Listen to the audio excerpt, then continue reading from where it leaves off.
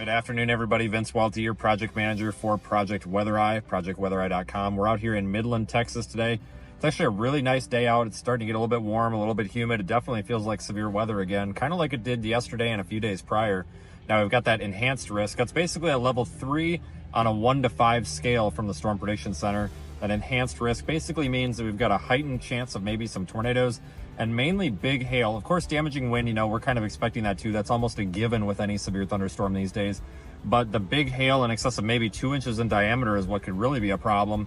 We saw that last night where we had those 80-mile-an-hour wind gusts and that big hail start coming down out of that storm just west of Kermit, Texas, even as it was dying and pushing off toward Odessa. So where are we expecting those storms today? Looks like, again, right here in the middle, we've got anywhere from Hobbs down there maybe to Fort Stockton, maybe points a little bit farther east. It's kind of a tricky forecast today, and honestly, I'm not sure what to think about it. I think the HRRR model shown here, this is actually in the Radar Omega app, folks. You can download that from radaromega.com or the App Store to follow along here with the project. It's showing, some storms developing, but I feel like there should be more. So I don't know if HRRR is over mixing a little bit, but I'm not going to read too much into it because by the time we do that, it's going to take hours to get this video put together. We're going to leave it at that. If you're in the enhanced risk today, this level 3 out of 5, expect large hail, maybe a tornado, and probably some damaging winds. Not everybody's going to see these storms. They're going to be a little bit isolated, but if you end up underneath one, you better make sure you got your car in the garage. Now, later on tonight, we've got kind of a second round. It's kind of really attached to the first round, but it's still a second individual round, I guess. That's going to happen down there farther to the south, like Del Rio and kind of that Big Bend area. And those storms are going to push off to the east, maybe even northeast. Maybe a stronger tornado threat down there. We'll have to see. The SPC kept it as a 5% risk for tornadoes, which is a level 2 out of 5 on the scale, just for tornadoes though, but it's still a level 3 out of 5 thanks to the large hail chances. So big hail and maybe some tornadoes down there after dark, which is a little bit unusual because usually we talk about storms taking a dump here sometime around 7, 8, 9 p.m. when the sun starts going down. But in fact, it's going to be just the opposite. They're going to actually start ramping up a little bit. And then tomorrow, that severe weather chance pushes off to the east. You can see the SPC is targeted a level 2 out of 5. Right now, it's a slight risk. Wouldn't be surprised if we see an enhanced risk go up for some of this area here, probably smack in the middle. But you can see that level 2 out of 5 is pretty much the bullseye right now. There is kind of another target that's not really very well advertised, but I'm watching it. And it's up there kind of toward like Vernon and Kewanna, Texas. This area here where the HRRR resolves some cells on composite reflectivity.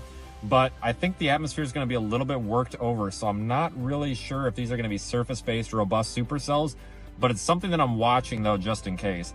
That might actually be a deployable chance for Project Weather Eye. Now, folks, we've got our rapid deployment devices and our tornado strike units in the vehicle. We're ready to go today. You can visit projectweathereye.com to learn a little bit more about what we're doing. And of course, check out these live streams in the Radar Omega app. And after that beautiful live stream last night with that awesome supercell near Kermit, I'm not quite sure if we're going to top that today, but we're going to try. So thanks for following along, folks, and we'll be live a little bit later on.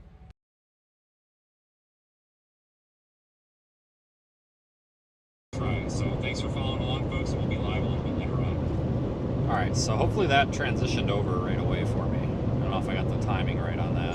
So thanks for following. Okay, it did. Great.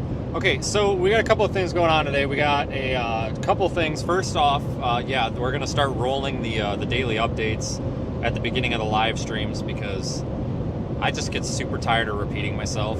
Like, no offense, but now people know what's going on and I don't have to repeat it 17 times.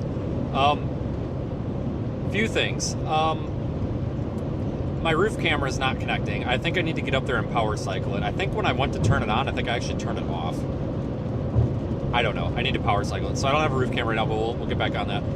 I'm between Andrews and Odessa. We got some storms firing south of Odessa. In my opinion, it's pretty obvious that that's going to be the target. There is a tornado. Yeah, there is a tornado watch in effect down here. Like we said in the update, we got a lot of different target areas today that we could go off of. And it's going to be a mess. So we'll see. Just hang tight. Find out together what the heck's going on. Thanks for joining, folks, live in the Radar Omega app. We'll be out deploying Project Weather Eye if the storm conditions warrant.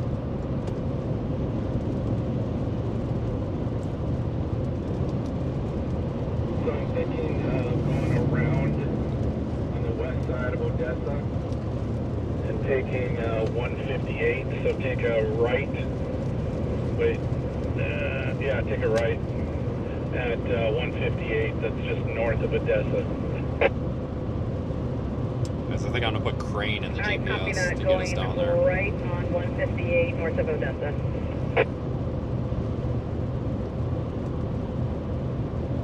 I'm going to put crane in the GPS, guys.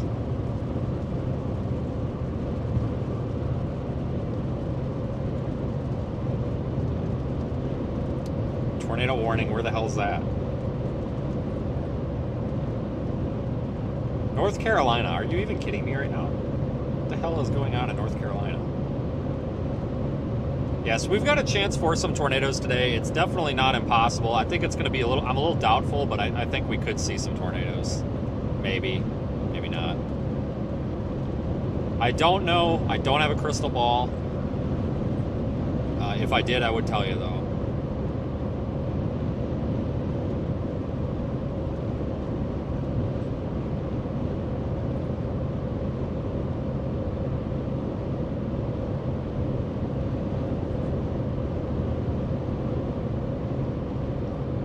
Thanks for joining, everybody. Dina, can you keep an eye, take a look at that storm that's apparently near Kermit, Texas, that's west of us? Alright, she's taking a look. Yeah, I started my day in Midland, so I drove all the way up to Andrews thinking I was going to end up going to New Mexico, and here we are. It's headed almost due north.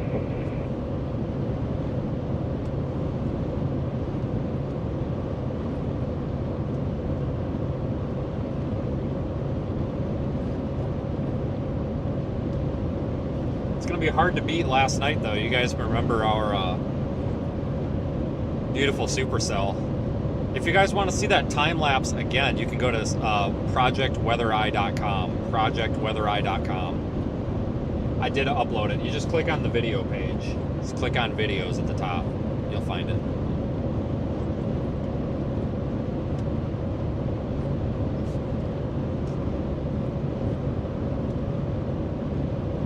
Well, thanks for supporting Radar Omega. I appreciate that. Lots of cool things in the works, folks.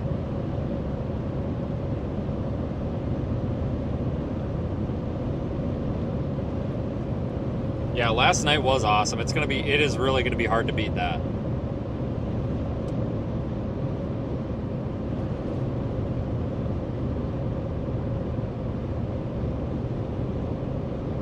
It'd be very hard to beat that.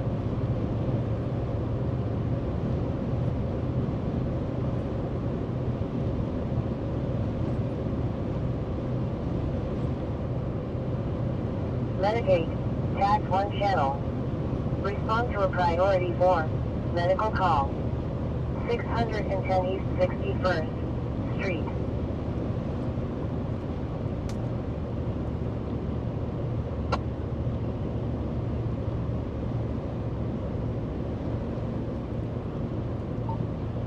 Channel 1.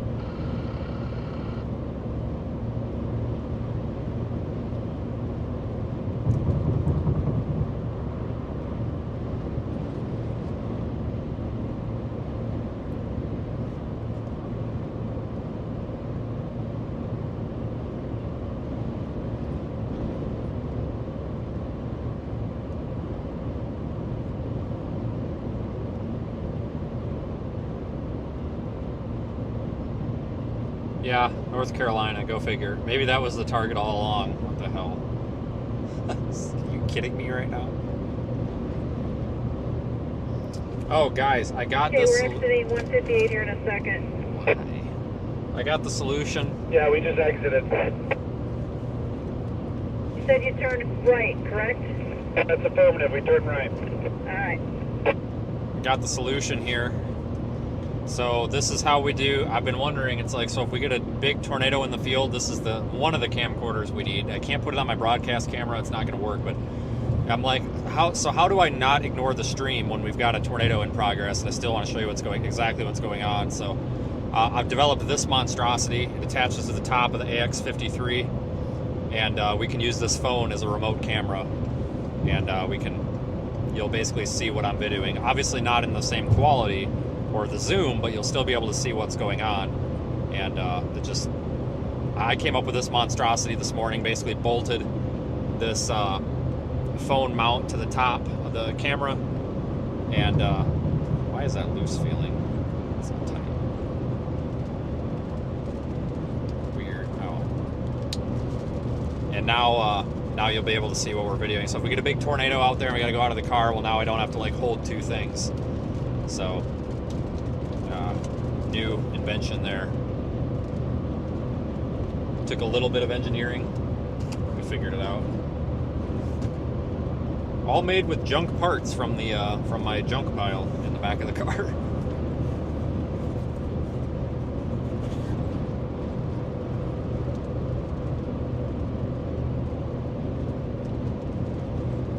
All right, this storm is starting to approach us now. It's kind of moving north. There is a oh my god, that gust of wind about sent me off the road. It is windy as hell out here. The storms, there's a boundary, and if you're looking at Radar Omega and you're looking at the, what the hell radar site? The Midland radar site, you'll see this boundary. This area of low reflectivity. I think it's a little out. This little outflow boundary is coming up toward us. Or coming down toward the storm.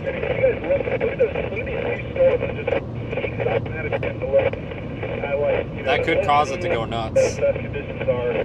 I think we're going to grab some decisions which of these two storms we go and target. I'm gonna stop up here and get the roof camera going. A couple images from the graph model.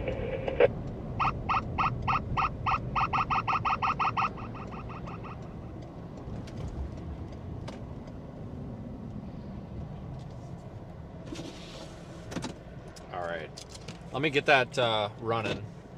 Give me just a sec.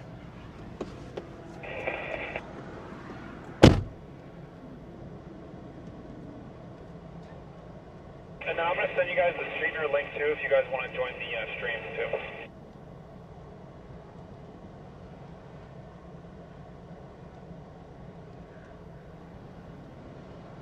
All right, thanks. We'll see. So, looking at all the different models, there's going to maybe be a couple of these. All right, give me a second here. Pulses and may not survive. I might have to solve a problem here. The models indicate one of these is going to do a good job and is going to take off. Tony, that storm that's to our west near Kermit, what does it say about that one? I don't know why this isn't connecting. Hold on 1 second, guys. Something goofy's going on with this system here. Yeah, so I am liking that one that's northwest of Kermit that's going towards Jaws, New Mexico. It just looks a lot better, and it's about to hit the boundary. I just don't know if that's in the right area, if that's far enough into the moisture. Agreed. On reflectivity, the Odessa storm here just to our south looks more impressive.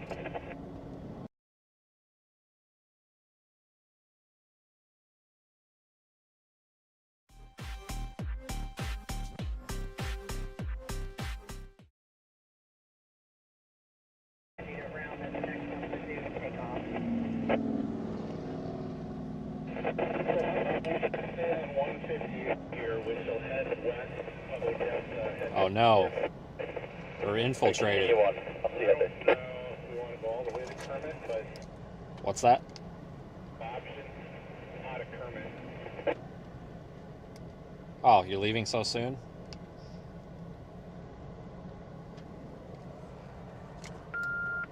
Oh, you're leaving so soon? In response, I felt rejected, so you can go get stuff. Pleasure. That's Chris Clure. I was on the wrong channel. Sorry. I was on the wrong thing. So I did respond, actually. Yeah. Lovely. Roof That's a camera's great working. idea. I hear Kansas has got some good weather today. There's tornado warnings in North Carolina. Yeah. Go there. Alrighty, I'll get on a plane. Oh, there's Chris Kalura up there. It's just there. It's good to see you. 239, you're out to PRC for the transfer. I'm parked around the corner. I'm on a road that ends. All right, I didn't want to scare you away. You know, the professionals are here. Yeah, I felt a bit rejected, quite frankly. Tough. All right, roof camera's working. Hello everyone on Vince's stream and on my stream.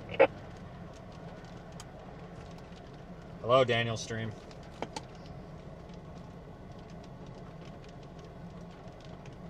Nice.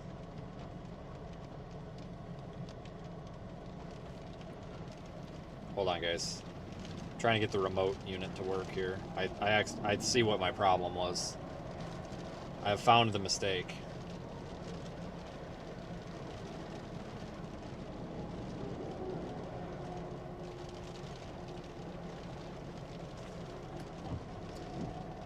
I'll just sit here, wait for something to happen. CRTMP. Remote.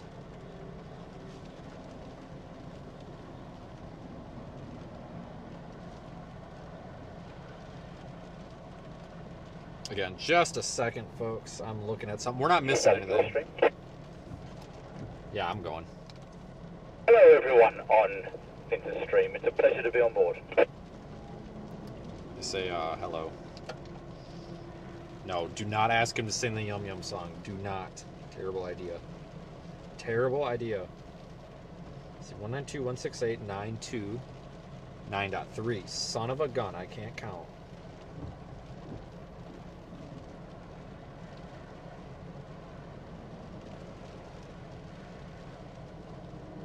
That's the problem. I typed a 2 instead of a 3.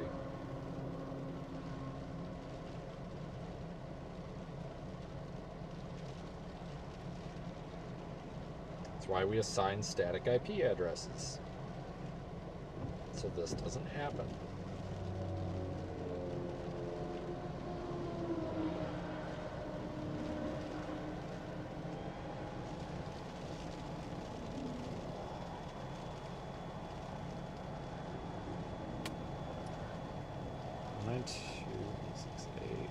Nine 9.3:1945. Hold on, guys. We're not missing anything right now. 192.168.9.2. Once again, why are you doing this to me, you stupid thing? 9.3. Save. Save. Save. Failed. What the frick? Oh, I'm about to have a problem here with this thing. This is just something I'm testing. You're not like missing anything here.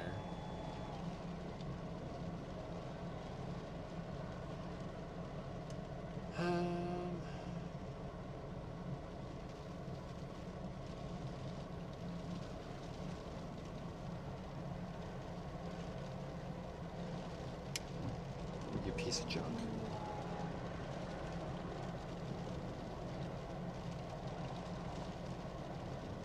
Alright, let me put this in. :/192.168.9.3 colon 1945 /live/ key remote. Code 2. Tag to channel. Respond to a priority 1. Cardiac respiratory arrest. 313 Hudson Avenue.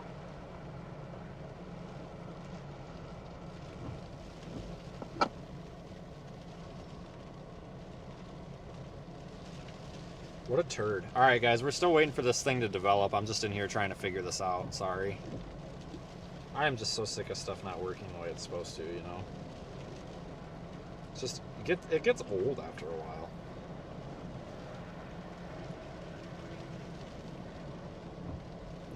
This is just an extra. We don't actually need this. I'm just trying to make it, see if I can get it to work. Custom key.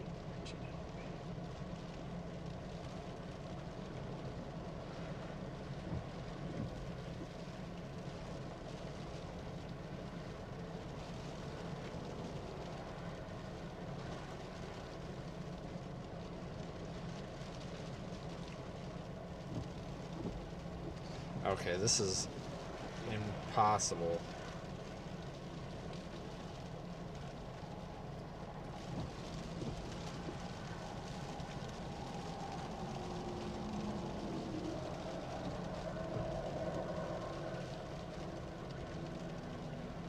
have to go live slash.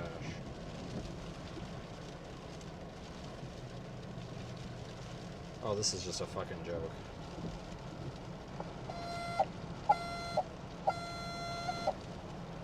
Medic 1, Squad 1, East CFD 1 channel, South Sector volunteers. Respond to a priority 1, medical call. 508 West Apache Point Street.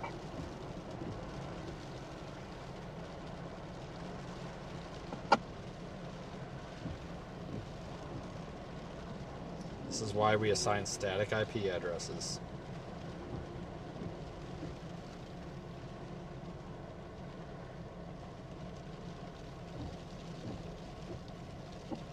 And 8 wanting you to.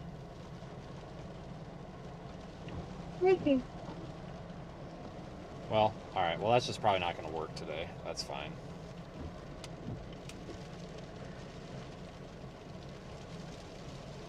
Alright, sorry guys, just another minute here. I'm just trying to, the only way I can test this is when we're streaming, so I don't really have a choice. Okay.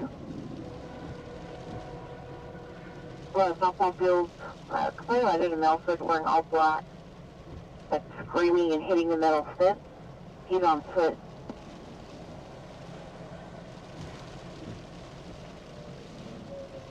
Still nothing happening with this storm.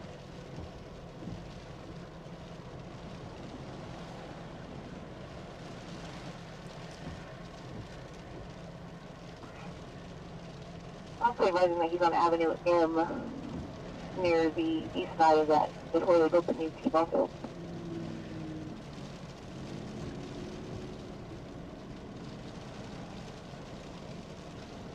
Oh, that's too bad that that's not working. That's a shame.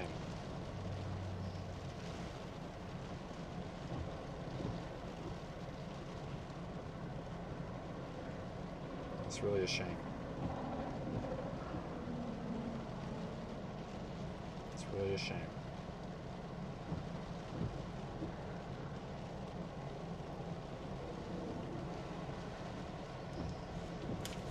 Oh well. Okay, well, none of this is doing anything at all. I don't even know what to think. Switch to roof camera. Nothing's happening, folks.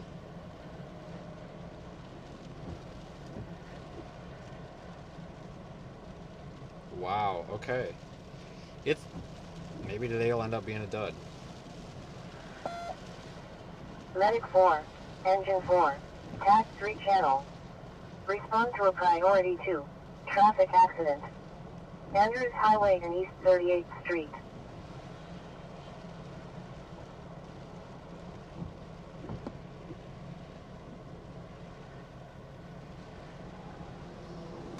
Yeah, nothing's happening. I would think we had a false start.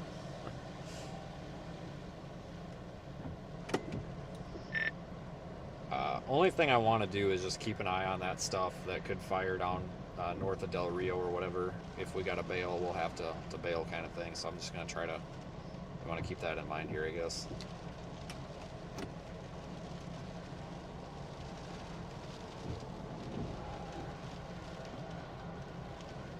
Alright, copy that.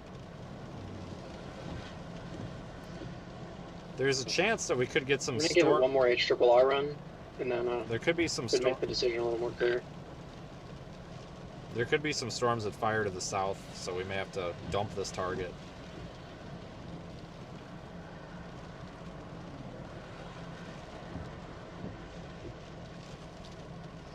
HRRR's adamant about this stuff developing here near Midland in like 2 or 3 hours, though.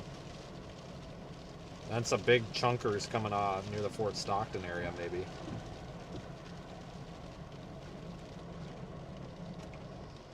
Yeah, I don't know, guys. This is weird.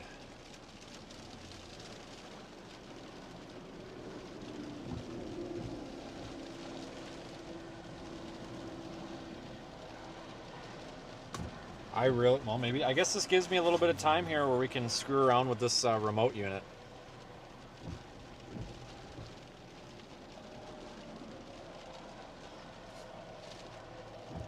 I tell you what, I'm not paying $10 a month for Larix, though. What a ripoff. What a ripoff. but I will use it to test.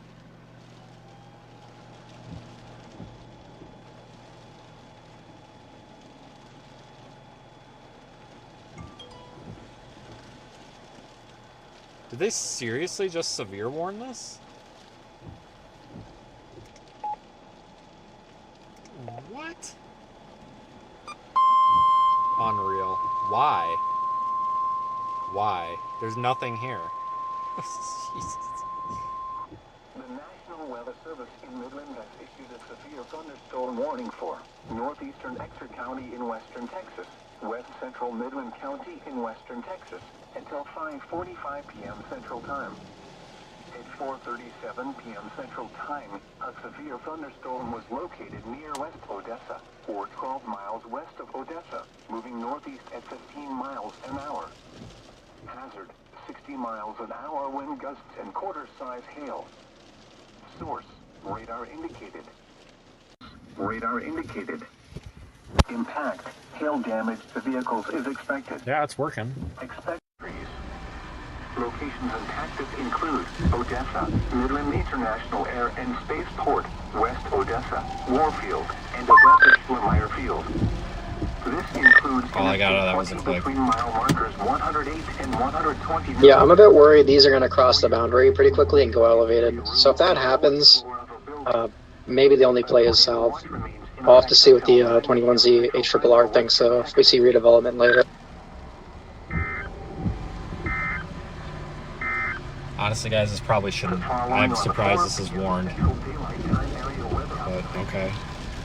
At Midland International Airport, the sky was mostly sunny. Alright, well.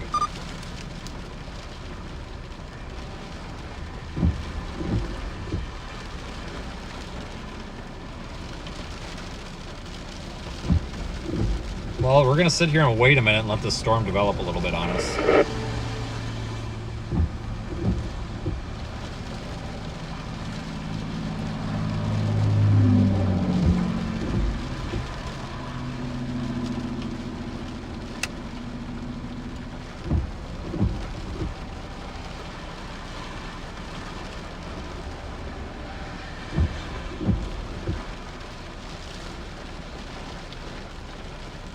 Just gonna have to sit and wait.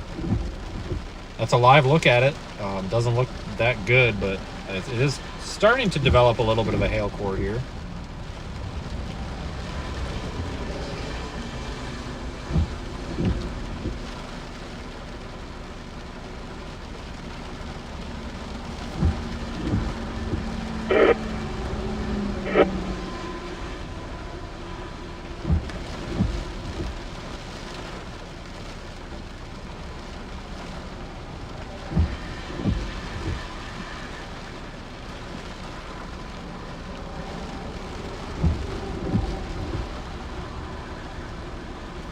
Sit and wait for a minute, but yes, severe thunderstorm warning has been issued. Okay, I'm seriously going to have to spend $10 just to frickin' make lyrics work. Are you frickin' serious? This is ridiculous. What a stupid crock. What a crock. Some of these apps are just rip-offs anymore. 0989, repeating 41260989, Texas ID out of Texas.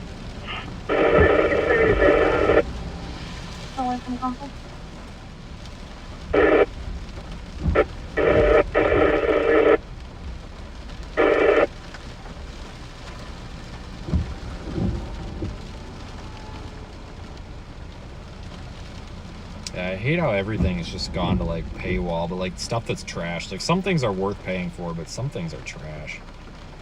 Man, oh man. Man. Sorry guys, I probably shouldn't be dicking with this right now. 27 1.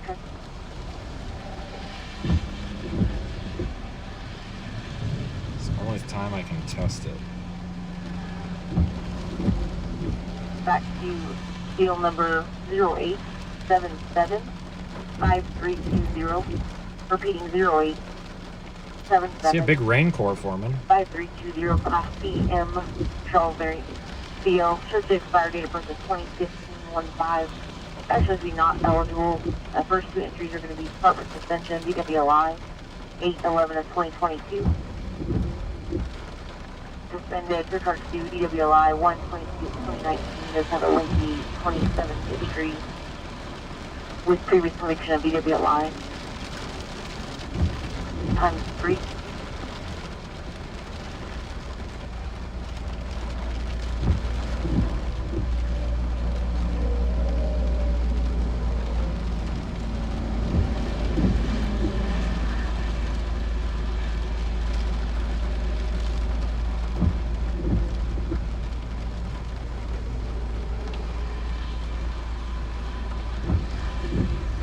Well, I don't know, folks.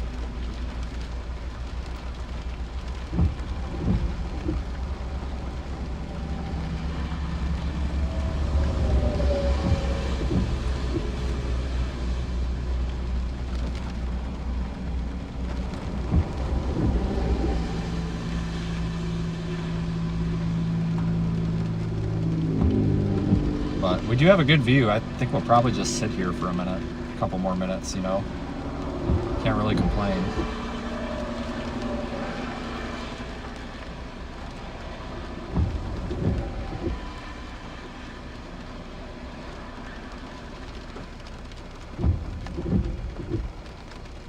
Hold on, I'm looking at something, guys. Second.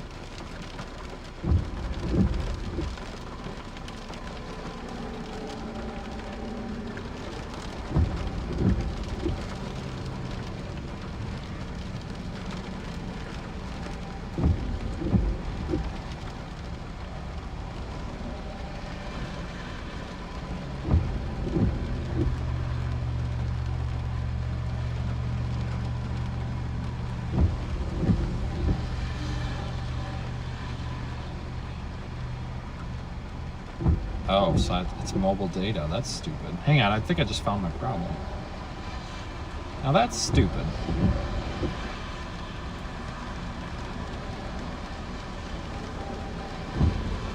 I'm gonna have to develop a streaming app because these ones are junk. Just gonna have to, I guess.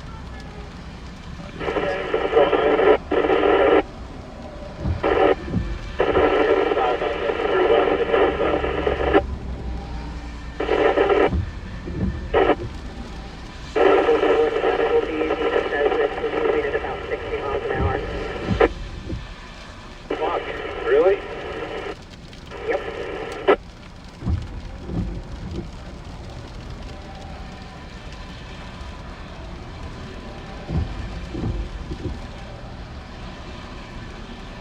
All right, well, this is a severe warned storm, apparently. I want to say everyone, say hi to everyone that's live.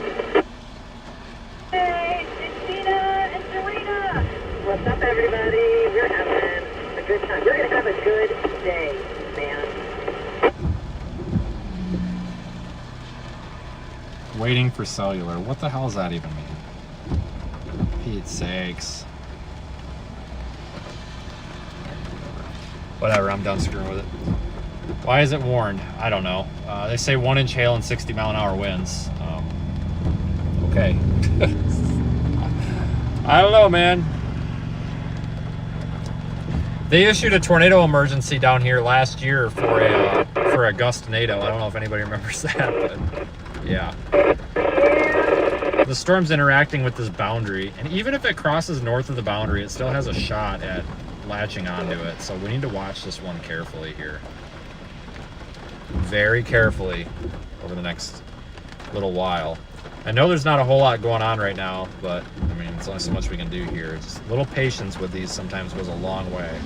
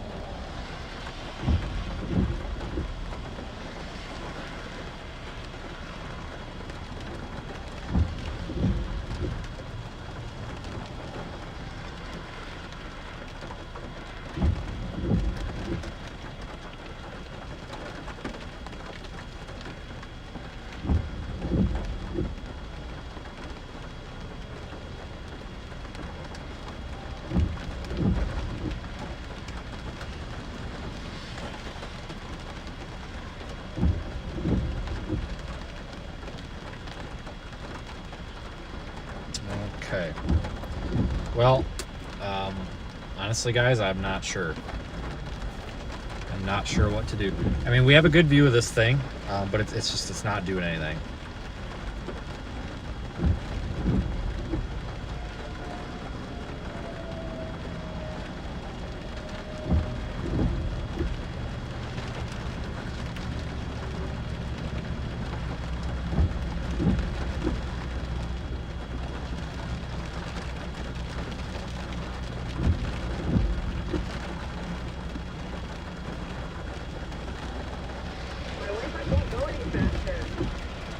Well, this thing's like right on this boundary, so we're not going to know if it crosses over it for a little while yet. Because sometimes these storms will go across them and then they'll end up just like ingesting the boundary, so we can't write it off right away. They just severe warned that other one back in New Mexico, but I think that one's past the bound. No, that one's also the one by Jal. That one's also interacting with the boundary, but again, we're not going to know 100% on that one just for a little while yet.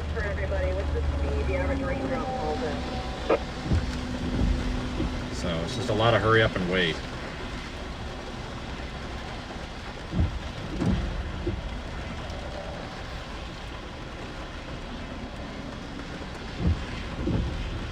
The answer is about 20 miles per hour.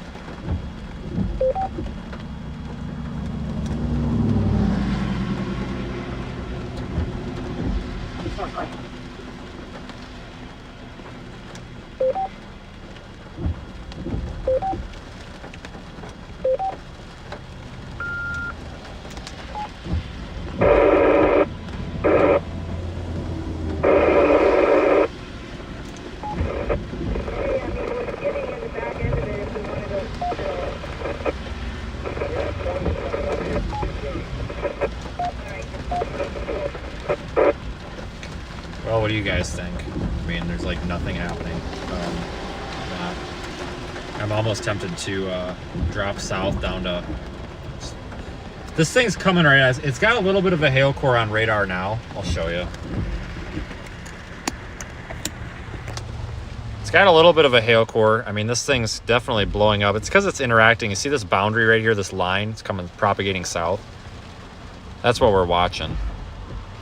So, and it looks like it has crossed it, but again, folks, listen.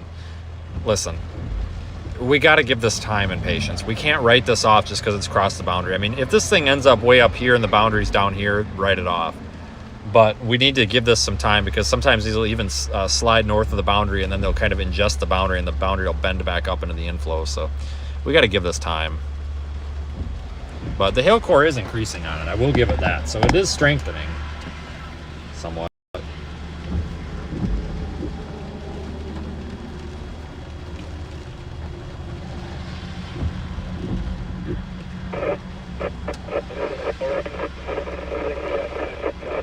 Roadrunner has possession of that vehicle. Myself, 4 Adam 208. The storm going up by Fort Stockton. Really weak echo right now, but if that can develop, that would be probably the other option. Yeah, I'm not going to write this off until it's like 20 miles north of the boundary. This thing's finally getting a hail core, but like visually, there's nothing. Like, this is super weird. Like, we're looking right at it. And I know we're in the rain, but it's like there's nothing. There's no base. There's nothing. It's just really weird. Yeah, I'm surprised it's severe warned. Surprised that it's even strong enough to have one in tail in there yet.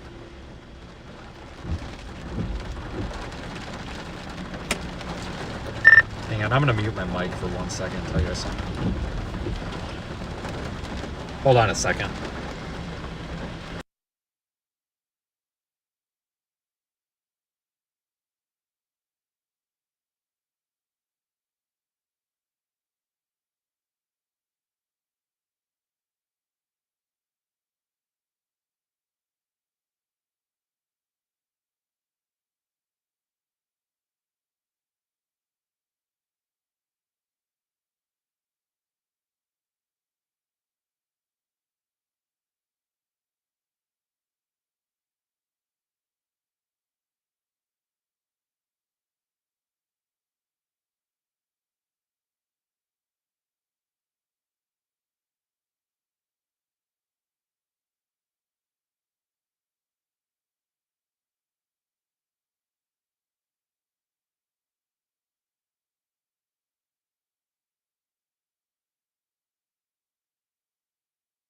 Pretty.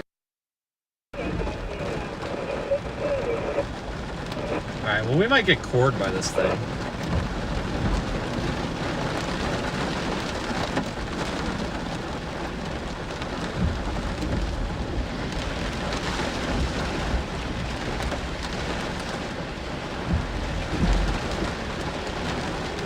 I mean, visually on radar, this storm, it doesn't look like it's latching, but yeah, we definitely still have to give it the time of day.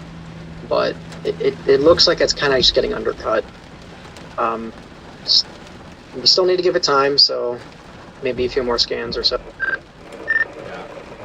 Yeah, no, I get it, but yeah, I mean, this is really the only target I got right now. I mean, unless we want to spend 4 hours driving somewhere else, so I'm kind of stuck with it right now, unfortunately. But, yeah, I don't know just how it is.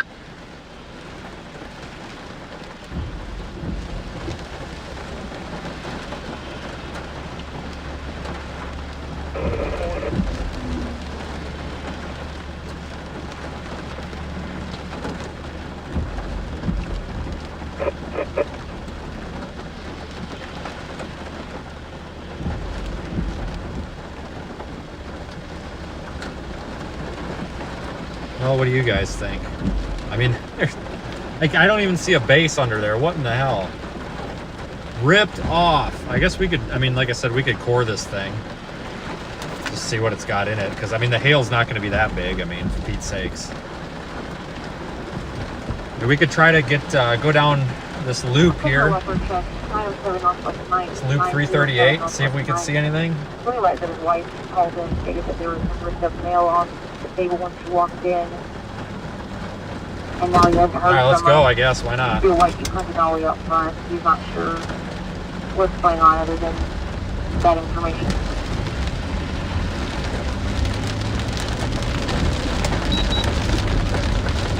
Someone coming to lighting on a two-vehicle non-injury cop.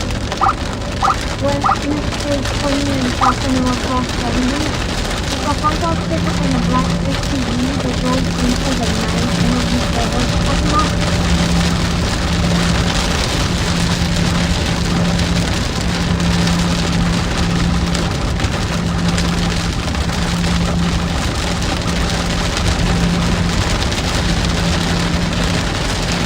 Man, it's dumping rain out here.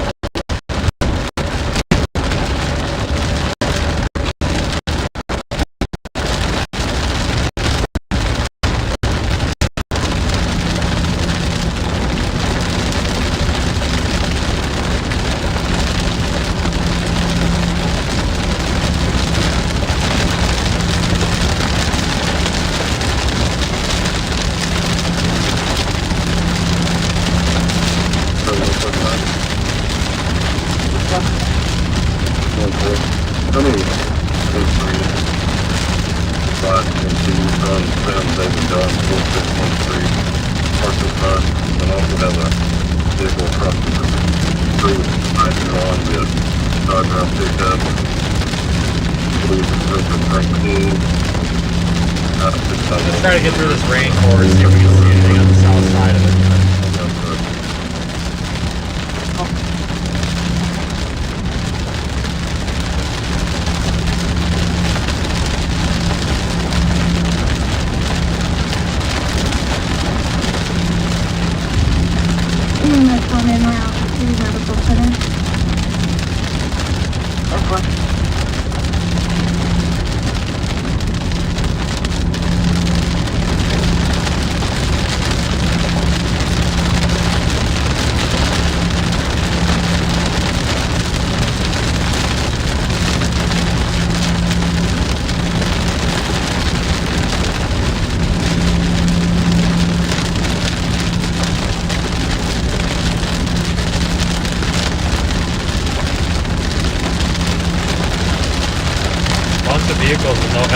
That is not good in this weather.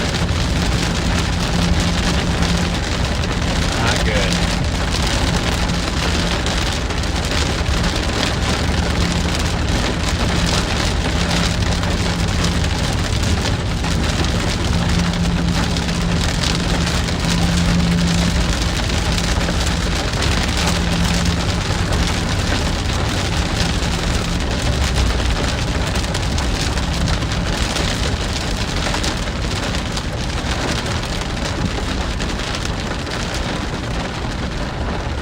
Turning? Yeah, you're turning. All right. Come on. All right, we're going to sneak around you. You're going to take a minute there. That's a dirt road. Okay, good luck going on that. Good luck.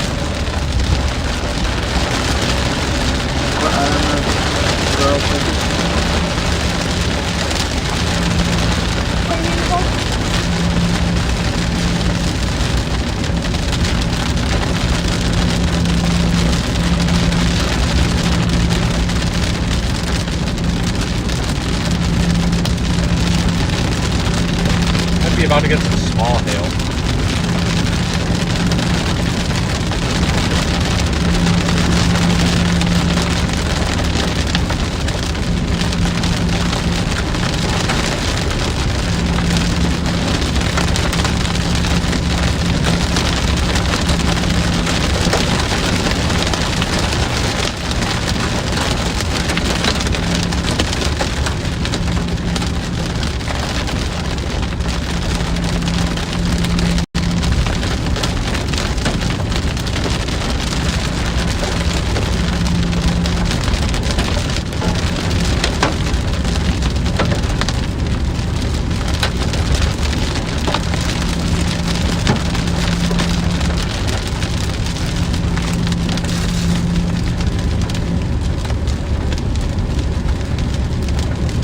No structure whatsoever. Wow. You guys remember yesterday? It looked like dog crap, and then all of a sudden it looked really good. So you never know.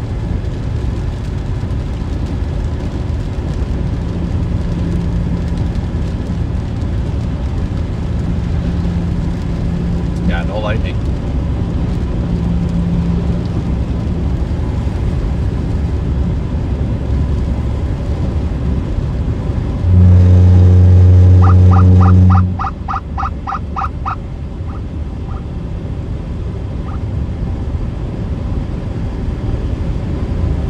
Actually pull off up here, so we might want to flip around,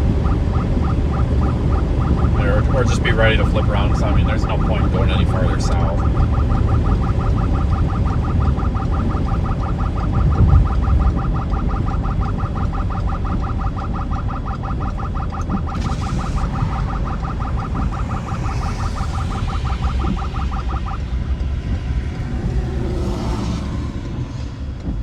Yeah, we'll either go over here and pull off or something, because this thing's not doing it. Like, there's no reason to go any farther south. We're basically where we need to be.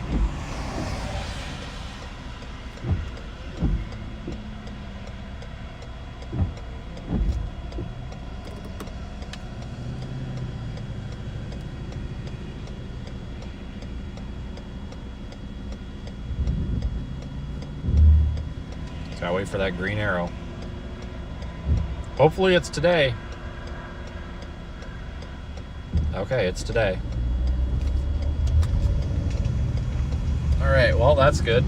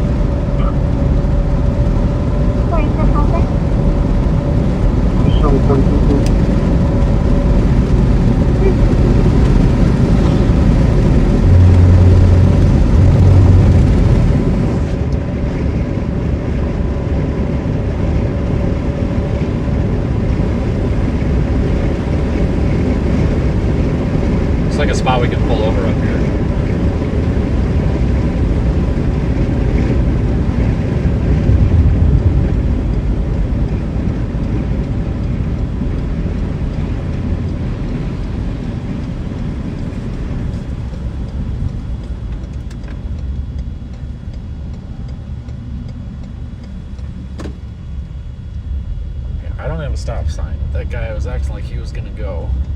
I thought, what, am I missing the stop sign? But nope, there isn't one. Or if there's supposed to be one, the sign ain't there.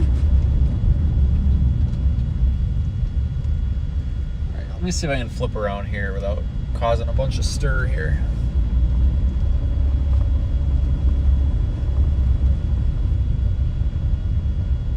Alright, we're kind of off the road here. This is plenty fine. Alright, let's see if we can see anything on the roof camera. Not really, I mean, I don't even know, guys. It's possible that the main event is actually going to be farther south.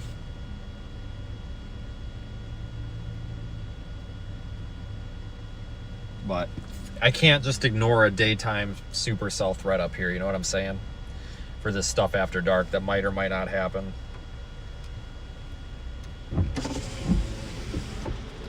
So we're going to just watch this for now. That's kind of like the updraft base, I guess. It's pretty pathetic looking, but... Again, yesterday looked like garbage, and then all of a sudden it wasn't, so...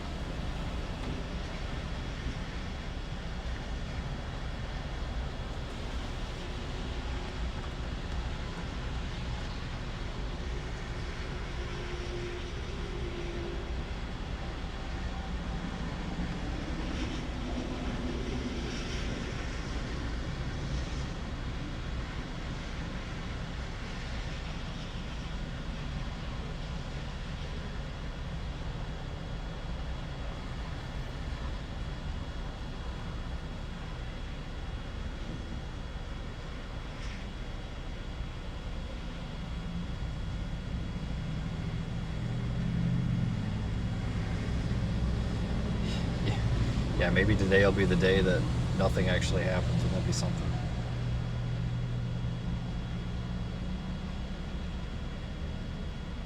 It's entirely possible that nothing happens. Tomorrow, I think our target area is probably going to end up being up there by, like, Seymour, Texas, maybe. I'm not going to be able to get all the way to I-35. There's going to be a bunch of dipshits that try to get over. I just call it like it is, guys. There's gonna be a bunch of people that jeopardize their safety and drive tired and end up being dumb and probably gonna end up all the way over there in Louisiana tomorrow. But I'm most likely not gonna do that unless today absolutely craps out and it's a write-off, you know, prior to midnight. Then we could get over there. But I'm not up for killing myself here trying to chase a storm that we could see a million of. Because that target area is 8 hours away from here. So I guarantee you there's going to be people that do it and they're going to brag on Twitter. Oh yeah, we're team no sleep. We never sleep. It's like, yeah, cool. Well, you tell the insurance company lawyers that when you get in a wreck. Good luck.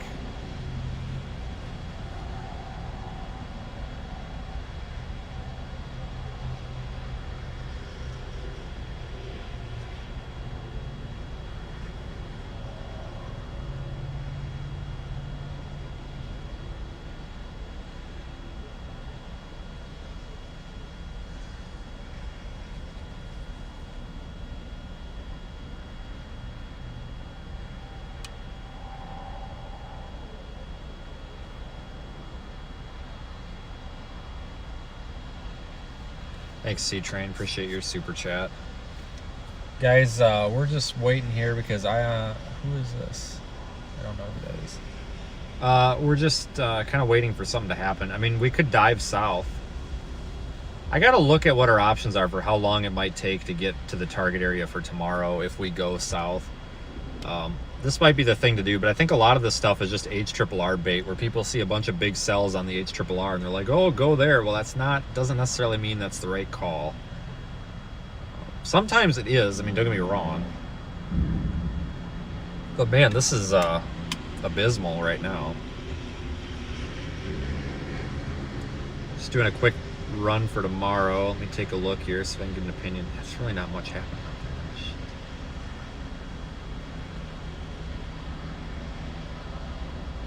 It does still show some stuff west of Fort Worth, but... Keep an eye on the Midland, or sorry, the Odessa storm. It looks like it's starting to ingest the boundary.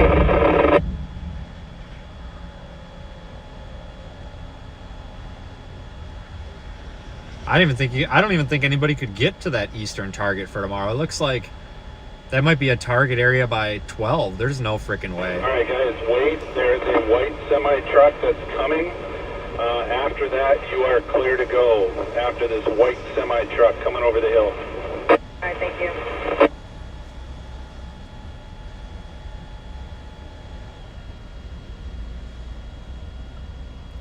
Still severe warned, guys.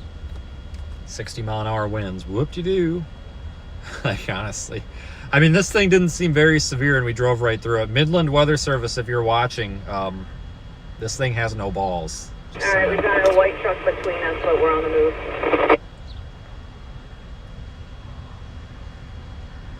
Nina, confirm what if you look on the radar, just like zoom way far into that thunderstorm. It almost looks like it's starting to suck in that boundary, and when it sucks in the boundary, that's when it could start to produce. Do you agree with it?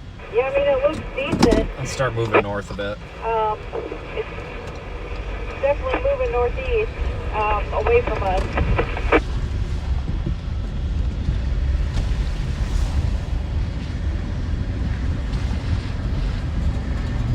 I'm going to try to just move a touch north with this in case this thing does end up developing. That's what I've been talking about, guys. It's like, if this thing does end up grabbing that boundary, which I want to remind everybody, folks, a lot of people write off these storms when they cross boundaries. You can't do that because sometimes they don't ingest the boundary until they're north of it. So we can't write it off, and I'm guilty of that many times, of just writing them off too early. Very guilty of that. So maybe we'll move a little bit north here, maybe see if we can, well, never mind, because the road goes right in the core of it. God dang it. All right, well, never mind. I guess we didn't need to move at all because it's just going to put us in the rain. I was looking at the map wrong.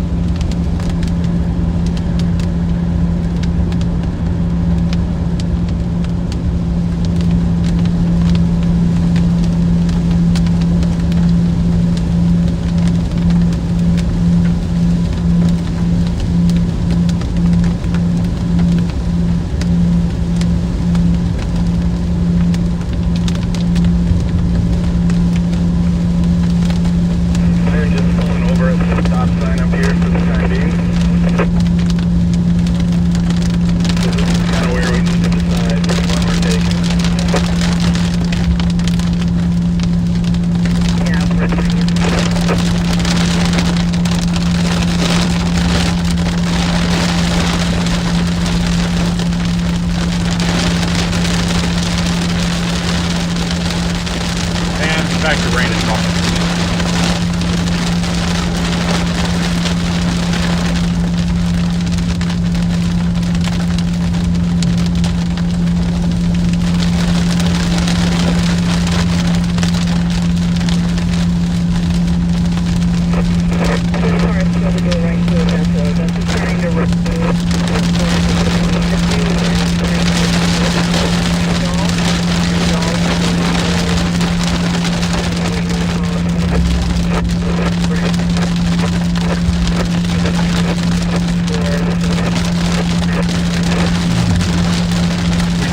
Option up here, so we can move along with this.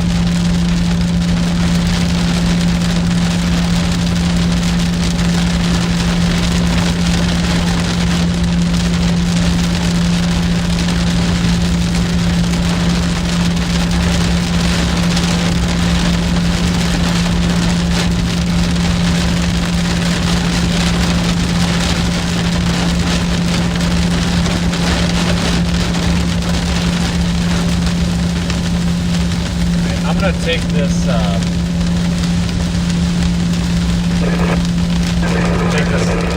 exit and see if we can pull off up here and just let this rain pass a little bit, because we'll be in a pretty good spot.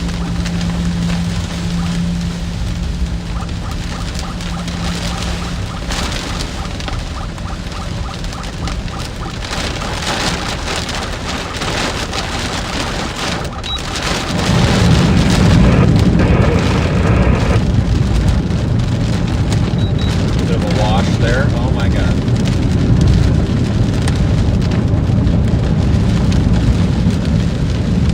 Well, that'll clean it off.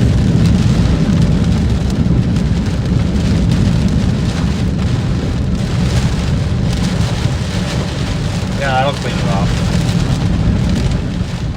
Pressure was 29.6. Actually did that on purpose. I was honest to God trying to clean the bottom of the car off some. Worked out pretty well.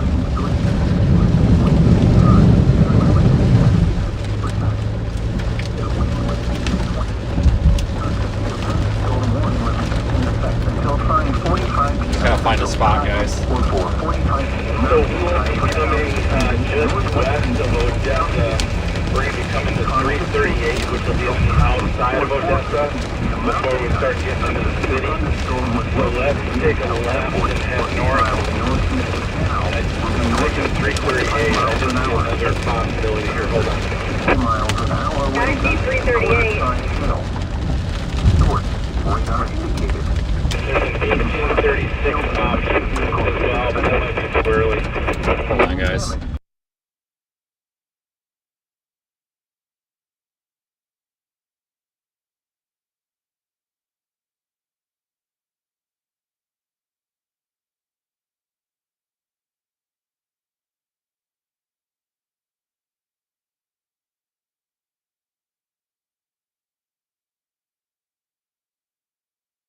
Roll, guys.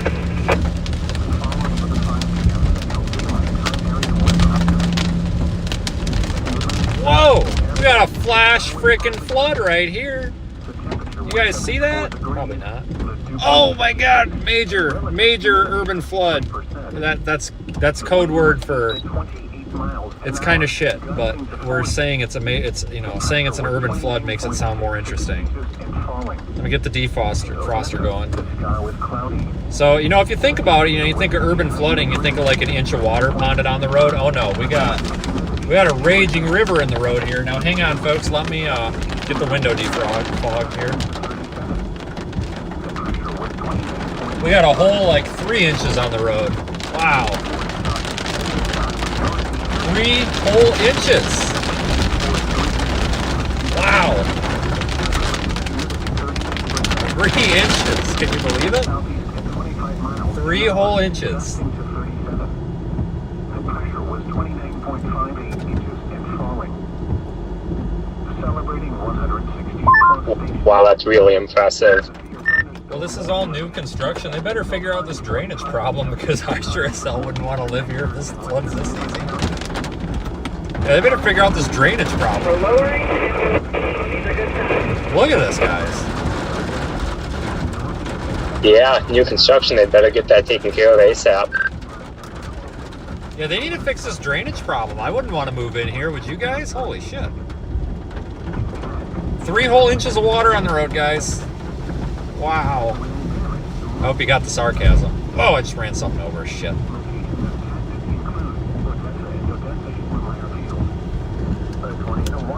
Check this out.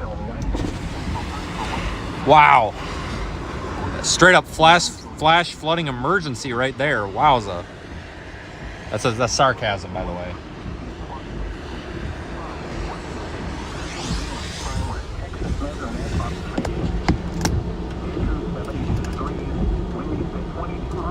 Jeez. Actually, I'll just park here for a minute. Hold on, let me see how this. Oh, it's not that deep. I can actually get out and stand in this. Oh, look at this little bottle go. Look at it go. There it goes. How far do you think it'll go?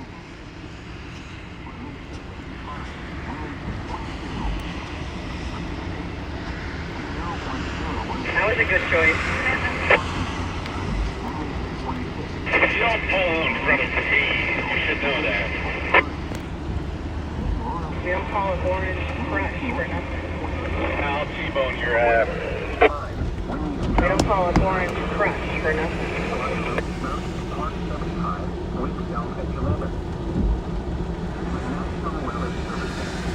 Now what? Alright, I'm looking at data real quick. There's nobody here.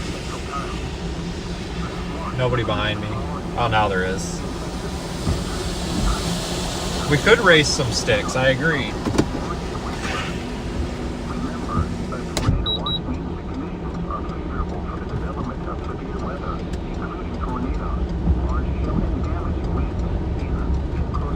Just go maybe just north of the overpass. Maybe we can park here.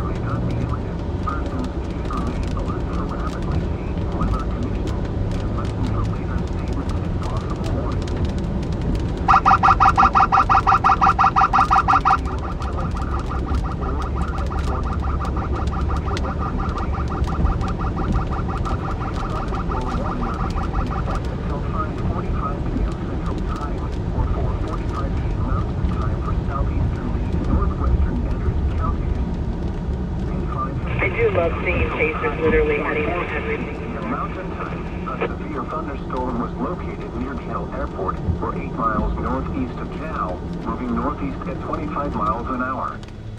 Hazard, 60 miles an hour wind gusts and quarter-size hail. Source, radar indicated. Impact, hail damage to vehicles is expected. Expect wind damage to roofs, siding, and trees. This severe thunderstorm will remain over mainly rural areas of southeastern Lee and northwestern Andrews counties. A tornado watch remains in effect until 9 p.m. Central Time or 8 p.m. Mountain Time for southeastern New Mexico and western Texas.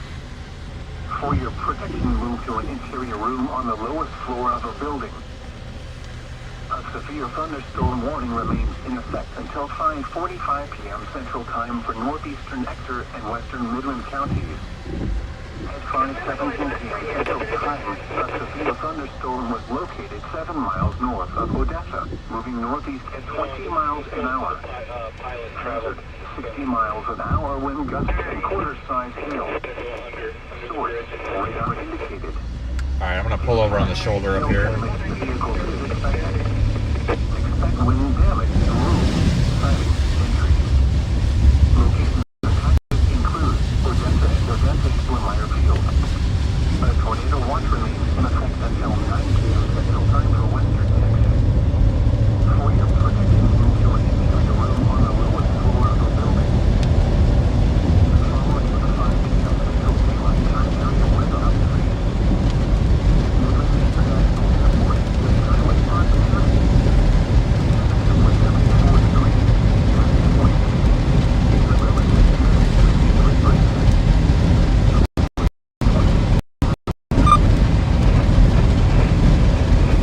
Might be a spot.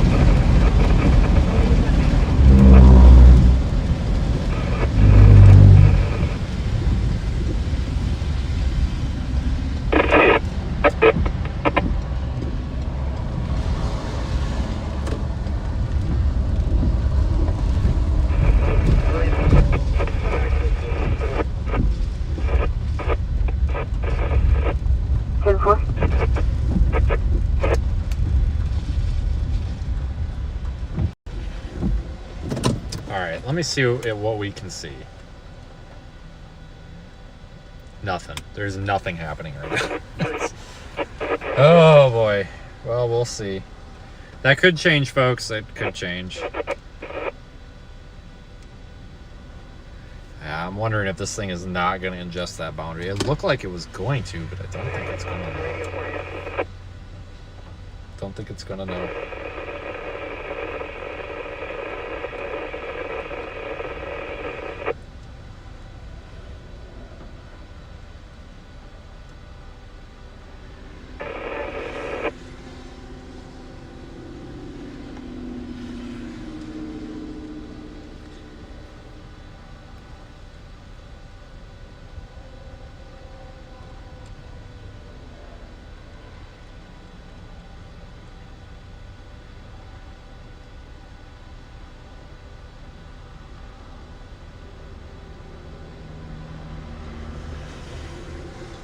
Yeah, so because this thing is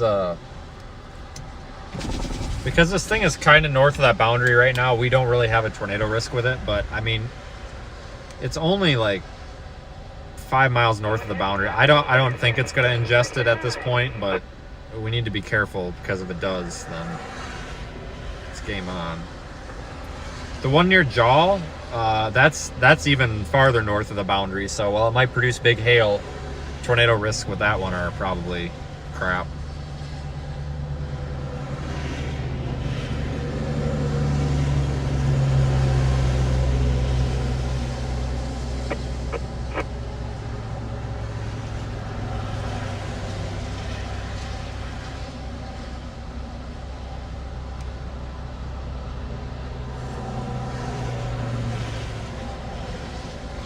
No, that one near Jaw looks, it's in a less meteorologically impressive environment. I don't know how that could produce a tornado at any point. I mean, it's so far north. It should be cooler air up there, but I mean, I'm watching it, but neither of these look very good right now is the thing. Thanks, Liz.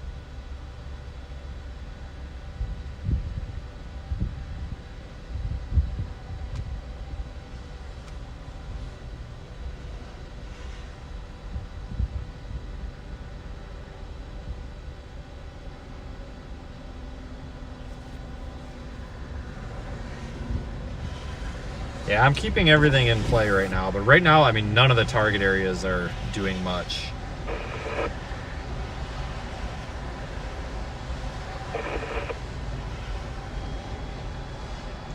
That's good for anybody that lives here, though.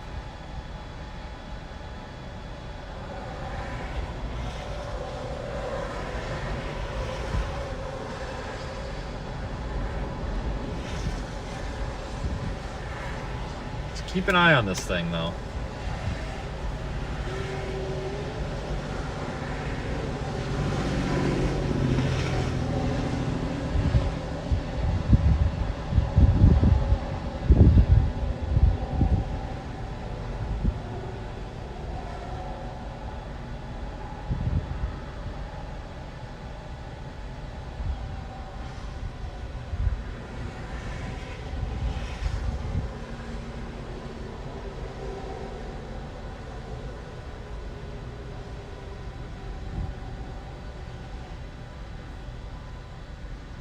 Wow. I mean, it's pretty. I think this thing's going to just launch itself north of the boundary. Damn it. I thought it was going to ingest it. It tried. It's trying. If you look at Radar Omega, here, I'll show you. It tried. It really tried to grab it.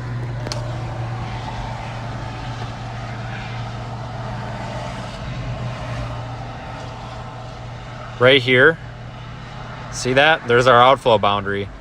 Right here, it's trying to pinch it and bring it up into the inflow.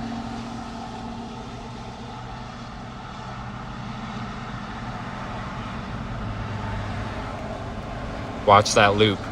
See this outflow boundary? It goes from being a nice curve, and there it's pinching it up. It's trying. It tried to ingest it so hard, but I just don't think it did it. Don't think it did it.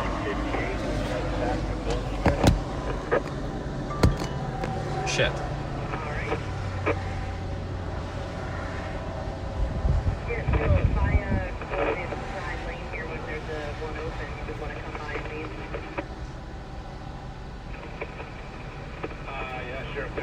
Super Graph, thanks for your super chat. Appreciate you being part of the audience.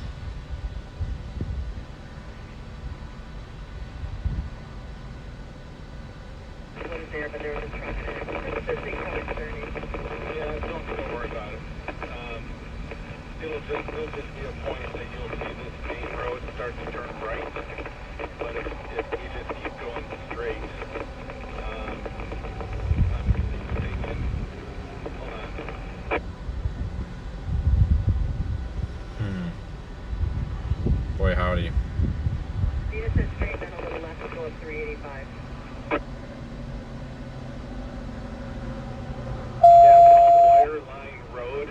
4, pass 1 channel.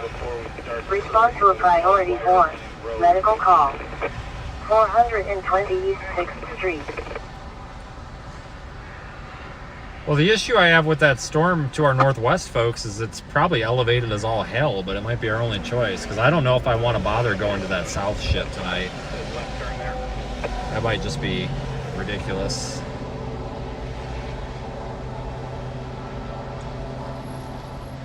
I don't know who this is. Okay, because that stuff that's going to come out of Mexico is probably going to be late tonight, but let me look at some data here. I might be able to give you guys an opinion. But we might have to go to that storm to the northwest, which is not going to be good. Hey, Vince. Hi, how are you? Aaron Gennade. Howdy. Nice to meet you. Yeah, you too. Here's one of my cards. Okay. I'm a local guy here. Are you? I'm an amateur, very amateur storm chaser. But I've been down to Fort Stockton around with you and everything else like that. If you ever get here and get in trouble, okay, need vehicle maintenance, tire problems, whatever, call me. Okay, fair enough. Are you you staying around this area, or are you leaving? I don't know. I'm following you. Well, I don't think this is gonna do it, man. This sucks. So where do we go? I don't know. You can go to that one up to the northwest, but even I mean it's so far north of this outflow boundary. I don't know if it'll do it. It's probably where we're gonna have to go. It's kind of the only option now. Okay. I'm gonna send you an email. Okay. I've got a bunch of 3D printers, and I've also got a UV printer coming. Okay. And I'd like to help you out with some merch and stuff like that. See if I can help support. Yeah, your I might have something for that. So yeah, if you send me an email, I'll do it. Yeah.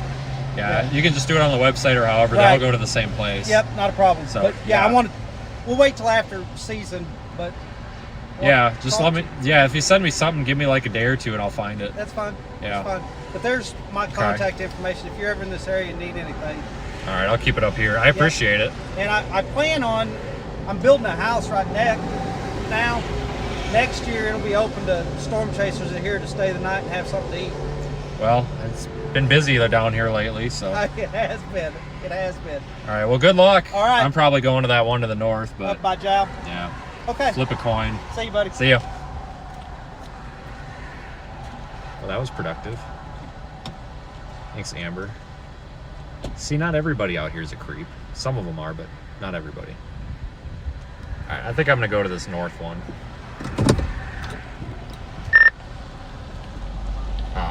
That's not the creeper from earlier, by the way. Just figured I'd make that clear. That is not the creeper. Well, that's good.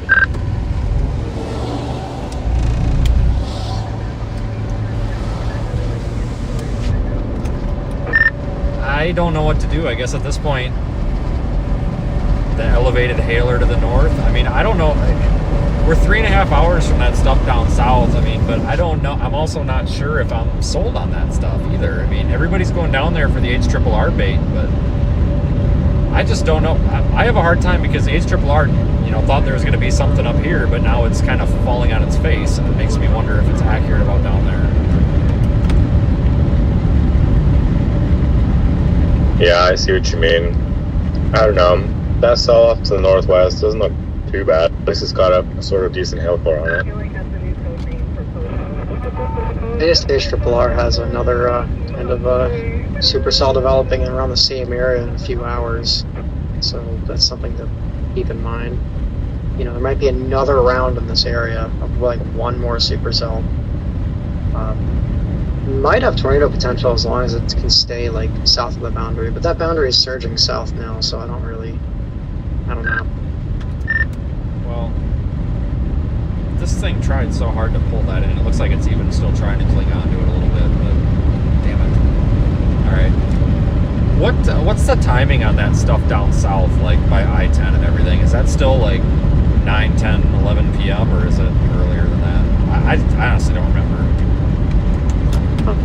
Yeah, latest HRRR showing 4Z. You can probably take off an hour or two, so probably 9, 10 p.m. realistically. Just 9, 10 p.m. Central.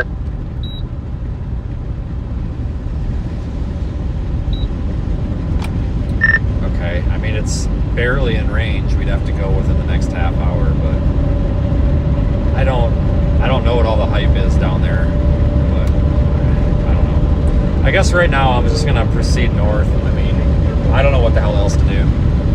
It's kind of, we're polishing a turd here, I think. Yeah, I tend to agree, and I really don't think the overnight stuff, like, I think the best shot for a tornado is all the way down in Del Rio, and that's just really far away. The Fort Stockton stuff looks to be pretty clustered. Worried about storm mode, but the kind of the one discrete right moving supercell, at least HRRR is showing, is down by Del Rio. I mean, if I have to, you know, but that northern target, like west of DFW tomorrow, doesn't look that great on HRRR now, and it's like, I was seeing east central Texas, like east of Waco, being like a noon to 2 p.m. problem. And then I was seeing like northeast Texas, like west of Texarkana, maybe being like a 5 or 6 p.m. issue. I don't know if that'll change or not, but I mean, I guess if tonight does screw off, I mean, we could try going over there, but that's going to be tough if it looks like it's just basically the overnight stuff that moves east.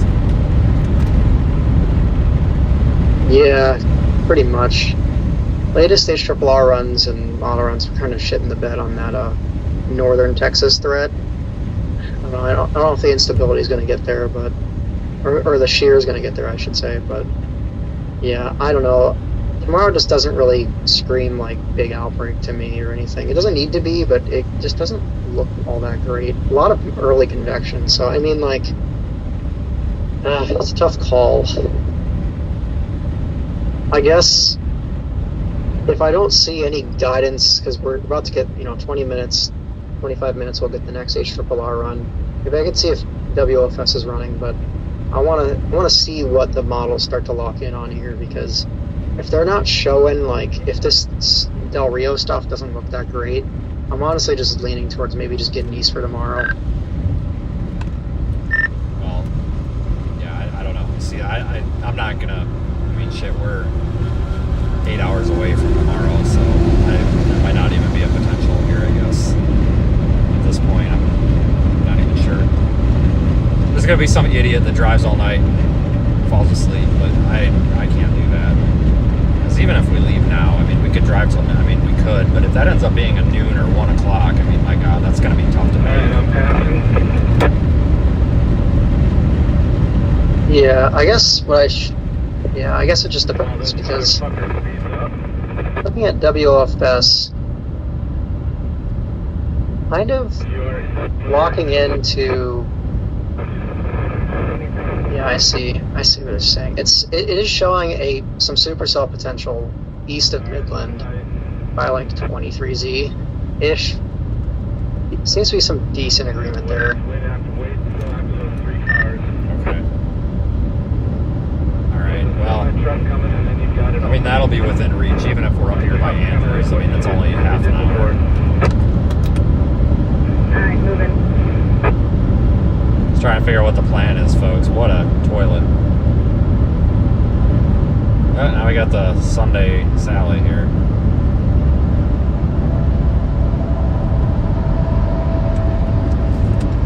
Yeah, I don't even know what to do, guys. This is one of those days where it's like, yeah, you just kind of hope for the best. I don't know.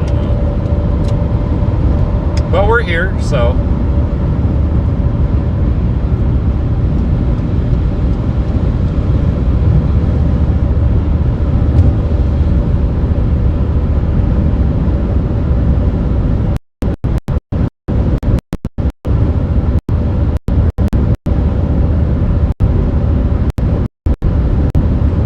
We do have this other storm. Also a storm west of Kermit that seems to be going up, and that's south of boundary. Yeah, I wonder what that's gonna do.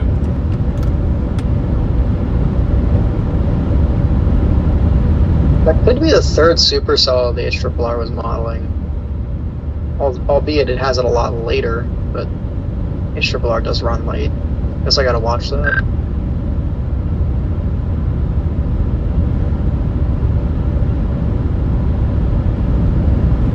Spin you around here and take a look at this other one.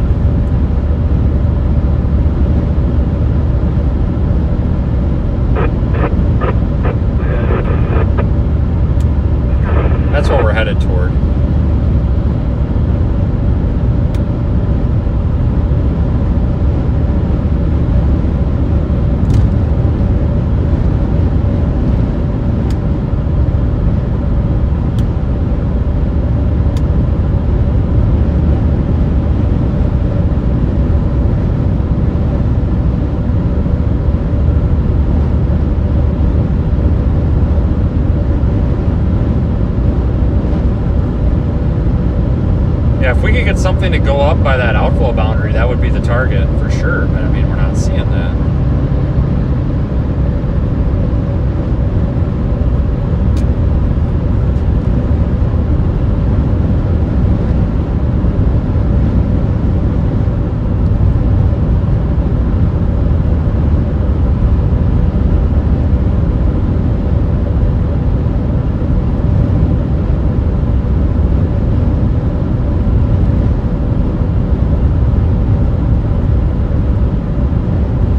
Tell you what though, folks, if we get a storm that goes up in close vicinity to that outflow boundary, that's the target. That'll be the target, but I'm just doubtful.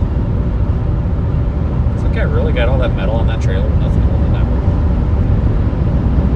You gotta be kidding me.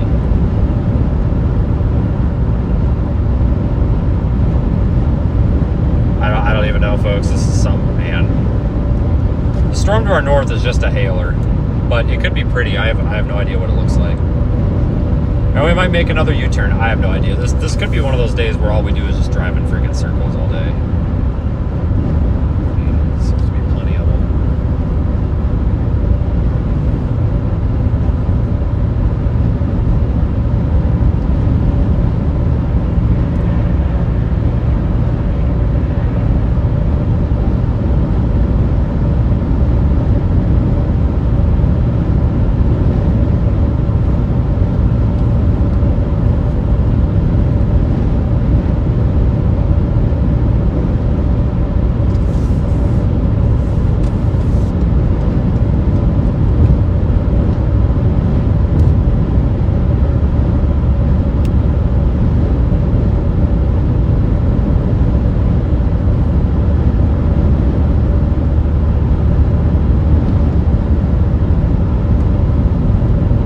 Off to the north looks like it could have some really big hail.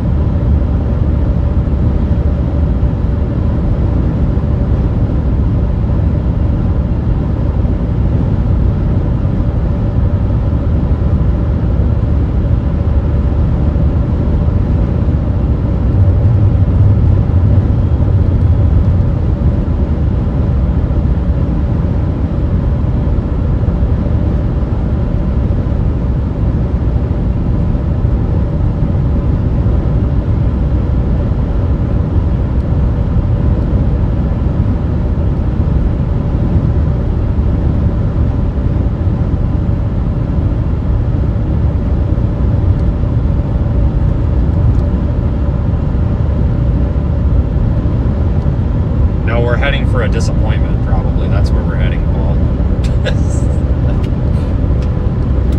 So, want me to be honest with you?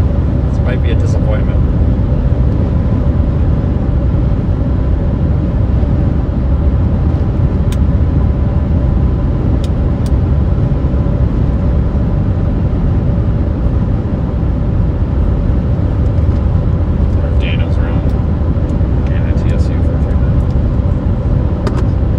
I have no idea. Daniel's probably, I don't know, he probably freaking ran way the hell up here a long time ago.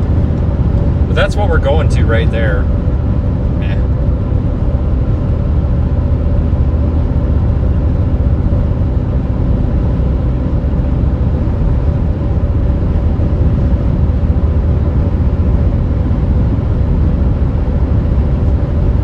Yeah, this thing's got a heck of a hail core on it though, on Radar Omega there.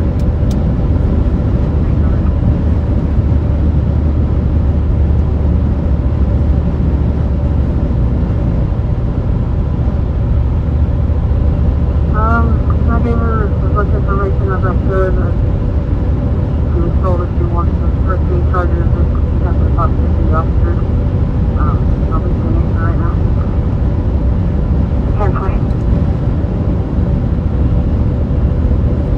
Definitely looks like a somewhat healthy storm. I bet it's got big hail in it. I know it's only warned for ping pong ball size, but I wouldn't be surprised if it starts producing larger. It's got kind of a look to it, like it might start dumping some big hail.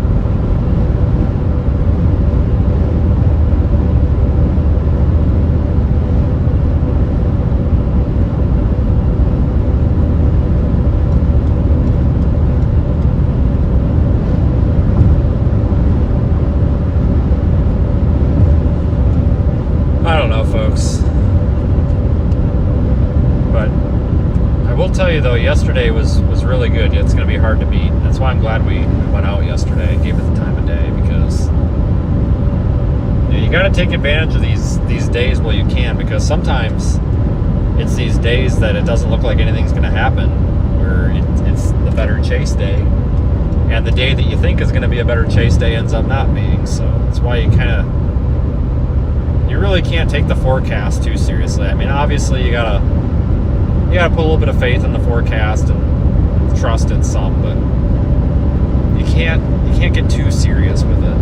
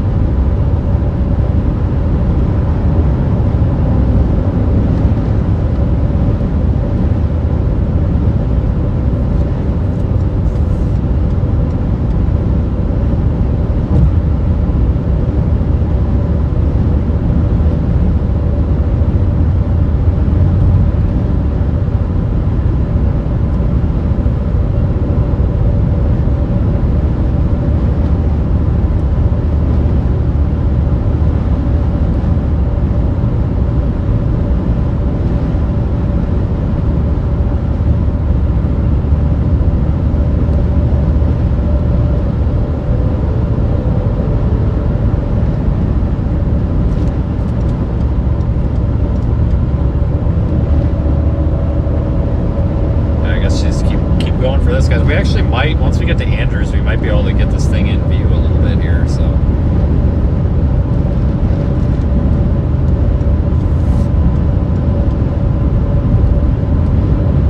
West K and 9, Northwest Avenue K and 9. By the way, there's going to pick up the race in that area between 8 and 9. They're running off the 7 over there.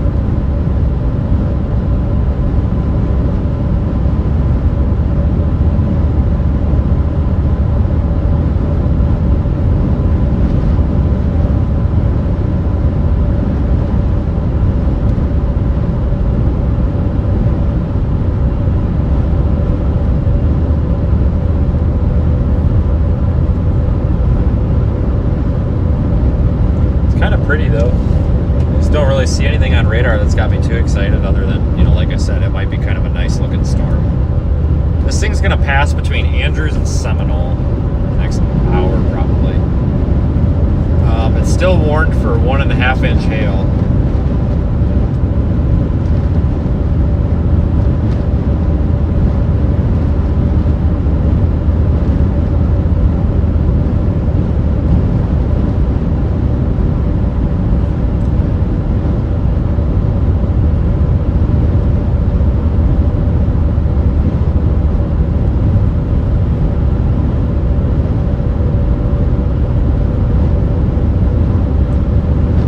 Wish I had a crystal ball.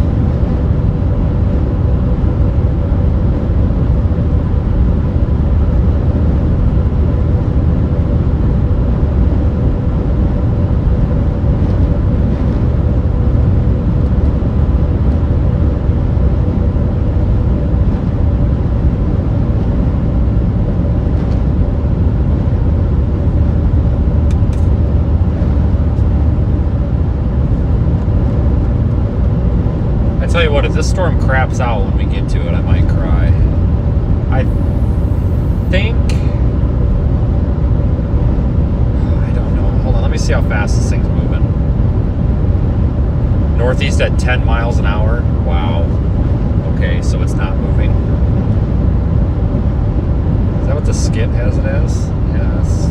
I'm gonna say it's moving 20 because the radar algorithm says 20. I'm going to say it's moving at 15. The radar algorithm says it's moving at 20. The warning text says 10. I'm just going to split the difference, say 15. So we'll take 176 northwest out of Andrews, I guess. I got to figure out how to get around here, I guess. Take this loop.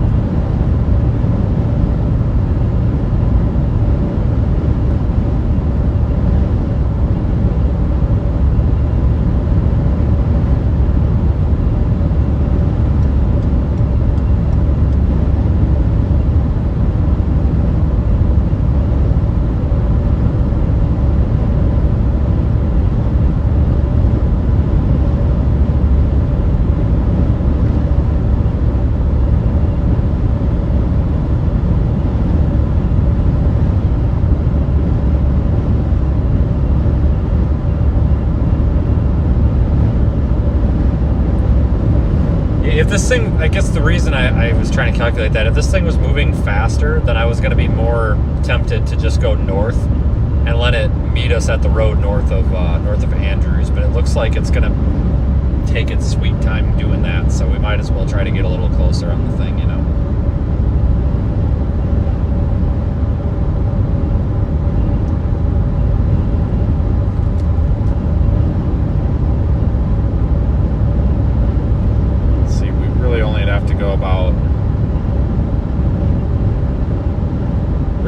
Go about 10 miles west of town to get right up on the thing.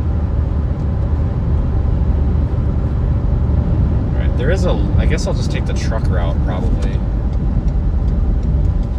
Is this the truck route? No, but it's gonna be.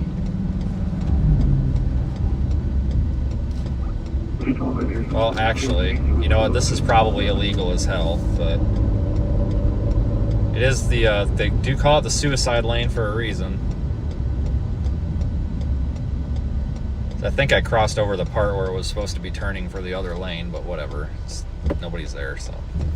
Where I'm from, they call those suicide lanes because, like, when we just first started getting our first shared turn lanes, like 10 years ago, people kept getting smoked in them because they didn't know how to use them, and they were just like head-on hitting each other all the time. So, yeah, whatever. I feel like that's kind of like, it's kind of like, you know, bring your kid to work day. It's kind of like bring your freaking own turn lane to work day. I don't know.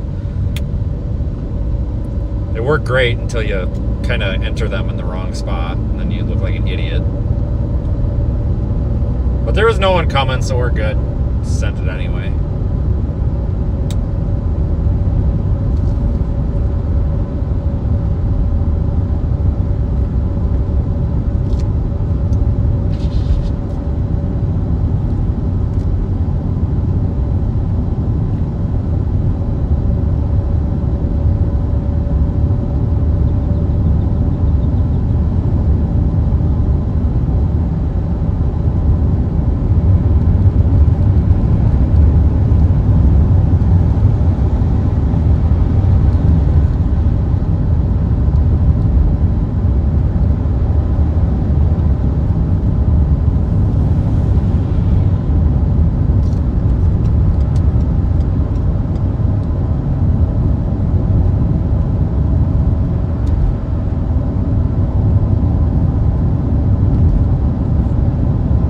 Follow the loop around town here, get on 176, go northwest.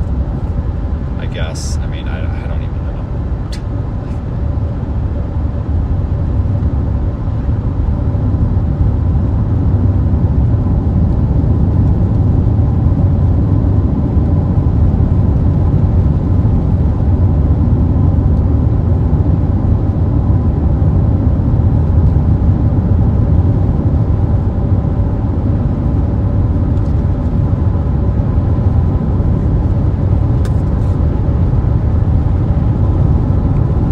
At least we've got a storm. It might be a piece of junk, but at least we got a storm. We said that yesterday and it ended up looking pretty good, so just give it a little bit of time. Cross your fingers. They need to up the hail rating on this. Jesus Christ, this thing's got a hell of a hail core, it looks like.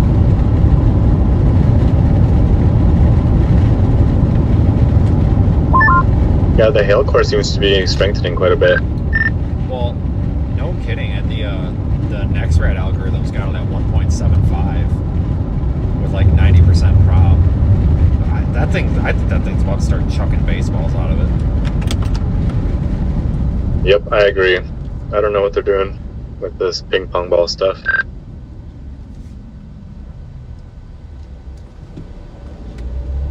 I imagine they're probably about to upgrade that warning. Bet you anything.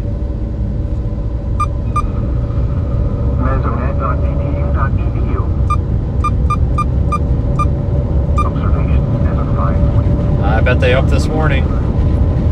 If you're in the path of this storm, like Frankel City and then areas up towards Seminole, but south of Seminole, north of Andrews, you've got big hail coming. I wouldn't be surprised if this gets upgraded to 2-inch hail here in the next little bit. Looks like that hail core is definitely strengthening, and they're probably just waiting for another radar scan or two to make sure it's not going to collapse on itself. But Don't be surprised if they upgrade that warning here to bigger hail in the next few minutes.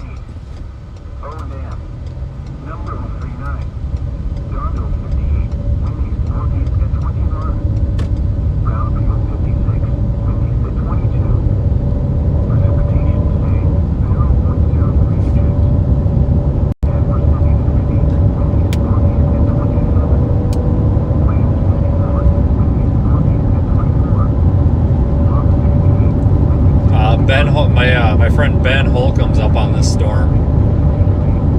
Super nice guy. He's been chasing for like 20 years.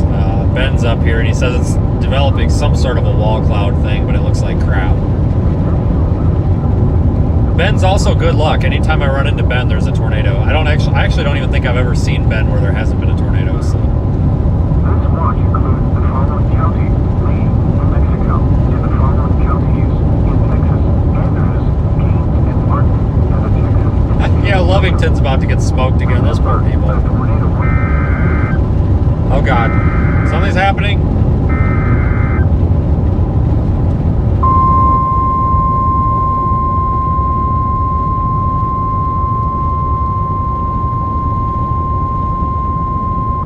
The National Weather Service in Midland has issued a severe thunderstorm warning for northern Midland County in western Texas, southwestern Martin County in western Texas, until 7 p.m. Central Time.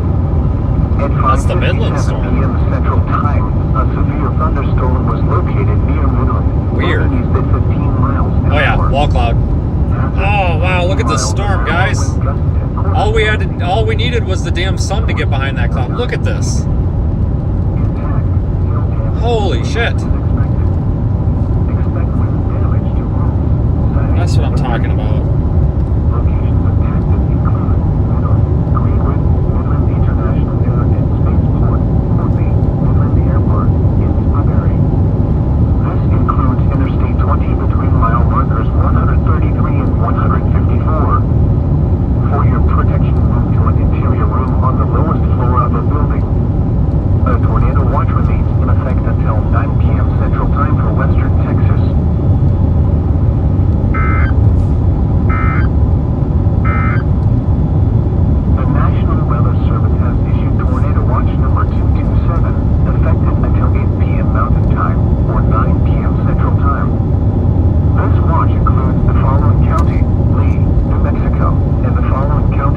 That's a storm.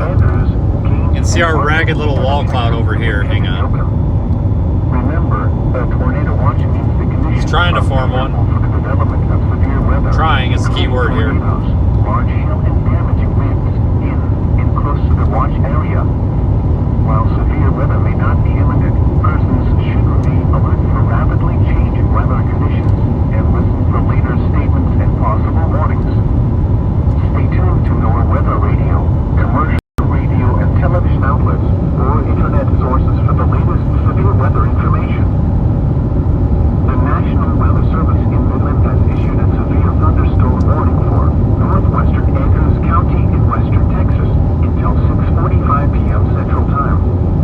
At 5:40 p.m. Central Time, a severe thunderstorm was located 11 miles northeast of Jail Airport, or 13 miles southeast of Eunice, moving northeast at 10 miles an hour. Hazard: ping-pong ball-size hail and 60 miles an hour wind gusts. Source: radar indicated. Impact: people and animals outdoors will be injured. Expect hail damage to roofs, siding, windows, and vehicles. Expect wind damage to roofs, siding, and trees. Locations impacted include Frankel City. Whoa! For your interior room on the Christ on a cracker! What the hell's going on over there? A tornado watch remains in effect until 9 p.m. Central Time for western Texas. The National Weather Service in Midland has issued a severe thunderstorm warning for northern Midland County in western Texas, southwestern Martin County in western Texas, until 7 p.m. Central Time. At 5:57 p.m. Central Time, a severe thunderstorm was located near Midland, moving east at 15 miles an hour. Hazard: Well, that escalated quickly. quarter-size hail. Source: radar indicated. Impact: hail damage to vehicles is expected.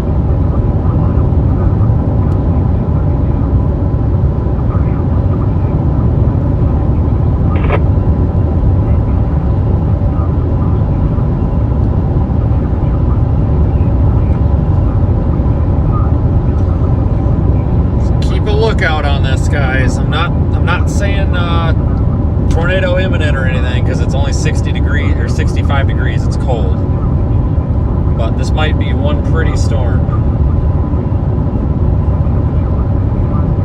once we give it some time. Yeah, it's about 10 miles, 8 to 10 miles, I would say. So you're pretty close.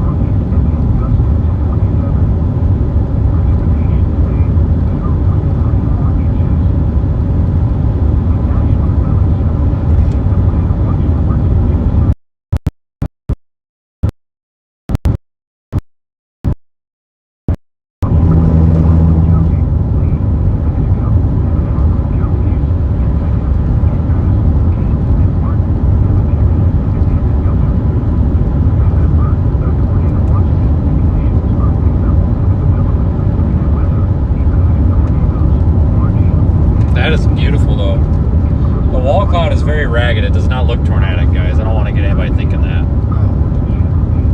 I can't believe that Midland storm went severe warning again. That thing's... I wonder if that's gonna... It's too far north of the boundary to ingest it, I think.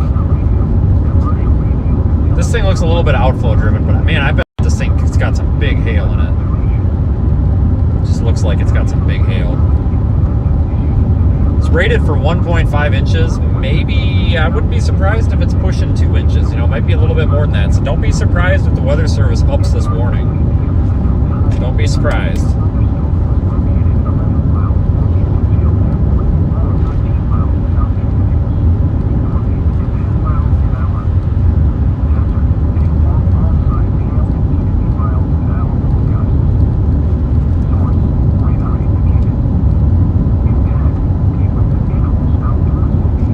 What a beautiful storm, though. Like I said, guys, it's not always about the tornado. It's about seeing what's going on, you know. This is pretty.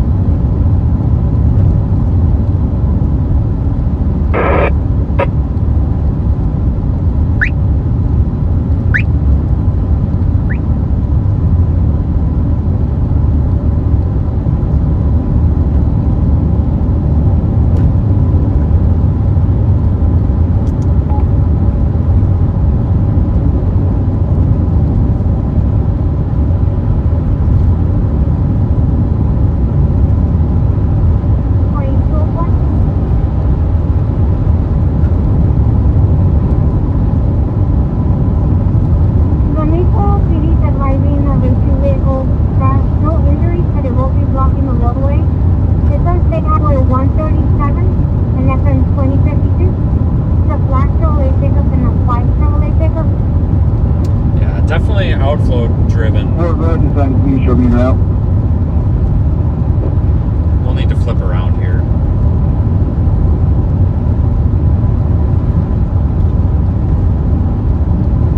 Yeah, we're gonna have to flip around. If we don't flip around, we're gonna kind of lose sight of this thing.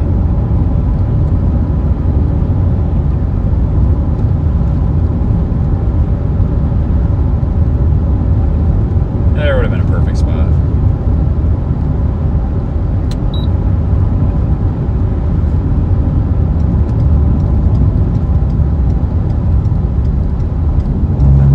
One North Main. Security company has not made contact with any of these carriers.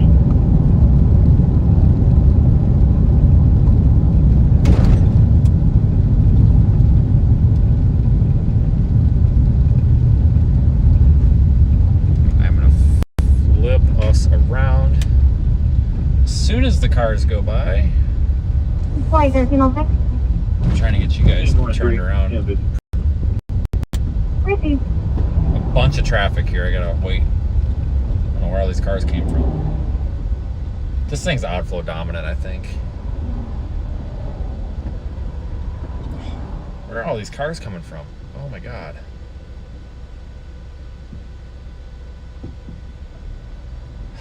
This ain't good.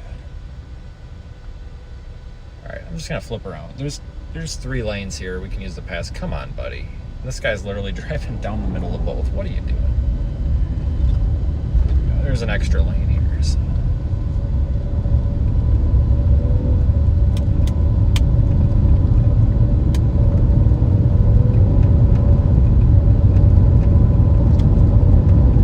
Back this way we go. For now.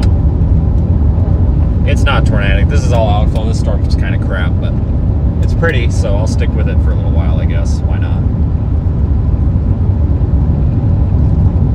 Why not?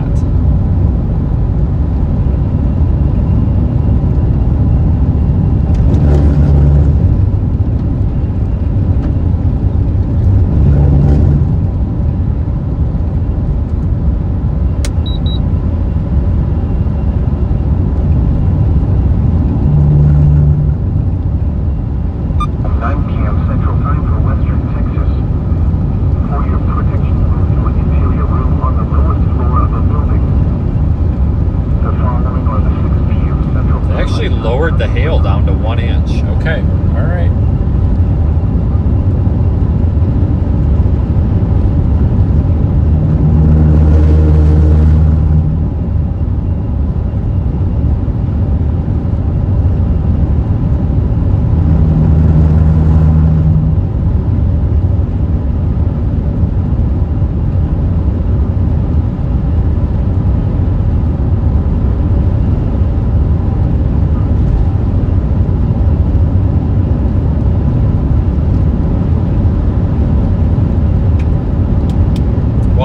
Guys, the good news is at least we got on a storm that's not total trash. So even if everything else fails, at least we were here.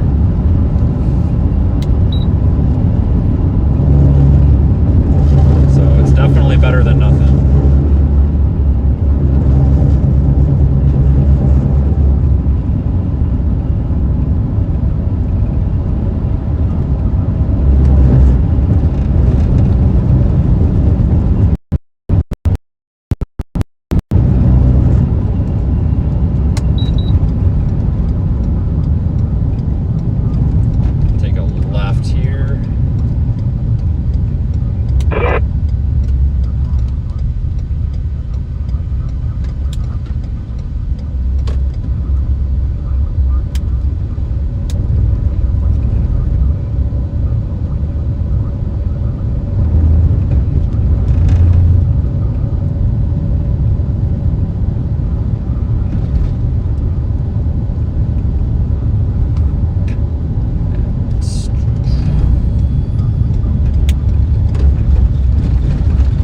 Storm might actually be dying, folks.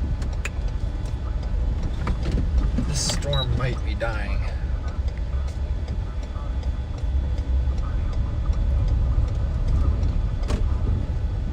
Let's just watch for a minute.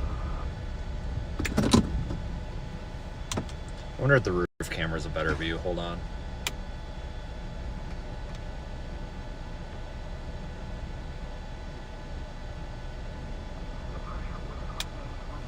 Yeah, that is a better view. We'll just watch for a minute.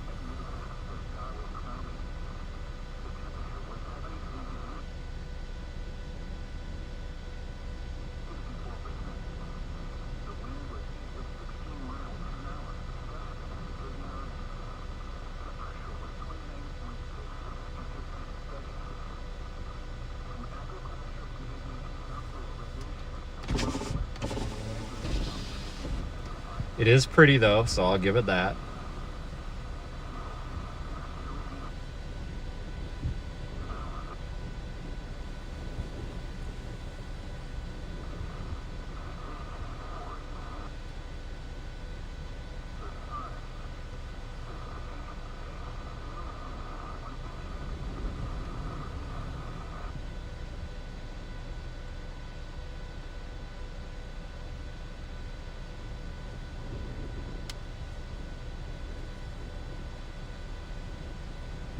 Looks like we might have a mesoscale discussion.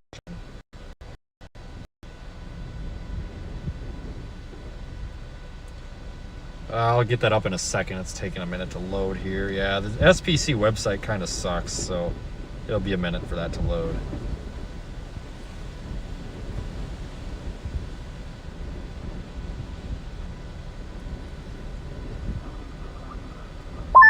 Note, new MD, intensifying supercells possible, initially posing a risk for large hail in excess of 2 inches in diameter, then increasing potential for a couple of tornadoes by 8 to 9 CDT. So, yeah, I believe it corresponds to your area. I just don't have the graphic.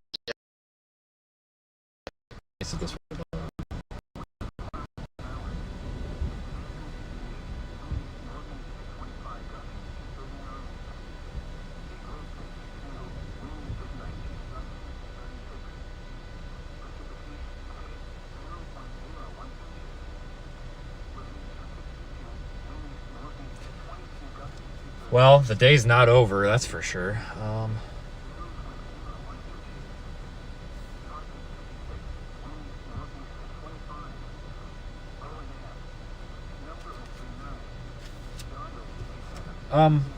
I don't know. Yesterday started off like trash, and then it ended up being one of the best days of the whole year. So today is starting off as trash, so maybe today will be the best day of the year. I forgot. Nothing wrong with being hopeful.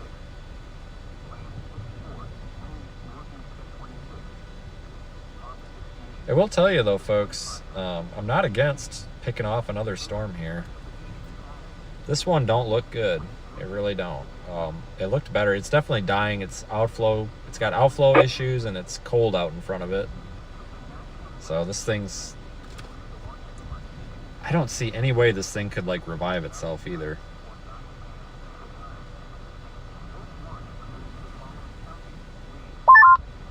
I've killed it. About to kill the... Oh, never mind. I just got the graphic. Never mind. Yes, it says 1 or 2 intensifying supercells possible 8 to 9 p.m. And it highlights basically Hobbs to like I-20 basically.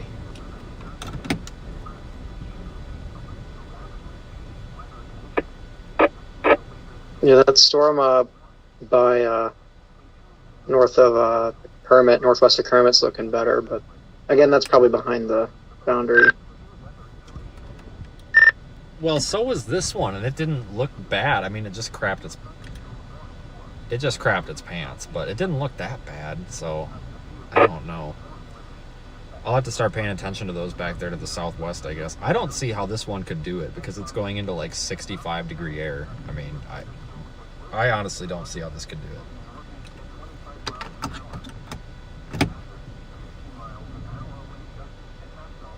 Yeah.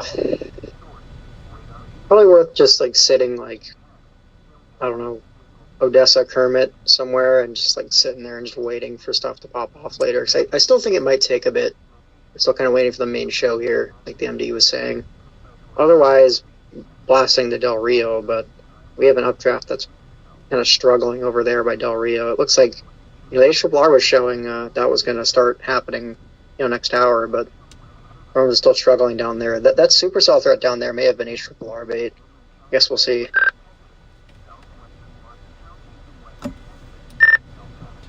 All right. Yeah, I'll watch that one south of I-22 that's an updraft, but I think I'll probably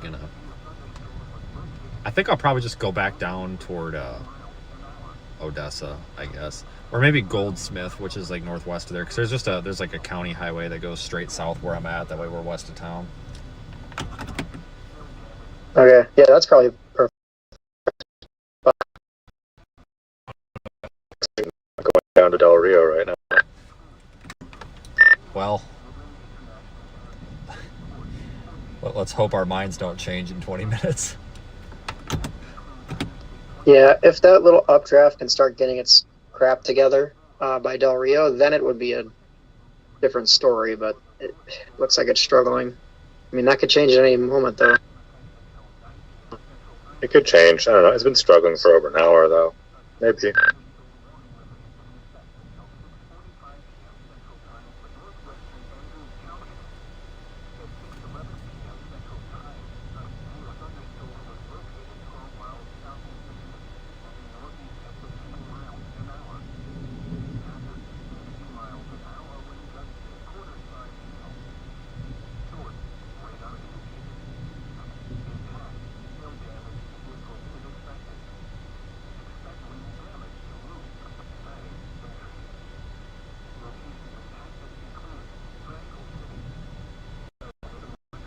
Well, what do you guys think?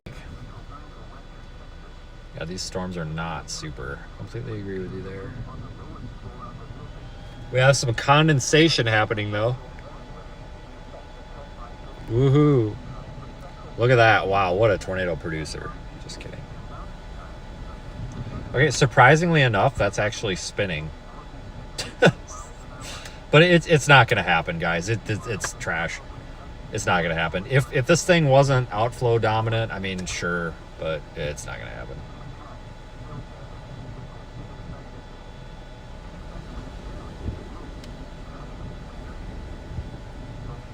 Go north for a couple clicks and pause and sit and watch. Yeah, we're close to this road here.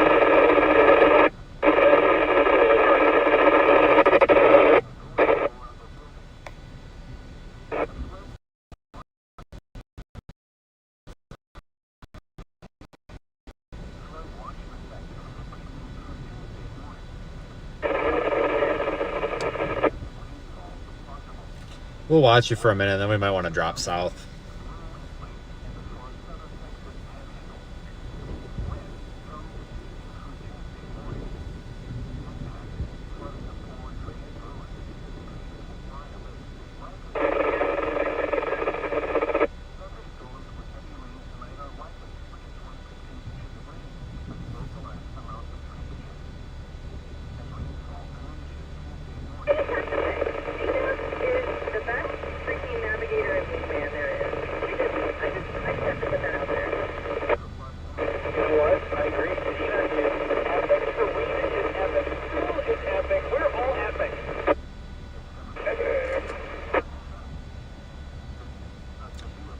I can't believe that thing's actually rotating. How? How?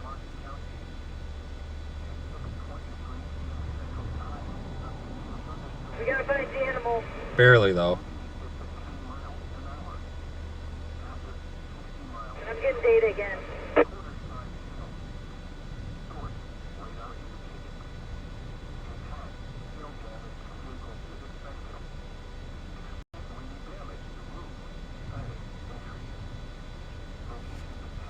I don't know. Don't know. Well, so yeah, this is not what I expected. I actually expected maybe a tornado today, but yeah. We'll watch this pathetic cloud here for a minute. Yeah, there's been tornado warnings in like Ohio and North Carolina, but not here, where there's actually been a risk for severe weather. So. But we do have some storms in other areas firing up. So we'll keep an eye on them. That tumbleweed didn't stand a chance. No, I'll play chicken with that shit every day.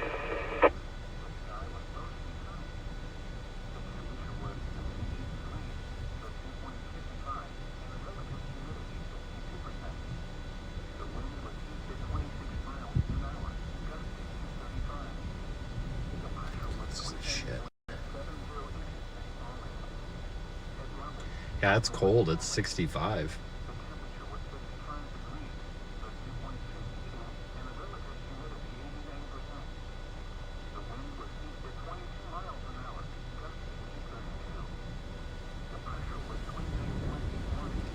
We may want to drop south. I'm just giving this an extra minute because I don't know.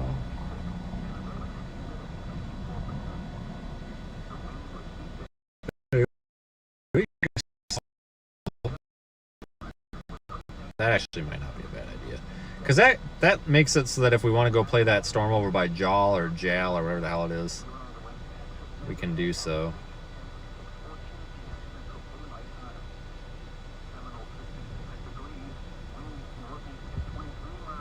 Should we do that? Let's do that. I'm done with this thing. I don't think this is going to do it. I mean, we'll keep an eye on it. You know, we'll keep the camera on it. But folks, I don't think it's going to do it. I don't think it's going to do anything. If it does anything interesting, though, I promise we'll keep an eye on it. Sounds like they might be reissuing the warning. That actually looks a little better now. Interesting. The National Weather Service in Midland has issued a severe thunderstorm warning for southeastern New Mexico, southwestern Lee County in southeastern New Mexico until 6:30 p.m. Mountain Time. At 5:26 p.m. Mountain Time, a severe thunderstorm was located 16 miles northeast of Red Bluff Reservoir, or 27 That's the New Mexico miles storm. north of Red Zone, moving north at 35 miles an hour. Hazard, 60 miles an hour wind gusts and quarter-size hail. Source, radar indicated. Impact, hail damage to vehicles is expected. Well, we might have to turn around on this one. If that develops any further, we might turn around. But right now, I'm not exactly super interested in it. Kind of looks like trash. Like I said, if we have to turn around, we have to turn around.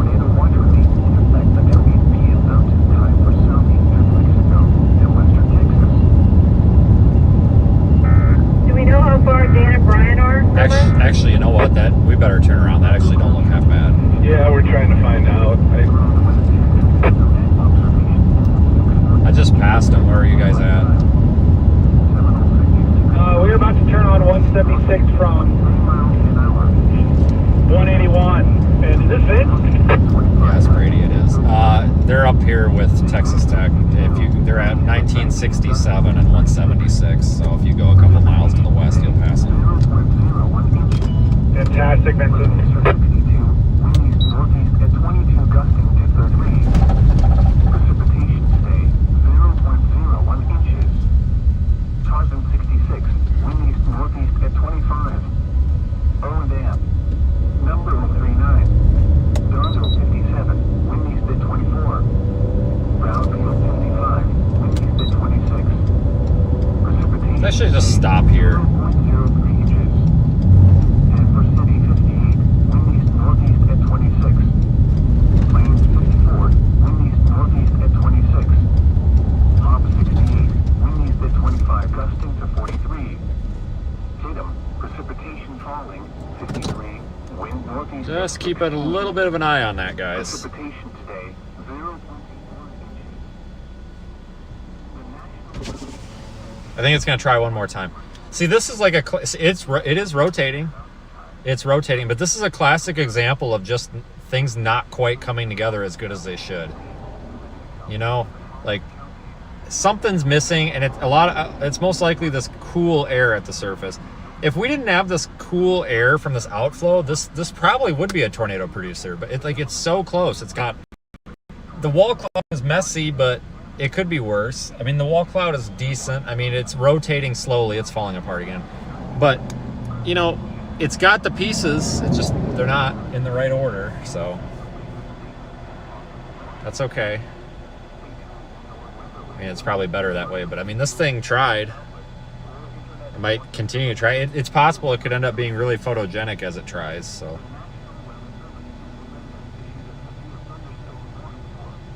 Or it could just look awful.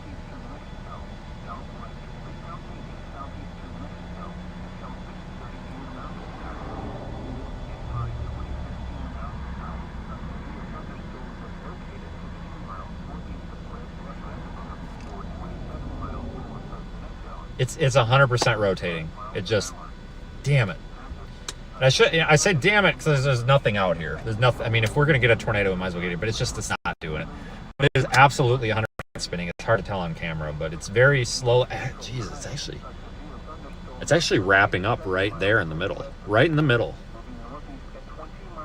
What in the hell? See, I'm confused. This thing should be dying. 100% should be dying. But I'm surprised it looks this decent. It's just this thing's just in this cold pool. This cold pool is just killing it. Oh, that's cranking hard. Hey guys, we may need to be ready for. I think it'll be RDD number 1 here. It's not on, but we may need to be ready. After that, standing by. It's on the off chance something. I don't think it's gonna, but this is just weird. It's weird because our wall cloud is like dissolving, but we've got counterclockwise. There's significant rotation in there. Radar doesn't really back it up. I mean, there is some rotation. It's hard to call it rotation, but there's definitely. I mean, radar isn't totally fluffing it off, but it's weird because our wall cloud dissolved, but where the wall cloud was, now it's just this like rotating mass. This is weird. This is definitely not tornado imminent, but man, folks, you have to give this a little bit of attention, just out of principle. Although I'm not really expecting a tornado here. We do need to watch this.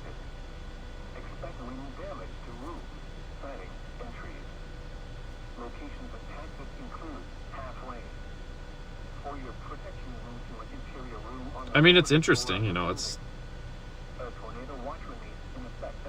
not terrible.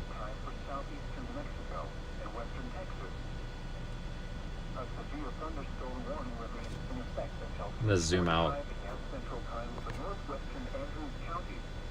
Yeah, I think this thing's got, I think it's being, I think there's too much of a cold pool. I mean, we've actually gone up. We've gone up to 71 degrees right now, which it's possible that could actually be correlating with the fact that this just developed that lowering in that wall cloud there briefly. Maybe this little pocket of warm air that's, you know, that kind of worked its way in here. Maybe that was just enough to help this thing out and form that wall cloud. Maybe. But it looks like it's not going to do it. Has issued a severe thunderstorm warning for northwestern Andrews County in western Texas. Continuing the warning. Central Gaines County in western Texas until 7:30 p.m. Central Time. At 6:32 p.m. Central Time, a severe thunderstorm was located 18 miles east of Eunice, moving northeast at 20 miles an hour. Hazard: 60 miles an hour wind gusts and quarter-size hail. Source: radar indicated. Impact: hail damage to vehicles is expected. Expect wind damage to roofs, siding, and trees.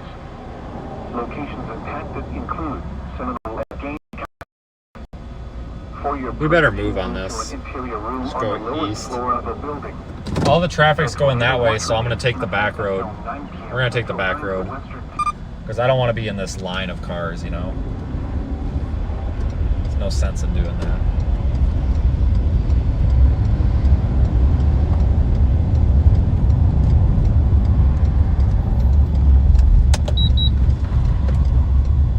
No sense in being stuck with all the cars. It's an accident waiting to happen, honestly. There's a east-west road up here that we're almost to. But yeah, man, maybe it's because this little pocket of warmer air was able to work its way in there, and that's why it developed that wall cloud there, and then it kind of used it up.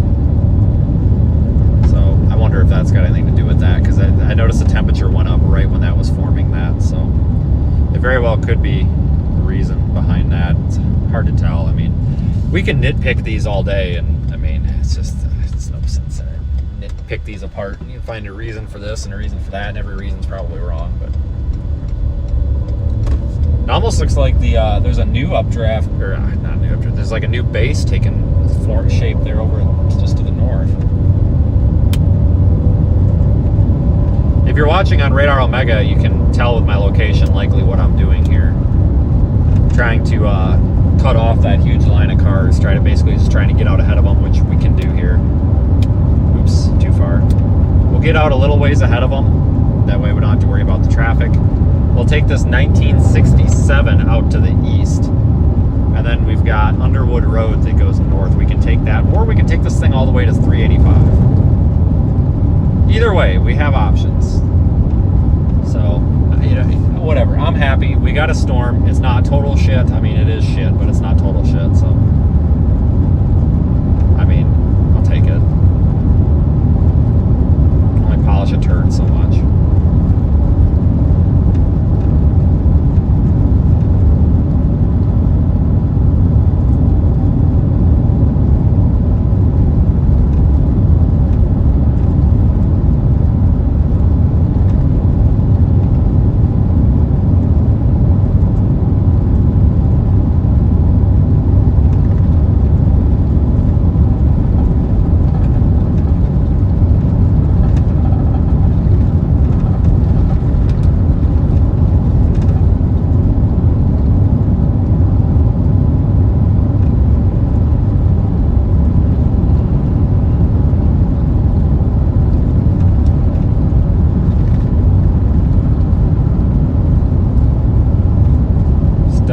Terrible looking storm, I guess. Yeah, I'm not chancing some of these back roads. I think a lot of them are just ranch roads that don't really go anywhere. So, and we got a freaking like hidden stop sign up here. H Christ! Wow. It's not like hidden. It's just there's a bunch of like dirt or shit. Whatever. Wow. Okay.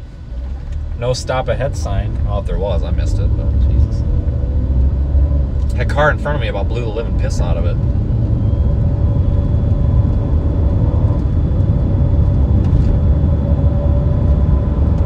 Yeah, we can always drop back to the southwest for sure, but I just don't. There's nothing happening back there for now, and that's just a little bit of a drive time away. So for me, it's like just stay with this storm for now, because if we need to go back to the southwest, it's not a big deal. We don't even have a storm down there yet. So yeah, I definitely acknowledge the mesoscale discussion. That's kind of my plan. Just keep that in play if we need to. But if you folks are watching in the Radar Omega app, you can kind of see what my goal is here to position on this. Appreciate you folks supporting the app as well. That storm out by Midland, Jesus. That storm out there east of Midland almost looks better. What the frick? That was that one that we left.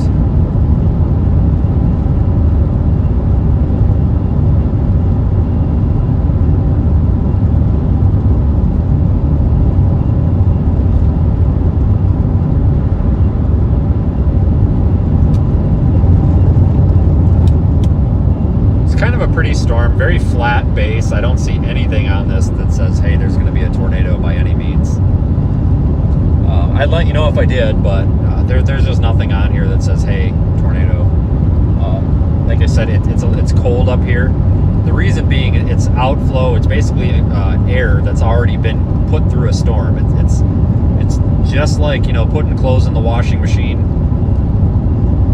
Well, actually, that's a stupid way to put it. I was going to say it goes in the washing machine dirty and it comes out clean. That doesn't make any sense.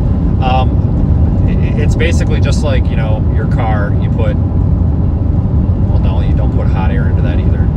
But the cool air that comes out of these is basically like exhaust. It's gone into the storm has used it, it's transferred all that kinetic energy into heat. It's all these storms are doing. They're just big heat engines.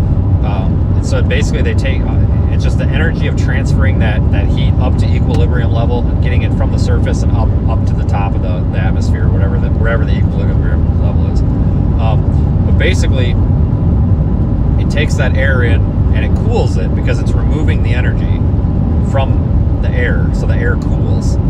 Same reason that your food, gets hot in the microwave. You're putting it, using energy to heat it up, and you take it out of the microwave, and that energy gets transferred to the air and it cools down. So that this air is getting exhausted or worked over, and then it comes back down through like the rear flank downdraft or forward flank downdraft, and you end up with a pool, or basically just a chunk of cold air, like a little blob of cold air where storms were previously. And sometimes that blob of cold air moves, and on the leading edge of that, we've got an outflow boundary. And that outflow boundary is basically just the front. It's like a little front, or like a little line, or a line in the sand between the previously used up air from the storm and the untouched air. And sometimes along that outflow boundary, you can get enhanced spin or rotation for these storms to use. Now, you also have to be mindful with that. If the northern part of that outflow boundary is cold, if it's very cold, if it hasn't been heated by the sun or the atmosphere, basically, solar heating, it's oftentimes trash. It's usually just a wasted outflow boundary, because often what happens for that storm to latch onto that outflow boundary, it needs to move north of it, and then it draws it up into the inflow. Well, sometimes it's not prime if it's cold there, because you still have parts of the storm in it. Now, it could still be beneficial to the storm, but what you really got to watch out for is when you've got an outflow boundary, and on the north side of it, it's undergoing solar heating, daytime heating, it's destabilizing. When you don't have that big temperature difference between south of the outflow boundary and north of the outflow boundary, that's when you really got to watch out.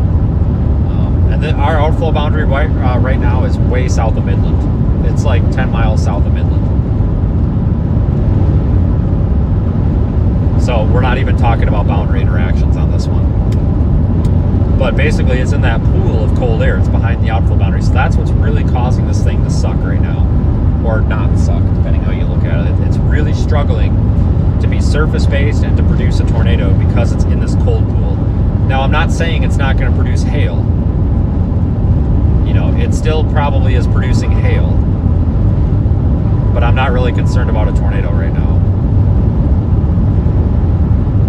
Hopefully that makes sense.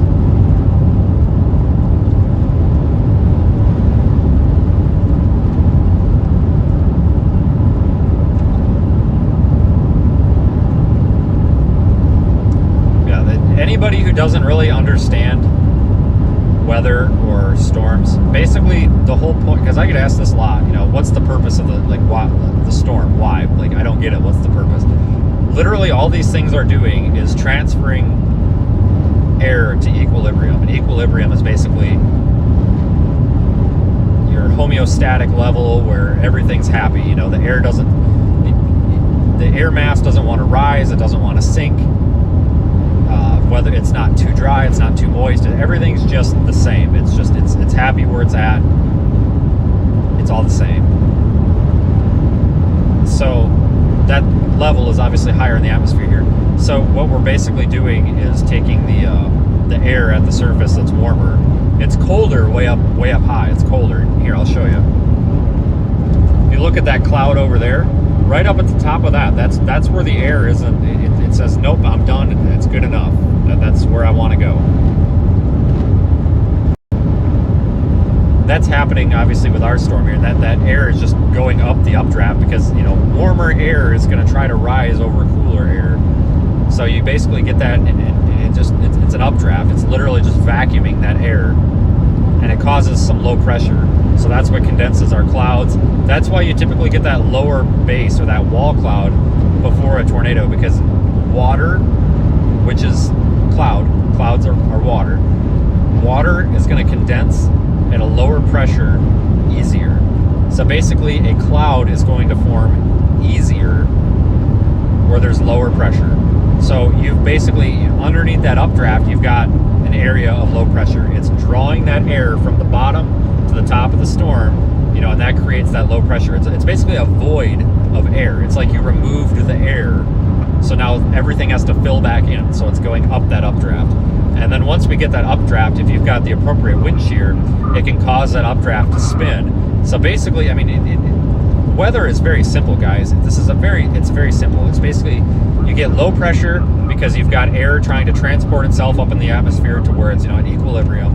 And that low pressure causes clouds, and then you can get your tornado under there, all sorts of things. So these supercells are basically just driven by areas of low pressure. The low pressure is driven by, that void of air that's created when we get the updraft wanting to basically draw that air from the surface up into the storm. It's super simple. Super simple. And I wish more storm chasers would go into this, because I get a lot of folks that ask about this, and there's just not, people just aren't. I mean, I'll give credit where credit's due. Capucci's doing a good job with it, but I don't see anybody else trying to explain this, and it's really a shame.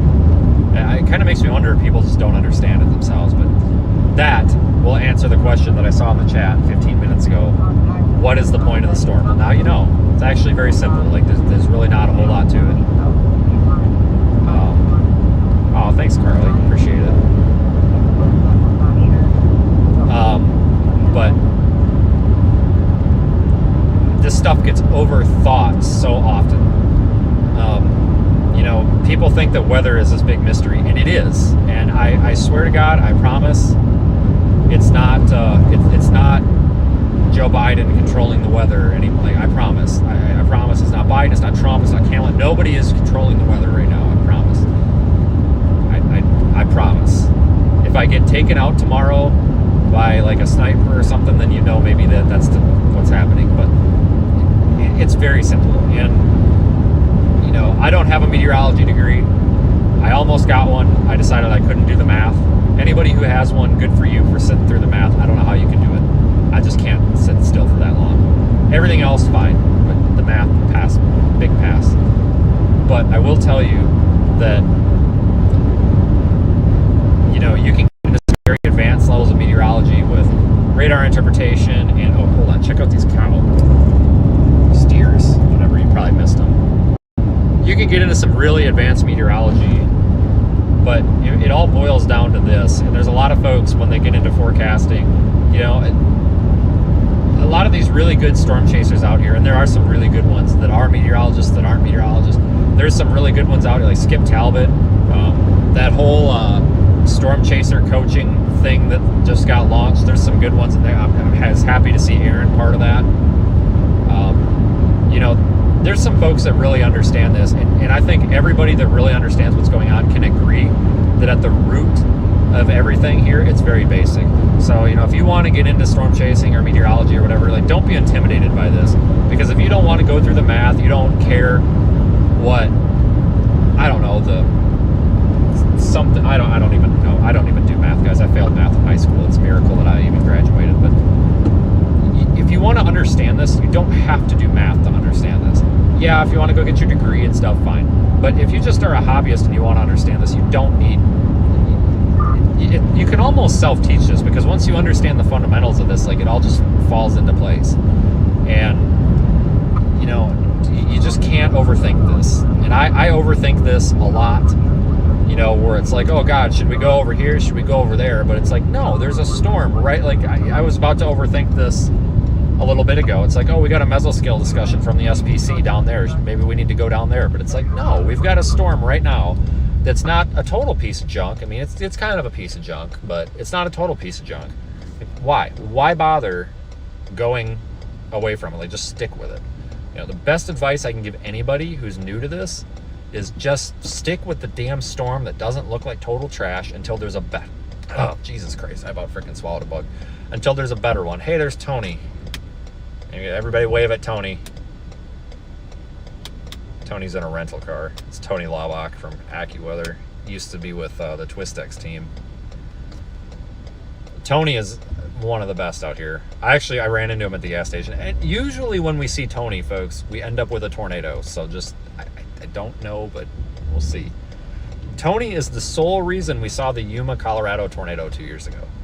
Dead serious, because I was about ready to write off that storm. I was like, screw this storm, I'm done with it, it's a piece of trash. And then Tony pulled up and we got to talking for 10 minutes, and we're like, yeah, well, okay, better head west, better throw in the towel, and started heading west. And if I would have headed west 10 minutes sooner, I would have missed that tornado. I wouldn't have had time to go. So We owe Tony dinner for that one of these nights. And I saw him one other time and we ended up with a tornado. I just don't remember which one that was.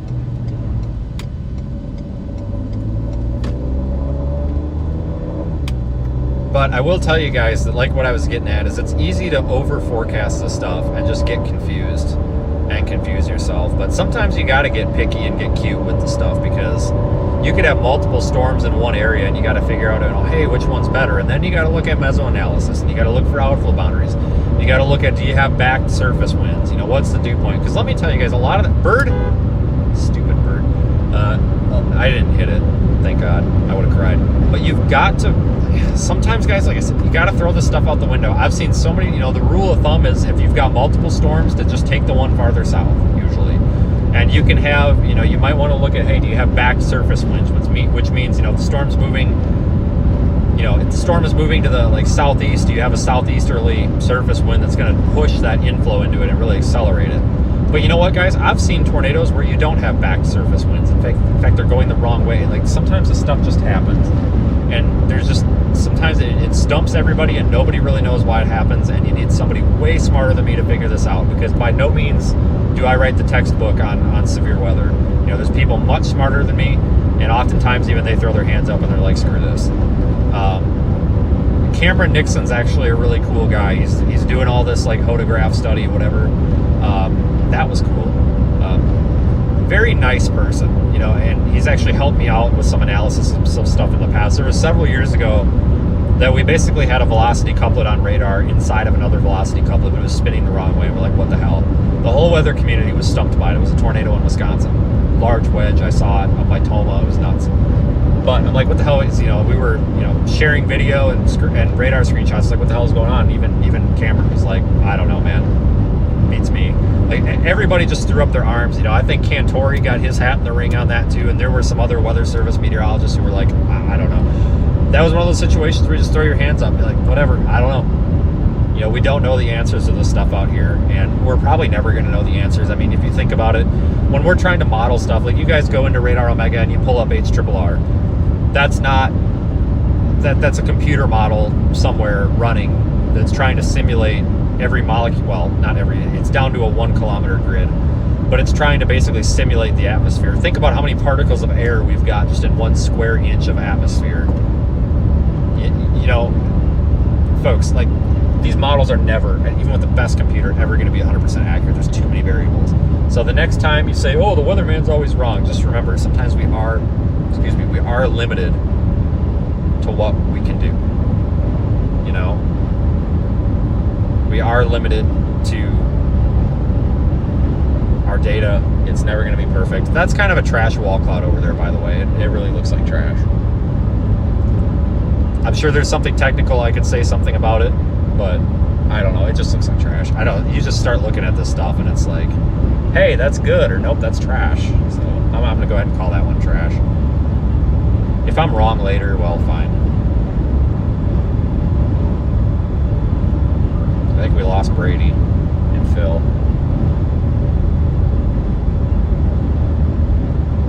I almost wonder if we need to stop. I really don't want to core this thing and get smoked by hail. I mean, I don't have a problem with smaller hail. But I'm not going to destroy the car. But that does look like trash, but maybe it's going to get it together. I don't know. We're sitting at 64 degrees. It's going to be real tough for anything to do that. I'm going to actually flip around up here.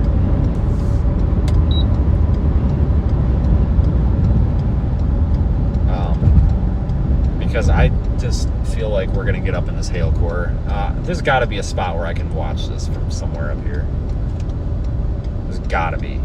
Still severe warned, by the way. They went up to 1.5 inch hail. I've got to be able to find somewhere. Okay, yeah, right here. This will be good enough for me.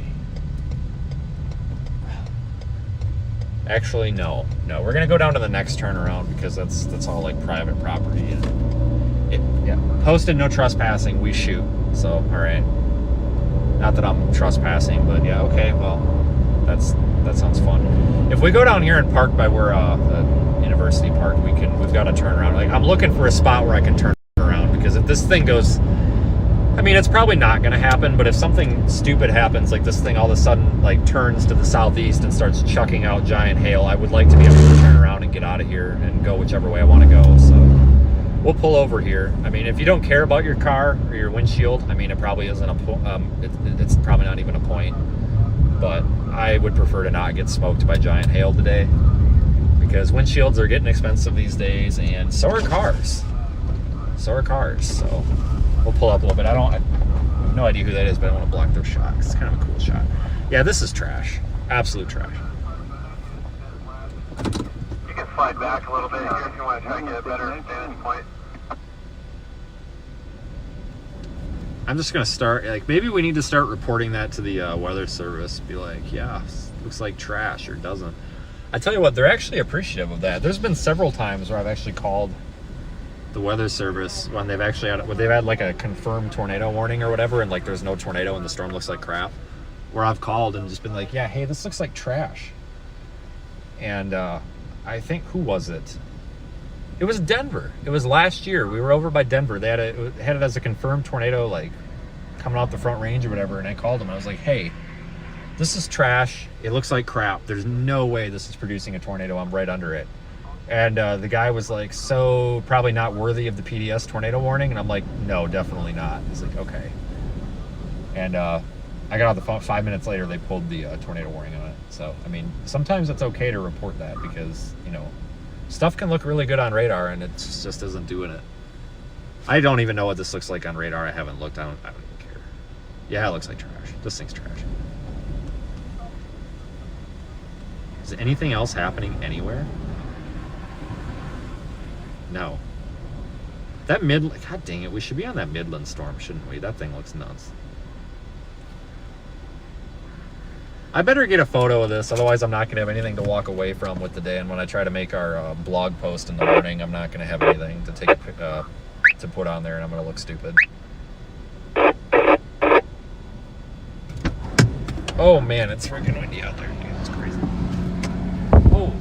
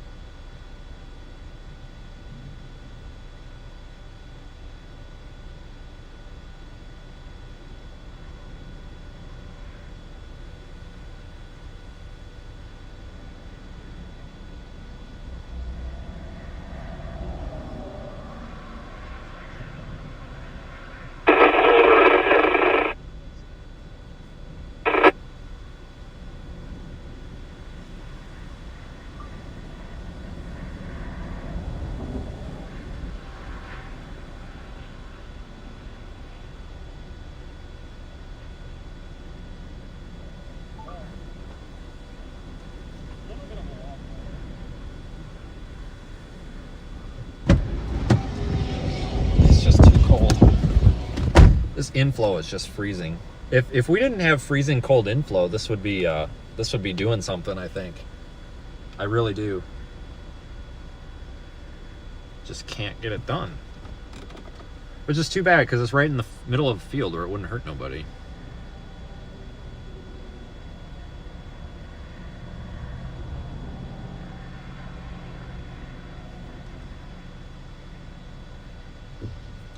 Where are we? I'll just call it Andrews. We're between Andrews and Seminole.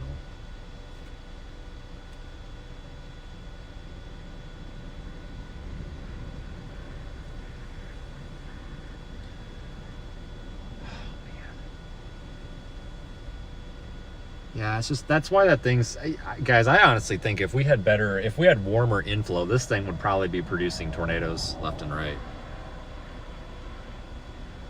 I bet you anything.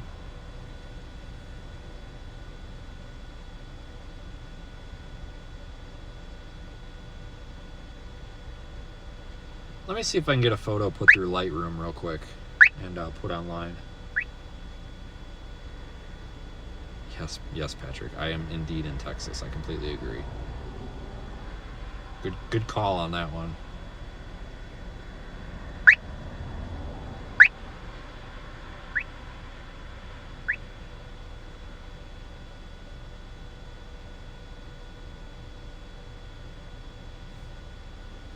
Let's see. Save, copy to device. There we go.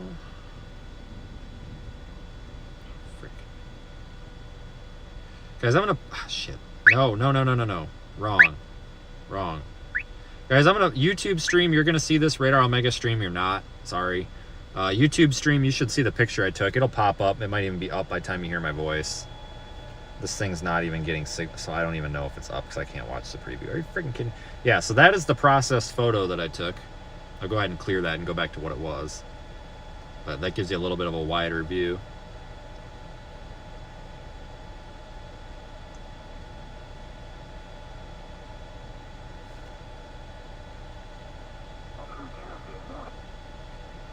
It is still kind of pretty. A little bit of rotation in there, but it's nothing tornadic. Ability to see up higher here. We got weird things going on today over here.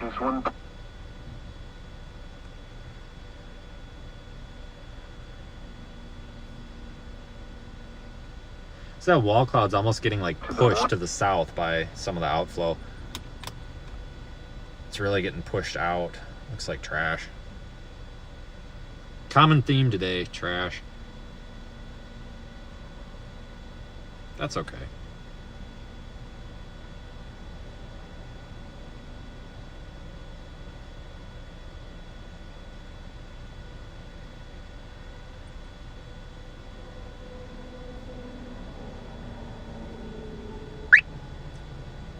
Go ahead and tear down here and not tangle with this wrap visibility with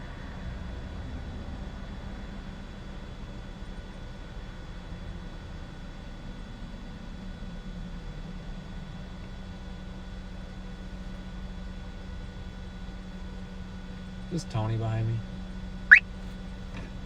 Hold on. Let me look.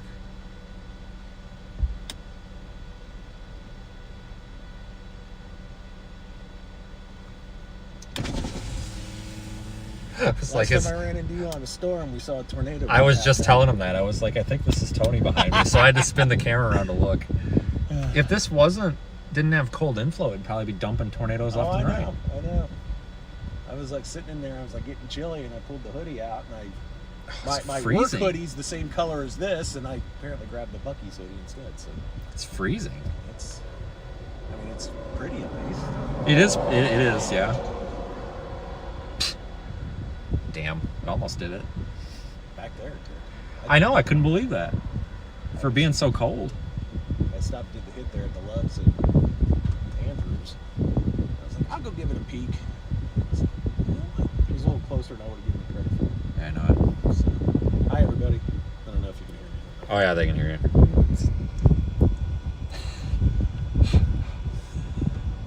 AccuWeather Tony, folks. He's usually good luck. But yeah, we were talking about that when you were behind me back there, and I'm like, oh yeah, usually when we see Tony, there's something good that happens. So. Well, I mean, good is relative, I suppose. Well, true. I'm going to get over here. So. Oh, you're good. I'm not... No. We don't care right now. Nothing's happening. We're kind of over it. Yeah, I'm basically just following this back to 27. All right. I'm going to play the north tomorrow, I think. Yeah. Take a chance on that cold cord and see what I don't even know. I don't even know if that's going to do it. No, but I sure as hell ain't going east. I don't even know if you can make it. Because I was looking at that and it looked like it was going to be like at 1 or 2 o'clock. I'm like, I can't even freaking make that. That's the problem chasing solo. You don't have somebody you can throw in the driver's seat while you take a nap. No, and especially for what that garbage out there. Yeah. I mean. Now I'm going to get this shot of it coming over the road here. Let's see if there's something. Yeah, something.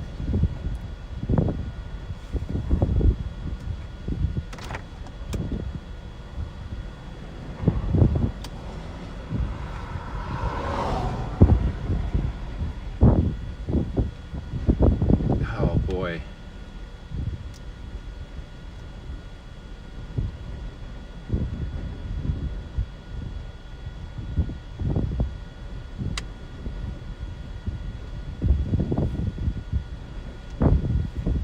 Take that 422 across, but that's like right in the hail core up there.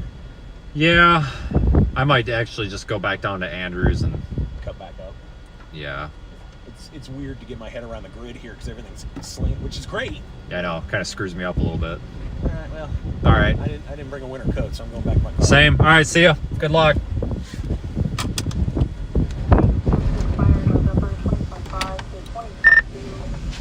All right. Anybody got any ideas? Well, I think this northern target's pretty much toast. Oh yeah, for sure. At least for decent supercells. Still that late night stuff down by Del Rio. I don't know if that's worthwhile. Looks like the early attempt at that has failed, but there still could be some development later. Otherwise, yeah, that's about it. Okay. That one over by Midland, gosh dang, I can't believe that one went nuts. But yeah, this thing would have been a tornado producer if it wasn't cold. I mean, this thing's been looking good. I guess I'm gonna go down to Andrews, make the call there, get top off on gas, see if I need to go like farther south. But and then I guess I gotta pick a target for tomorrow, so I know where the hell to go tonight. But I will tell you though, I think if something does form down there coming off of like Pecos or whatever, north of Fort Stockton, if those updrafts form, maybe, but I just don't think they're gonna. Yeah, agreed. I'm watching them. Looks like one just blew up a little bit by a Pyote, so if those can mature a little bit better, then that'll be the thing to watch there. But yeah, we'll just keep an eye on them for now. They look okay. Yeah, I just got the rapid sweep on that one, so okay, interesting. Yeah, I may just want to get either to Andrews or maybe to Goldsmith and just kind of sit on that east-west road, 302, something like that. Yeah, I'm definitely gonna start cruising south. Oh, it's nice to see Tony. Copy that, guys. I like Tony. He's usually good luck. Just not today. I'll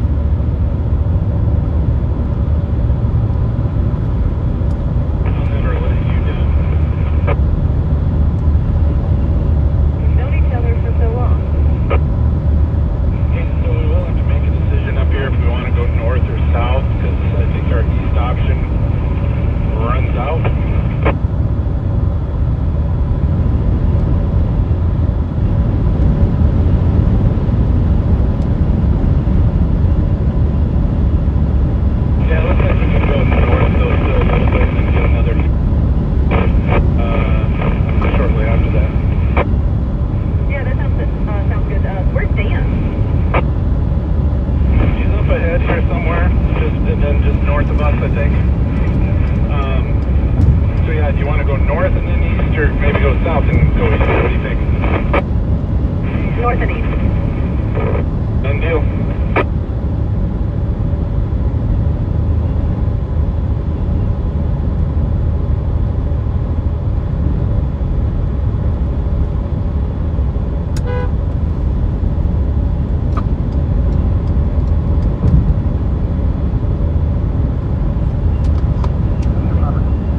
I mean, it's pretty. I mean, you know what? At least it's not like a wash. I mean, we got the storm, so.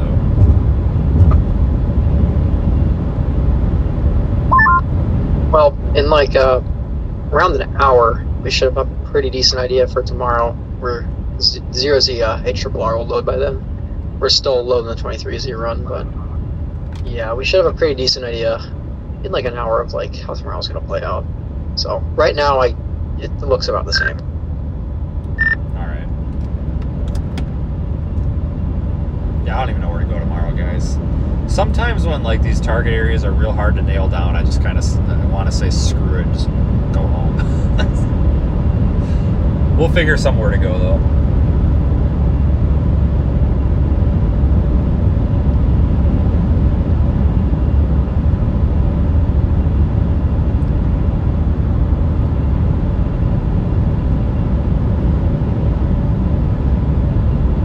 At least the tour groups look happy.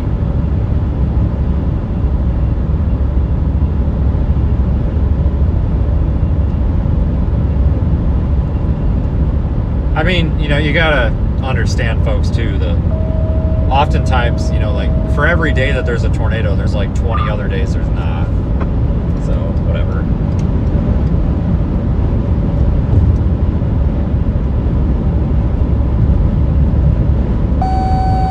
It's definitely not beating last night, but. SO unit, Seminole Fire, Seminole EMS, SO unit, Seminole Fire, Seminole EMS, have a report of a 1050 shooting on Highway 385 south, about 3 to 5 miles south of Seminole.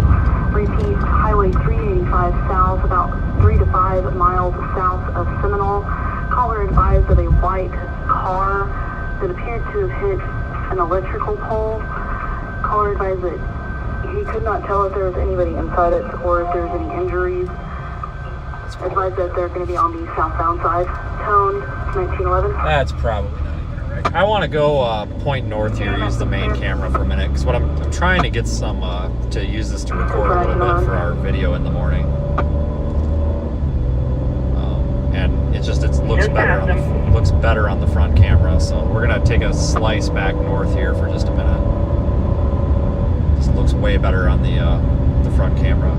Like I said, just trying to get something to put in the video tomorrow morning that's not trash. Are you clear on town? Are you clear, Seminole? 10-4-19, look. Just want to get a shot of us driving into it since we got time.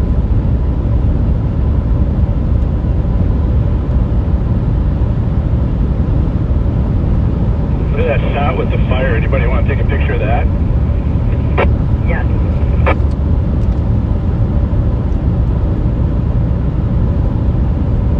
I like the Blue Angels, man.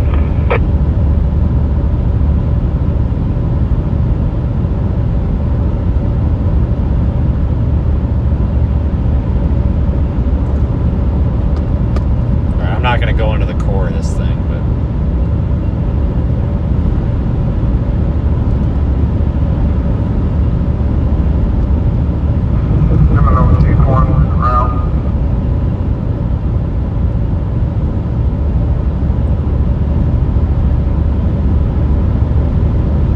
we got time, otherwise I wouldn't bother with this. But I'm really grasping for straws, people, for something to put in the video in the morning. I need something.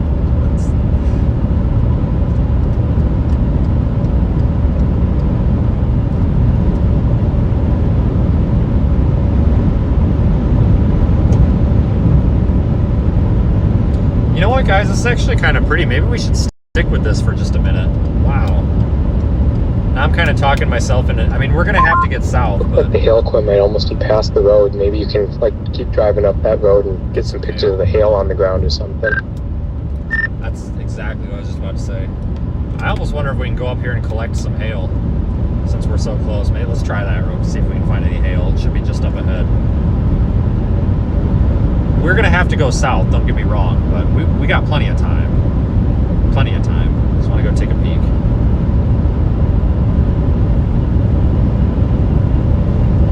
Fire units, clear advised a very heavy rainfall south of town.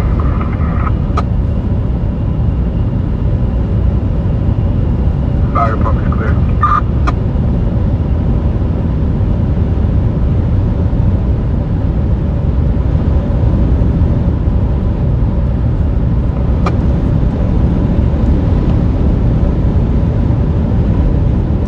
To hit a wall of rain. Maybe there's not much for hail in this, but I would like to see. We might be able to snag a hailstone off the road. That would be kind of cool.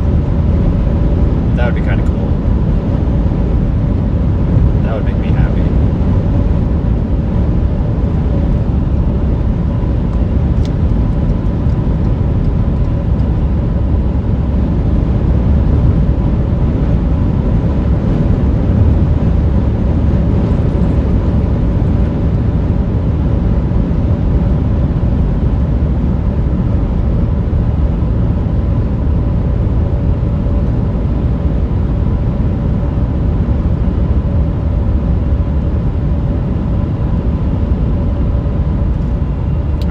hitting where the precipitation is, so we might find a little bit of hail. Seminole 2, Seminole Fire, Seminole EMS, 43, 603 advice, south of County Road 320.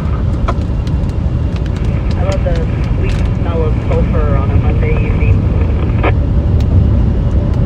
5 foot.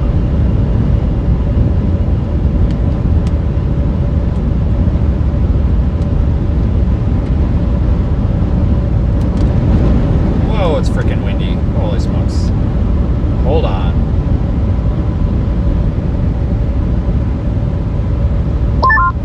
Just spot a report of 1-inch hail about 5 miles ahead of you.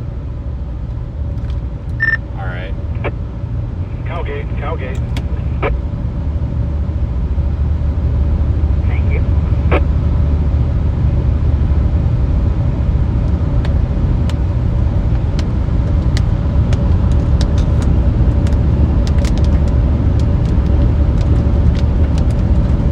We might want to stick with this storm for a minute.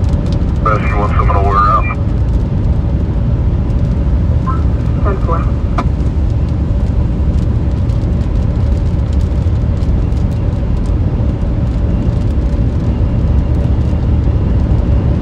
Alright, I don't see any hail on the road. It might be a little bit up here. Doubt that it would have all melted this fast. It fell like a minute ago, you know. Maybe 2 minutes ago, 3 minutes ago.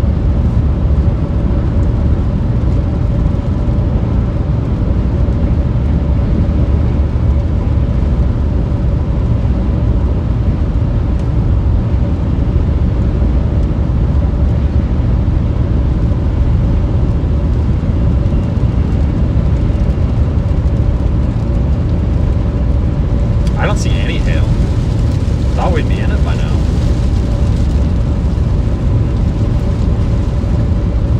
I mean, it's warned for 1 inch, so you'd think there'd be some stones on the road. The core looks kind of dense too, like it almost looks like there could be a lot of it, but I don't see any hail accumulation at all.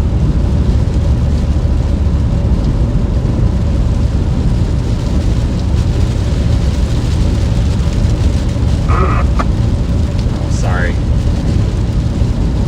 Fix that. We may flip around up here in this next road if nothing's on the ground.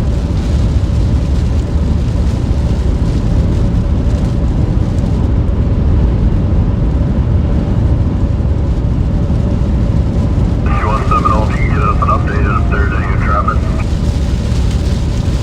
Negative for 43 callers did advise to go for the curb somewhere. They're still out searching.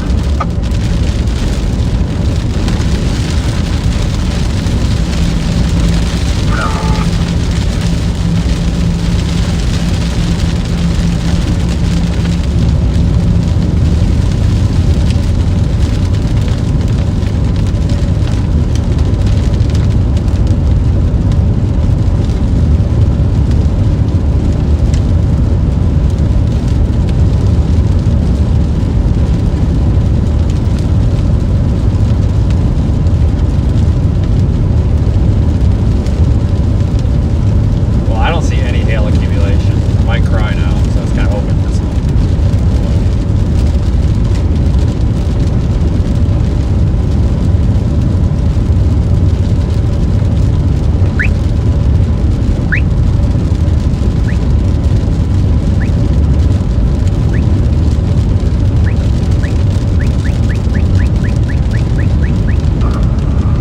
Seminole is G1.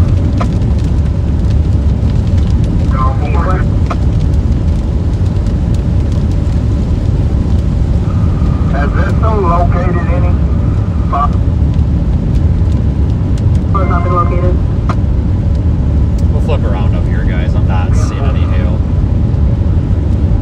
I'm actually surprised. I thought we would have some hail accumulation on the road. That was kind of the whole reason I turned around. Whatever. Oh well. Tried. Can't say. Oh, I guess no. Never mind. I can't get over fast enough. I will get over in the next one, I guess.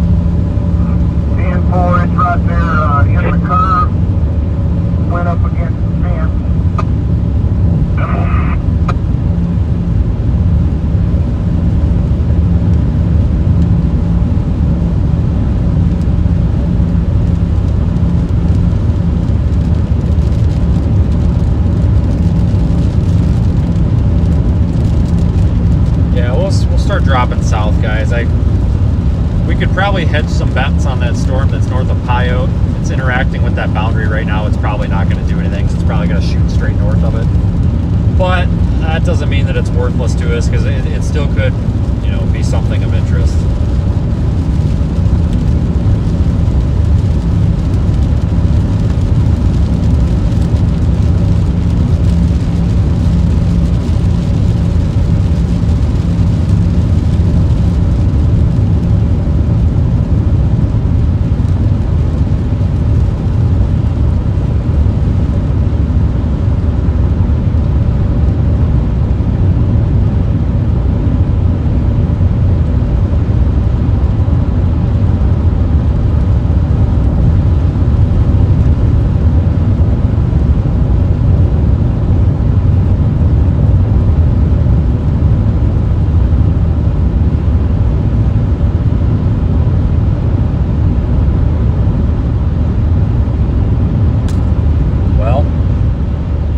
Today is over. I mean, maybe it is, but I don't think it is. Sure. Do you like it? Channel 2, all units. For 43, have the driver on the phone. He's advising he is at the curb. 10-4, rescue 1 will be on scene. One by Kermit looks okay, but it's about to cross the boundary. Another convection attempt by Grand Falls. Yeah, that's really about it. So if those don't do anything, then we're either going to have to wait like after dark, or yeah, something else. Yeah, 4, rescue 1 on scene. 10-4.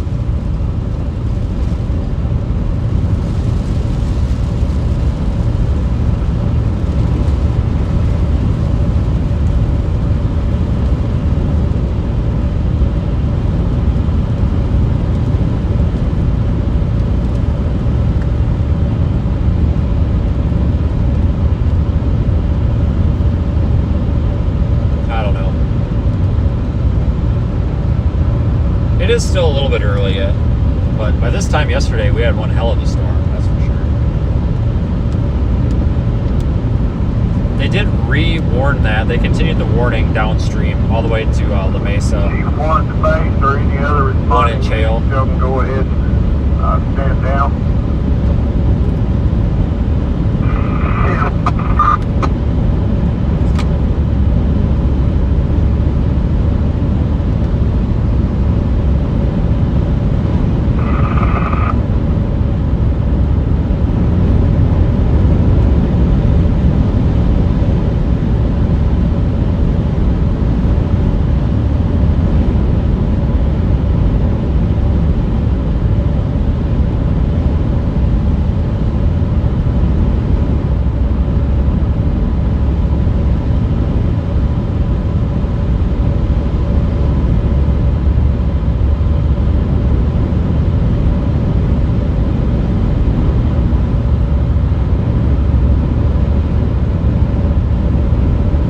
Yesterday was definitely the better day so far. I mean, it's not over yet. You really screw yourself by calling these garbage before they're actually garbage, you know.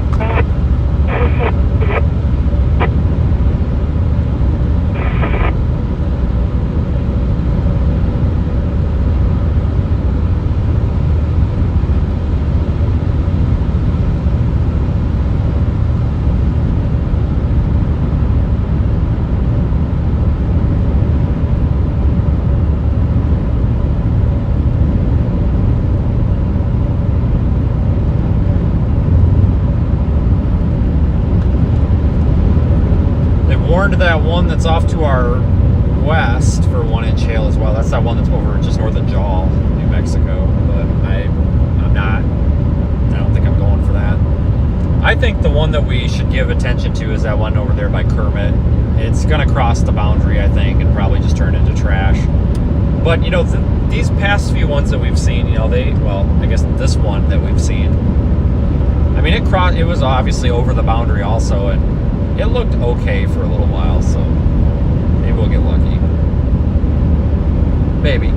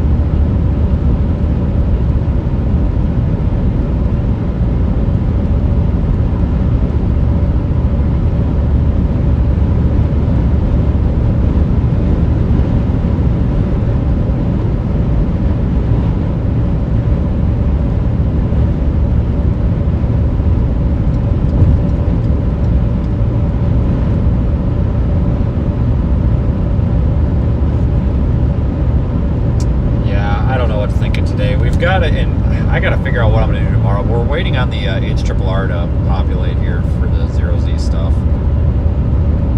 So, I don't know what we're gonna do. Not for certain. We're gonna have to figure something out.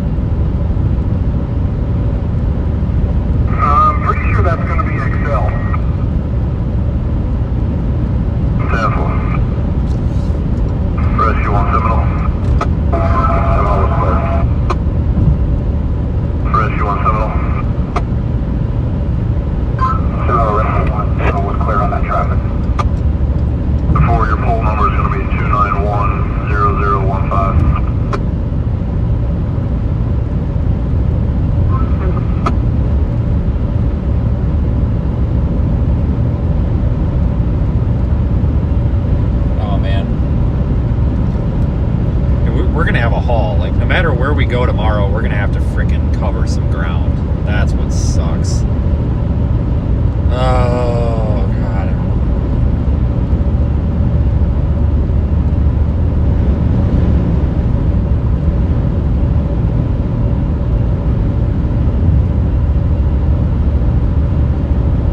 Well, we're gonna wait for that 0Z HRRR to populate before we start making judgment calls, though.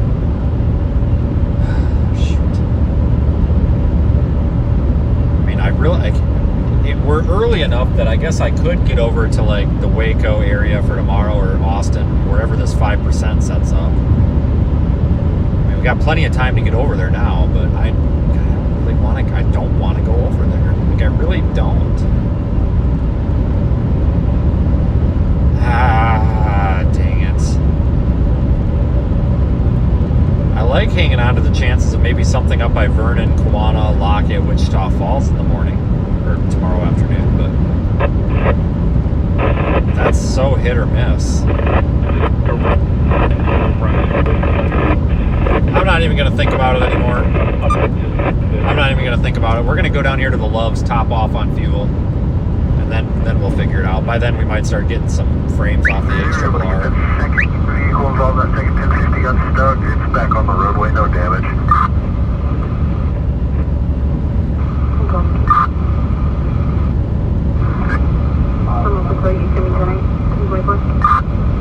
That's 608, so we're just about that line up. 1024, that vehicle was able to get out back on the roadway.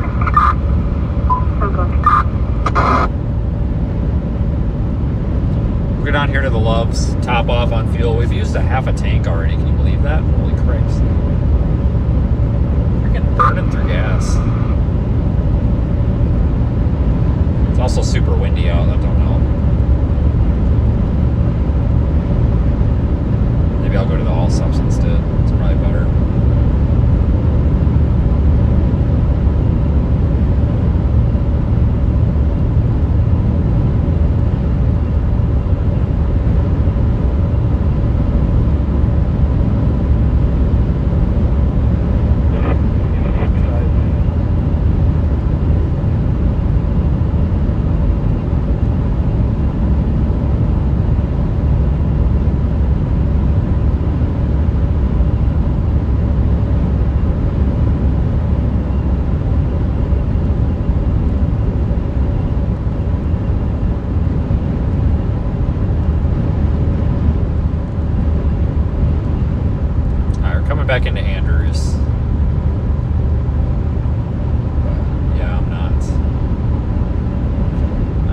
sure, guys. I think last night might have been the night. Good thing, Jesus, like I said, good thing we were out last night, or this really would have sucked.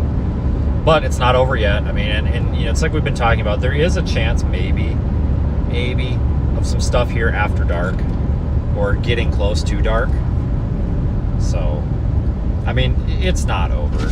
It's just very questionable at the moment. But I will tell you, like I said, tomorrow, and we're not going to make calls yet, but tomorrow, I don't know which target area we're going to take, but if the eastern Texas target area looks really robust, I'll probably have to go for it. But again, that's questionable.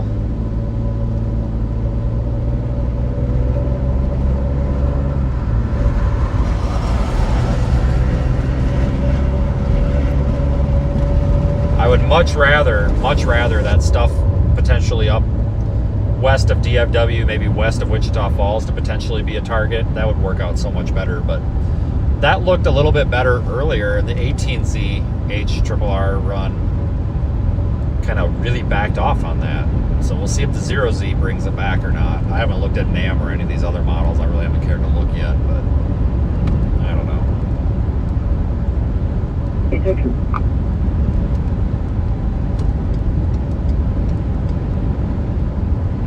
364.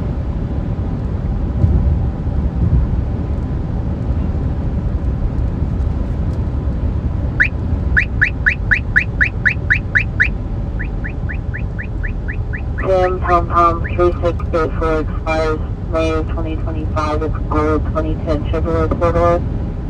And a Bella Island, Florida, 1402 Northwest Avenue A Place in Andrews. Negative 29 insurance is confirmed.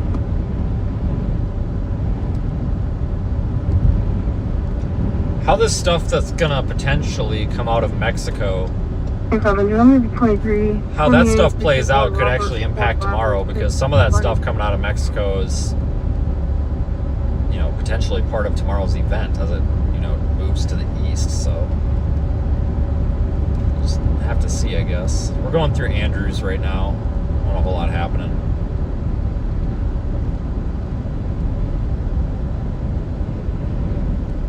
Four 516 expires in March of 25. It's a blue 2010 Ford Sienna Tarango, 1105 Northeast 6th in Andrews. Negative 29 insurance unconfirmed. It's an old Pizza Hut. Holy crap.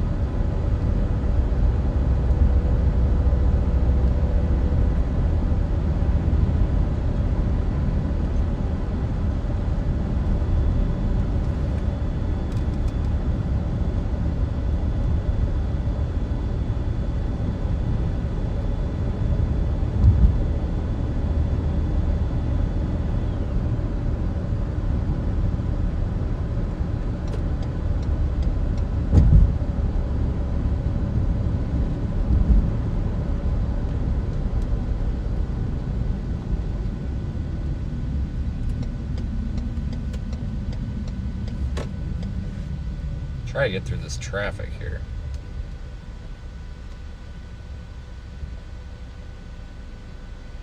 I don't know. Say that a lot today, that's for sure.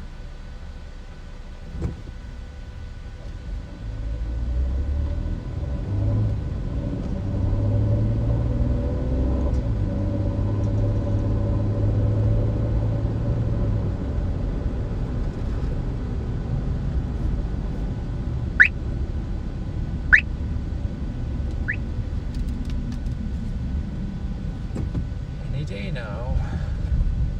Green means stop, apparently. Yeah.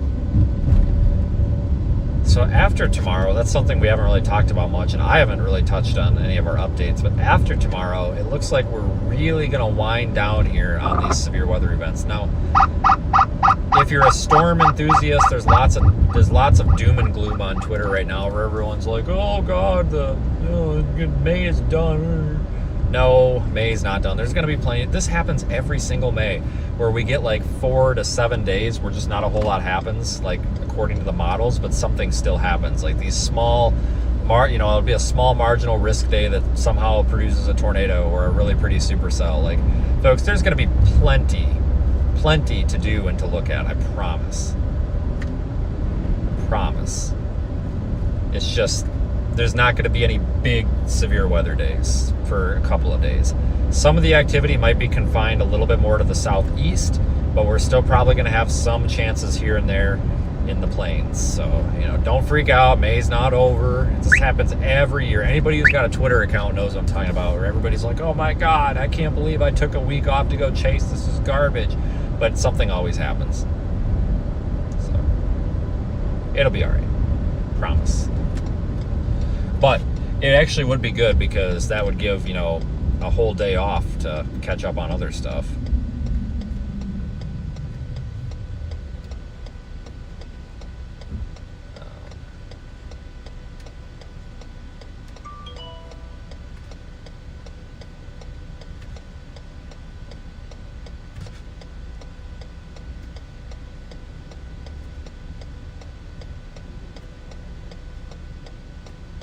Trying to get into this gas station over here.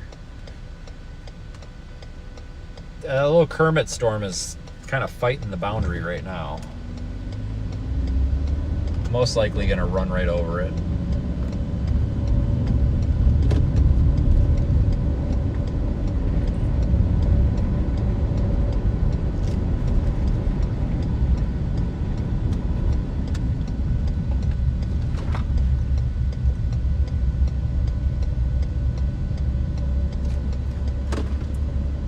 This place is kind of a maze.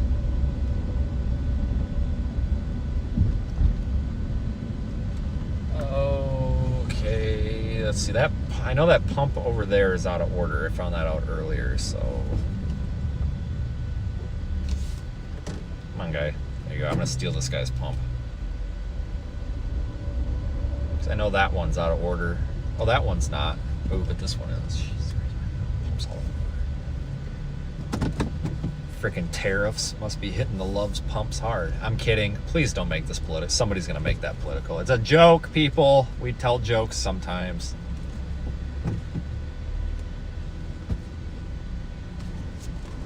Okay, there's really not a gas pump tariff. Calm down. Canceled. Let me get fuel. In Texas, Yoakum and Terry. Flood watch in effect from this evening through Tuesday morning. What flooding caused by excessive rainfall is possible? Where all of the South Plains, rolling plains, and all right, let me get some fuel. Why are the clouds moving west? Cinda, I honestly don't even know which way I'm looking right now, so I probably couldn't tell you. Additional details. Thunderstorms with heavy rain tonight are likely to produce 1 to 2 inches of rain, with localized amounts of 3 inches. As rainfall diminishes Tuesday morning, roads and streets could remain flooded, causing impacts to the morning commute. You should monitor later forecasts and be alert for flood warnings. The following are the 7 p.m. Central Daylight Time area weather observations. At Seminole, rain was falling. The temperature was 60 degrees, the dew point 55, and the relative humidity 83%.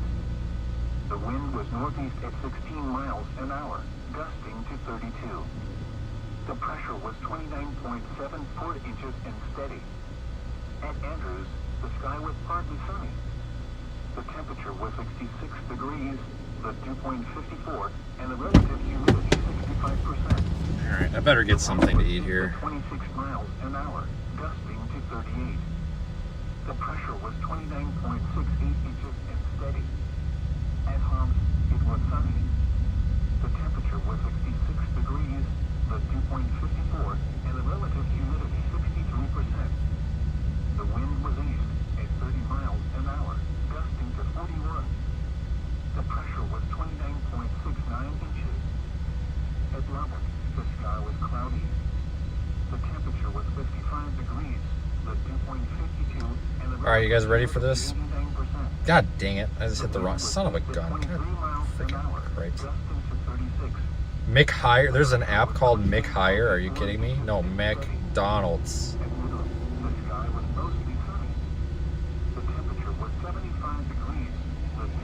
That Kermit storm just ran right over the boundary, I think. Son of a gun, that thing had a chance. God dang it. Somebody needs to put in a complaint with the HARP people, because this is ridiculous. This is not what I ordered today. This is getting ridiculous. You know, I told them that we needed a storm, a nice pretty storm producing a tornado. You get some really, really big fans and point them at the storm so that it causes it to latch onto the boundary.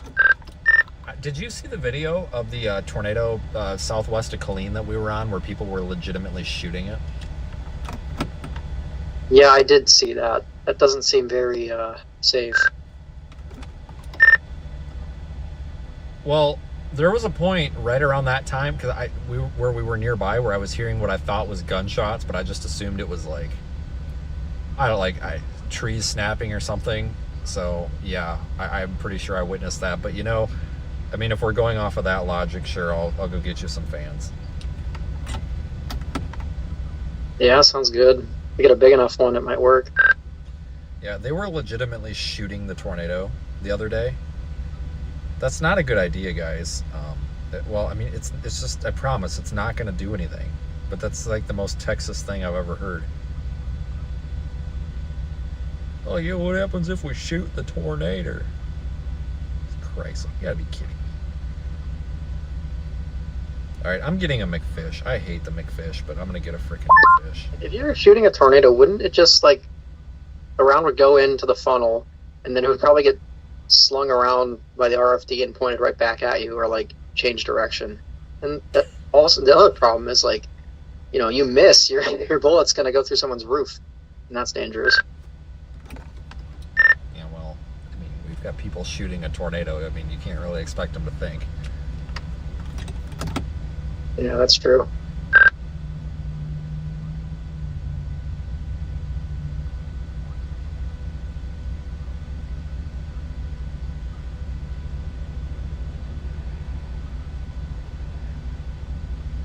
I'll let you know if the McFish is garbage.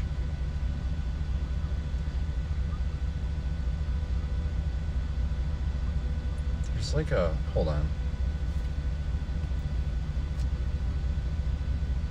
These people next to me are like handing over a bag of Buc-ee's merchandise as if it's like a drug deal. It's kind of funny. All right, let me go in and get this real quick. No, I don't want it at the drive-thru. I want it at the counter. Son of a freaking A. Well, we're going to the drive-thru. All right, let me go pull the pump out of the hole here.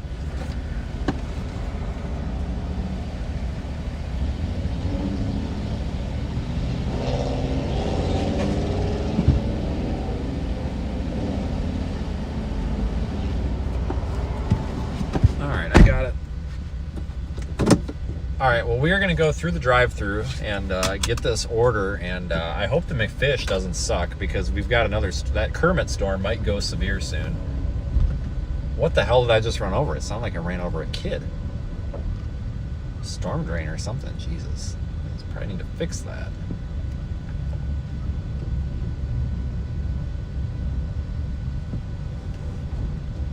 Alright, well, this is not a good sign, folks. You're worth 4 cars deep. This is not good.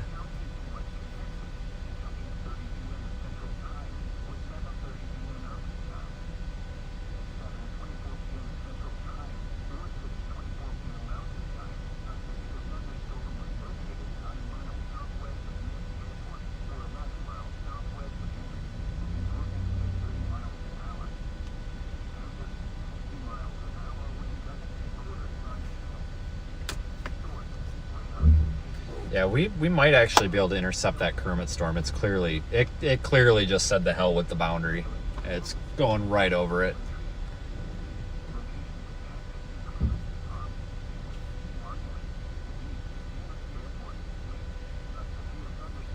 What else? Over it. We'll still try to check it out, though.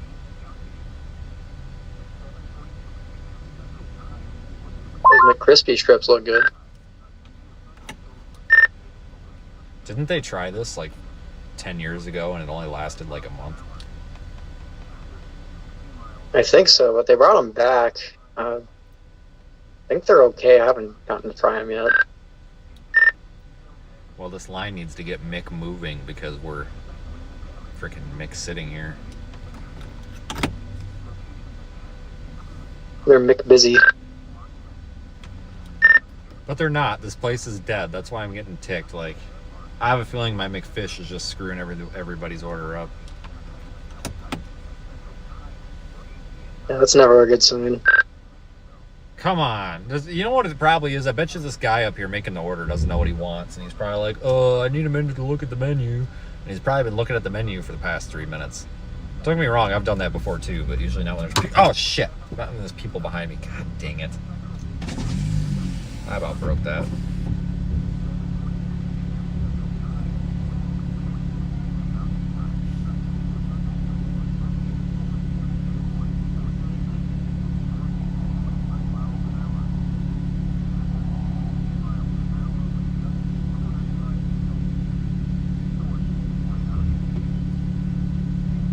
I'll just go up to the next one.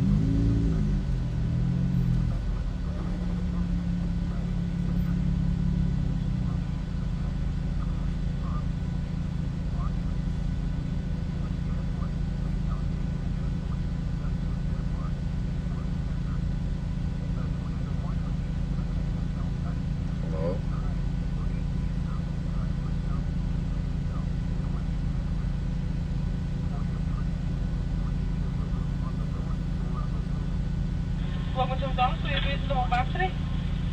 Yeah, I got a mobile order at CD78.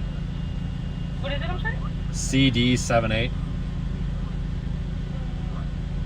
DD78? C Charlie, D David, 78. What was the name for that? Vince. I'm sorry? Vince. Devin? Vince, V-I-N-C-E. Let me double check in the front because I don't have it over here. Give me just a minute.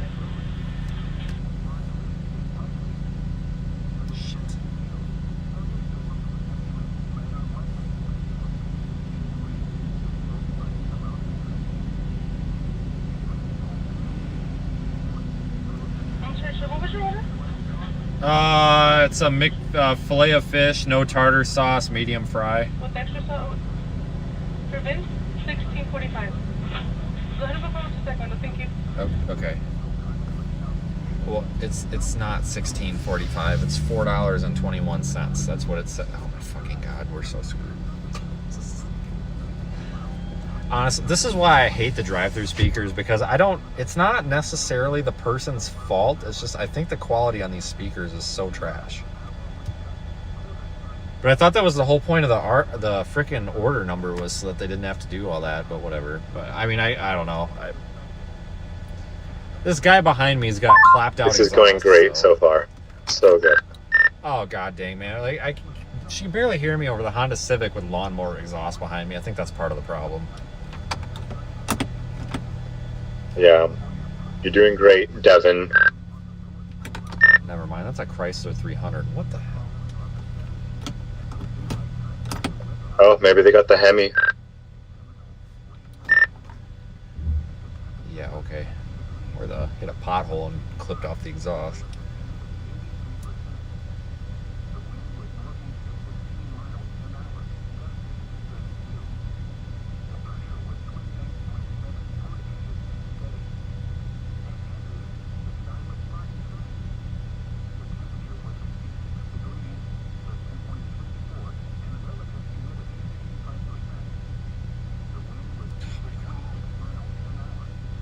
Yeah, I didn't pay $16, guys. No. I paid $4.21. I don't know what the hell she's talking about. I've got no clue. No, guys, no. I paid $4.21. Like, something's not right. I didn't pay. I'm not that irresponsible. I didn't pay $16 for a McFish. You kidding me?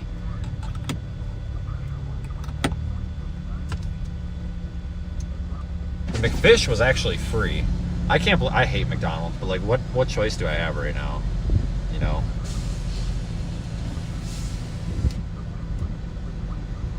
That storm crossed the boundary, but it's coming right at us, so.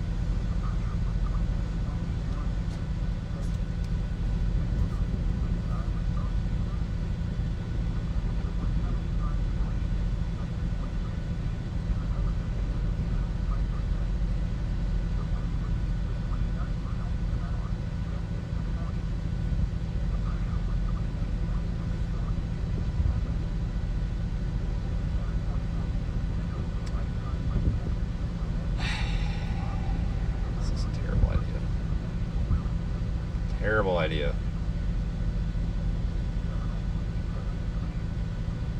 What happened to McDonald's, folks? It used to be so fast.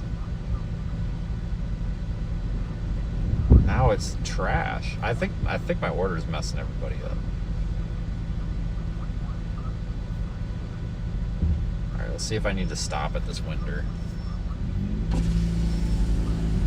I don't know if I'm supposed to stop or.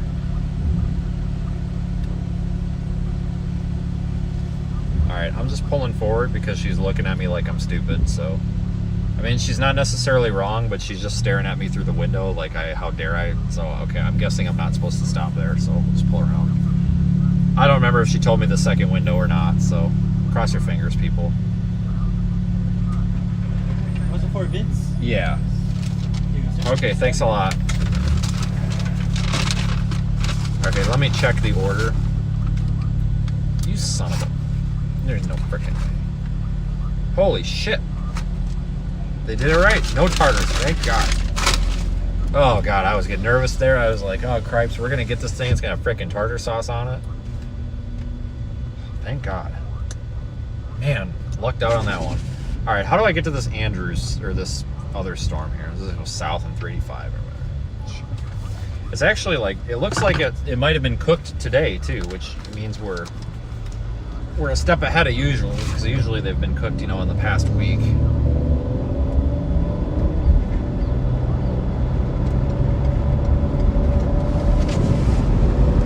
All right, this is good.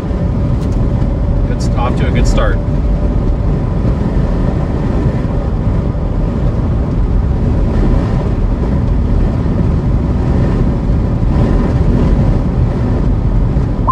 Hopefully it isn't as solid as rock like that Arby's the other day.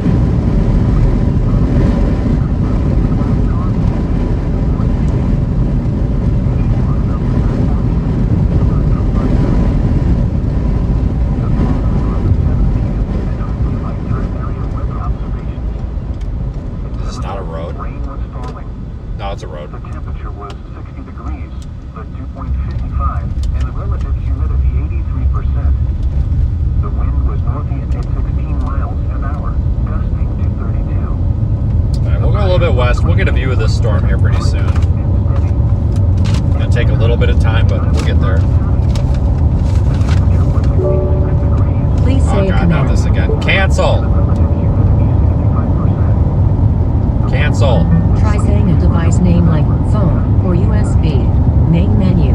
Say a command. Cancel. Canceling. Thank you.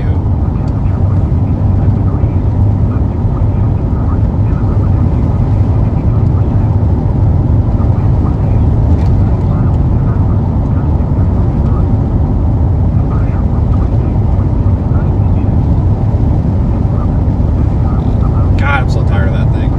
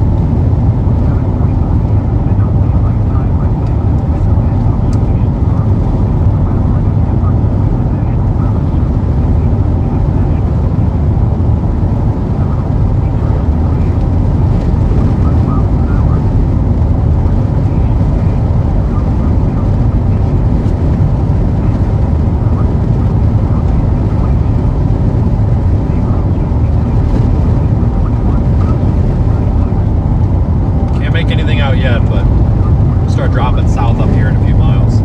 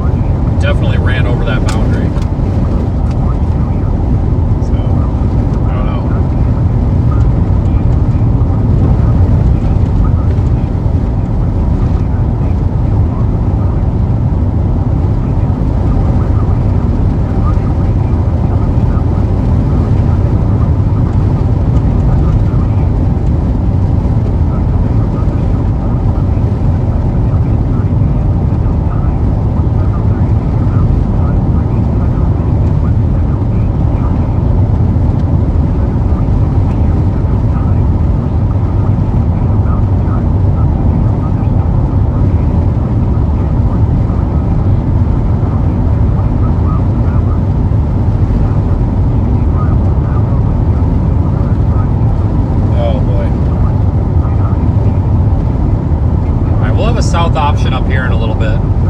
But we'll keep going west. I want to try to get a little closer to this, see if we can see anything.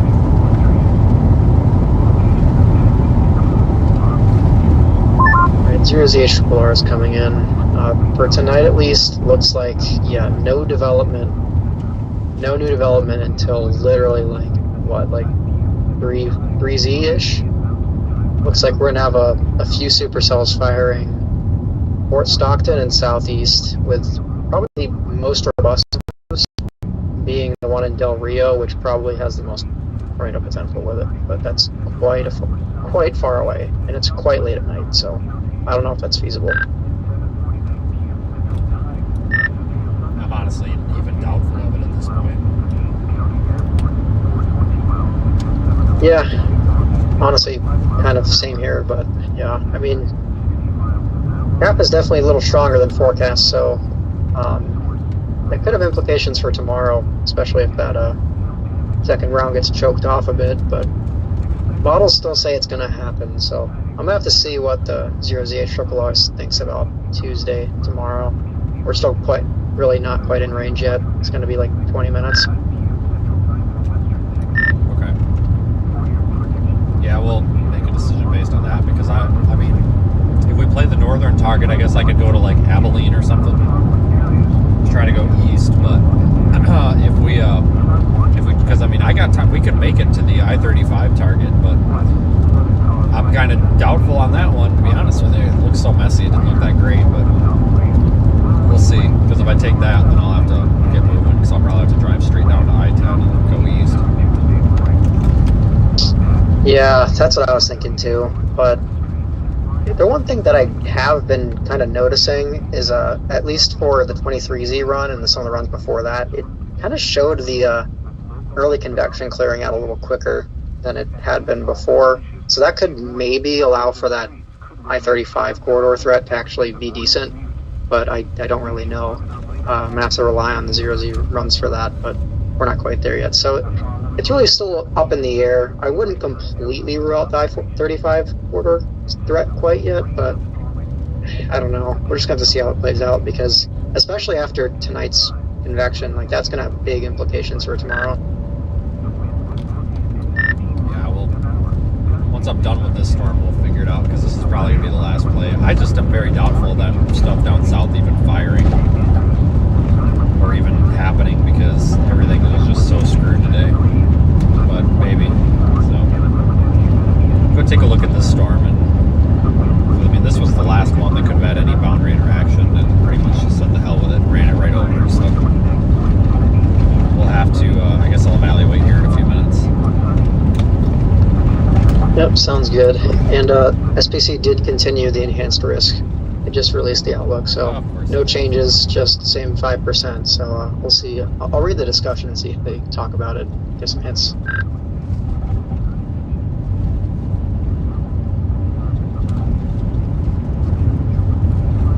Yeah, I don't know if we're going to have to drop south or not.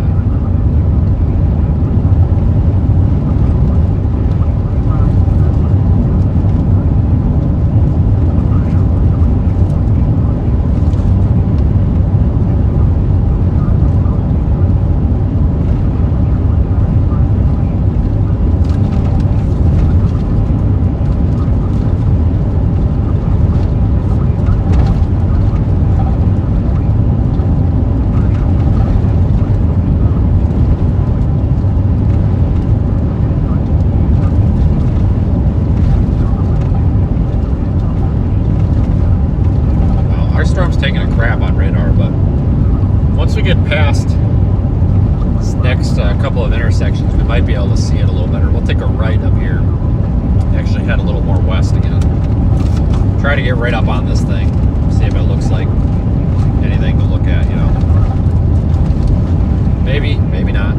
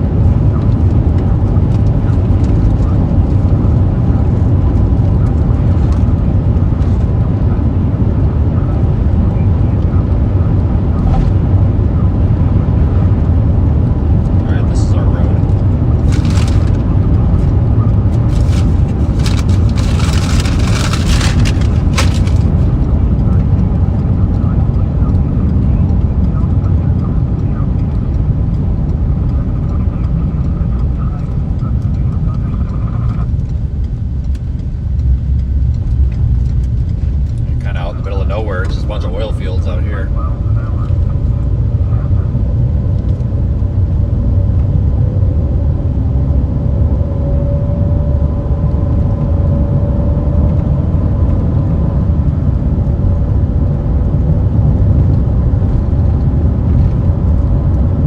Yeah, we're headed to the storm.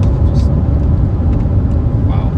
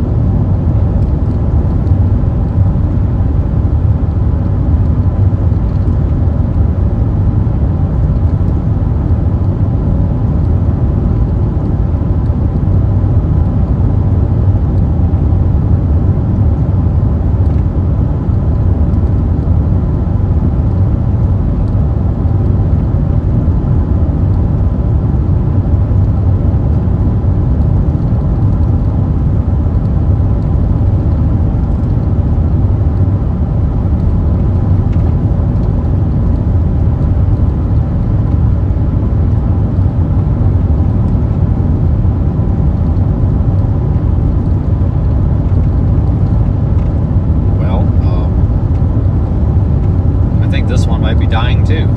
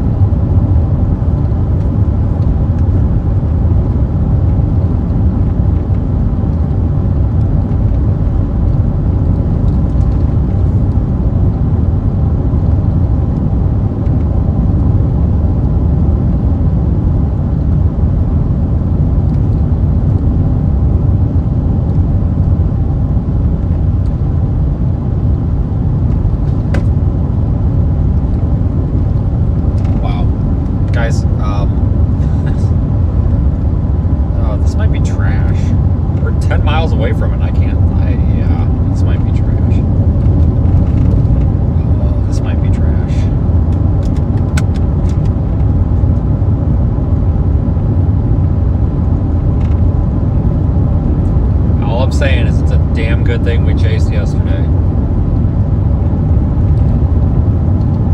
Damn good thing.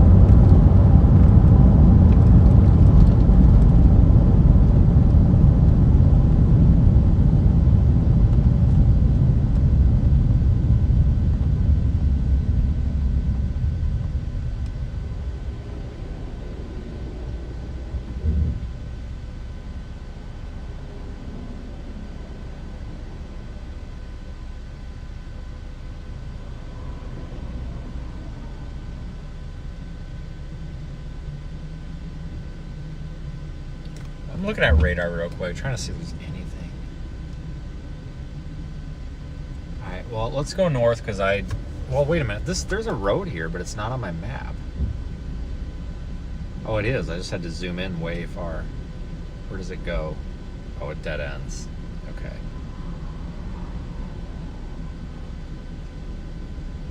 Oh, there's a tumbleweed. Well, I'm gonna sit here. There's nobody behind me.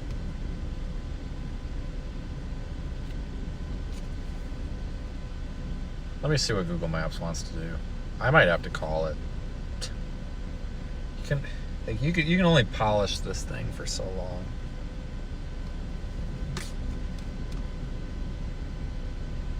All right, I'm gonna head south, guys. I'm dumping this. There's nothing. I can't even see the damn thing over there. It looks like trash. We'll stay live for a minute while I figure stuff out. You can only, you can only polish this so much.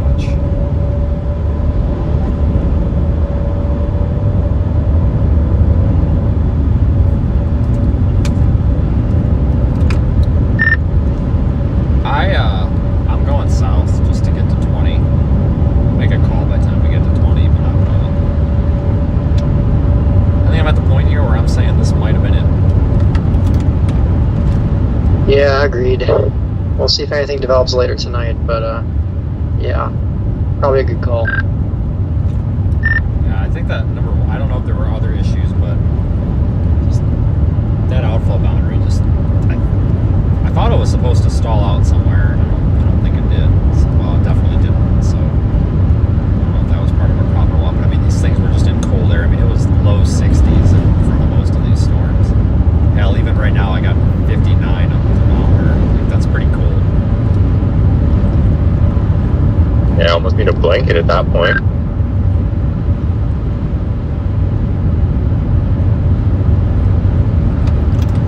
Cold out here for what you would expect. It's 59 degrees. That's why these storms aren't doing anything. Cold air.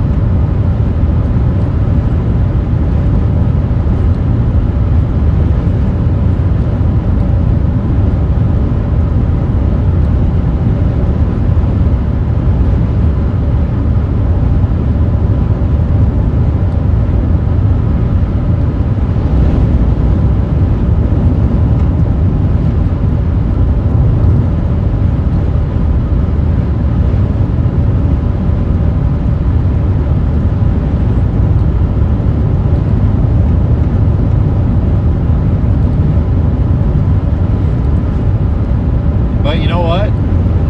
If something would have happened, we would have been there. So at least, yeah, sure. It makes us feel better, I guess. I mean, that wasn't that bad, guys. I mean, we got on some storms. I am interested. There is a storm down there south of Sonora, south of I-10 that's starting to go up. It's just a meager little shower, a little updraft. I wonder if that's going to end up being anything.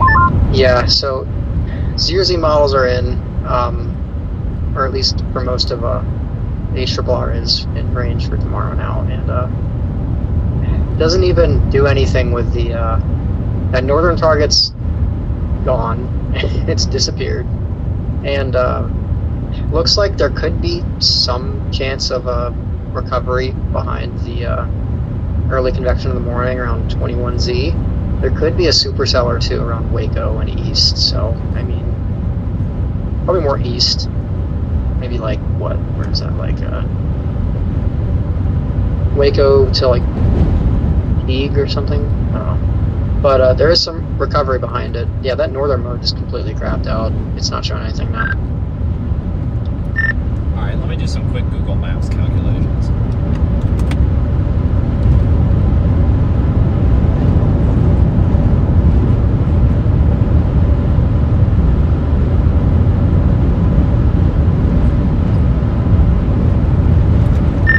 We're 6 hours from Waco, so what I'm thinking about doing is they just severe warning. Why is this severe warning? Why? There's literally not even an updraft base. Like, I don't even, it's like, whatever. I don't care. I'm probably just going to take 20 and go east because that keeps us in, and maybe I'll just go to Abilene for the night. Because that keeps us in a position where if that northern mode actually does become a thing, we can shoot up there and get it. But if I get up at like 8 o'clock and get rolling, well, if I get up at 7 and get rolling by 9, that'd probably only be about 4.5 hours over there. So yeah, I mean, yeah, we could probably make that target if we had to. It'd be close, but we could do it. Yeah. I mean, HRRR, it does fire like a few storms that just weaken and not in a very good environment for that northern target, but southern target doesn't look that great either, to be honest. So it's probably one of those days you need to just keep both in play until it becomes more clear. For Wednesday, I don't even think there's anything going on. Oh, there's a marginal in extreme southeast Texas, so Houston area. Yeah, pass on that. Okay, well, shoot.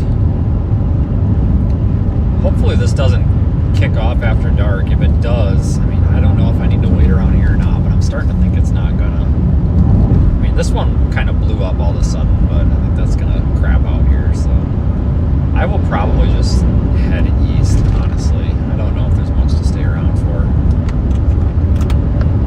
Yeah, I guess there's a possibility. Like, I was thinking, well, I-10 is probably way out of target.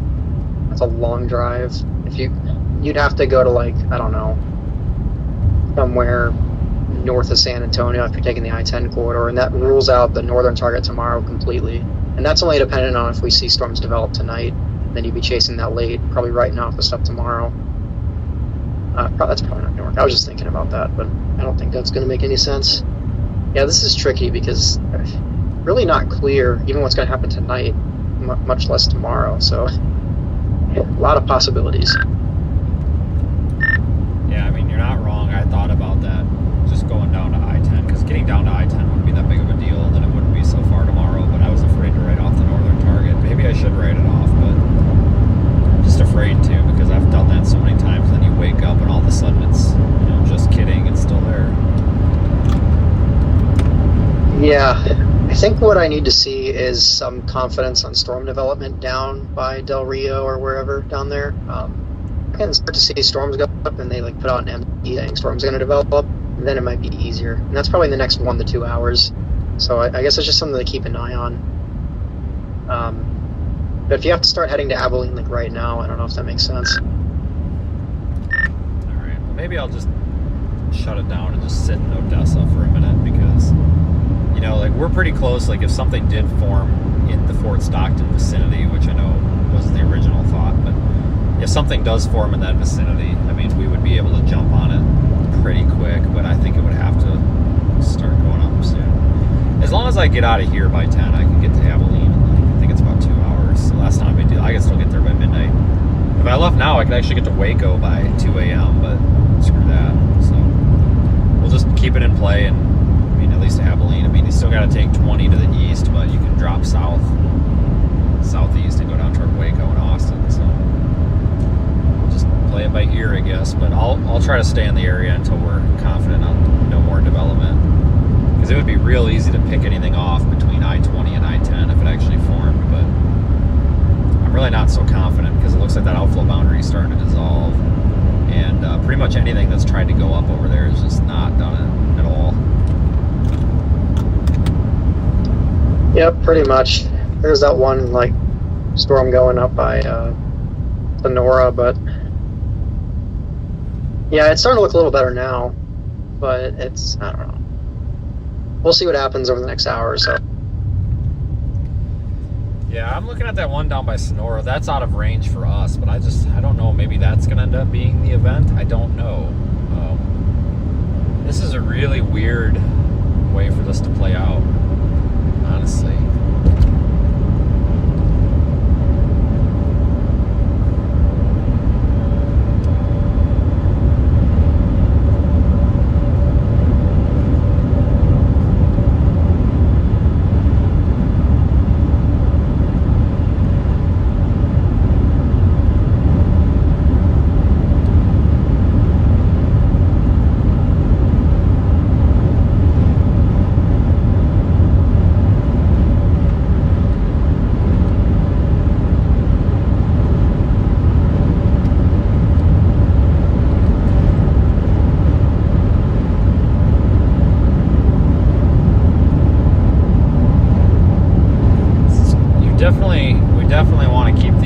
potential, I mean, we could have some potential storms that develop maybe in the next few hours, somewhere between here and Fort Stockton. And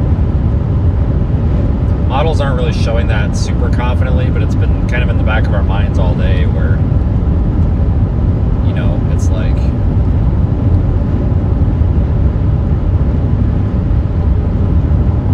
kind of want to keep it in play just in case it happens, because if it happens, it probably would be a big deal, but I don't think it's going to happen.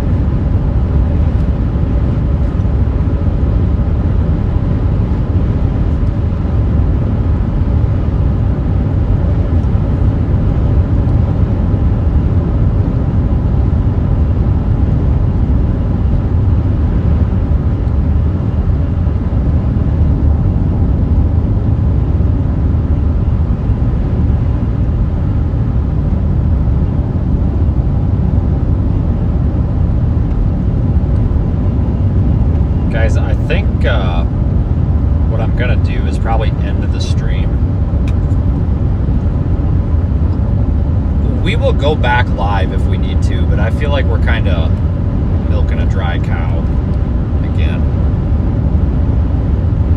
Seem to do that a lot. I do appreciate everybody that rode along. I think you guys saw the writing on the wall when we turned south, but we'll go ahead and go back live in a little bit if we have to. I mean, if these, Jesus, dude. If we have to, we'll go back live again. It's not a big deal to fire it back up. I'll keep the video feed on in Radar Omega though, if you just want to see the scenery.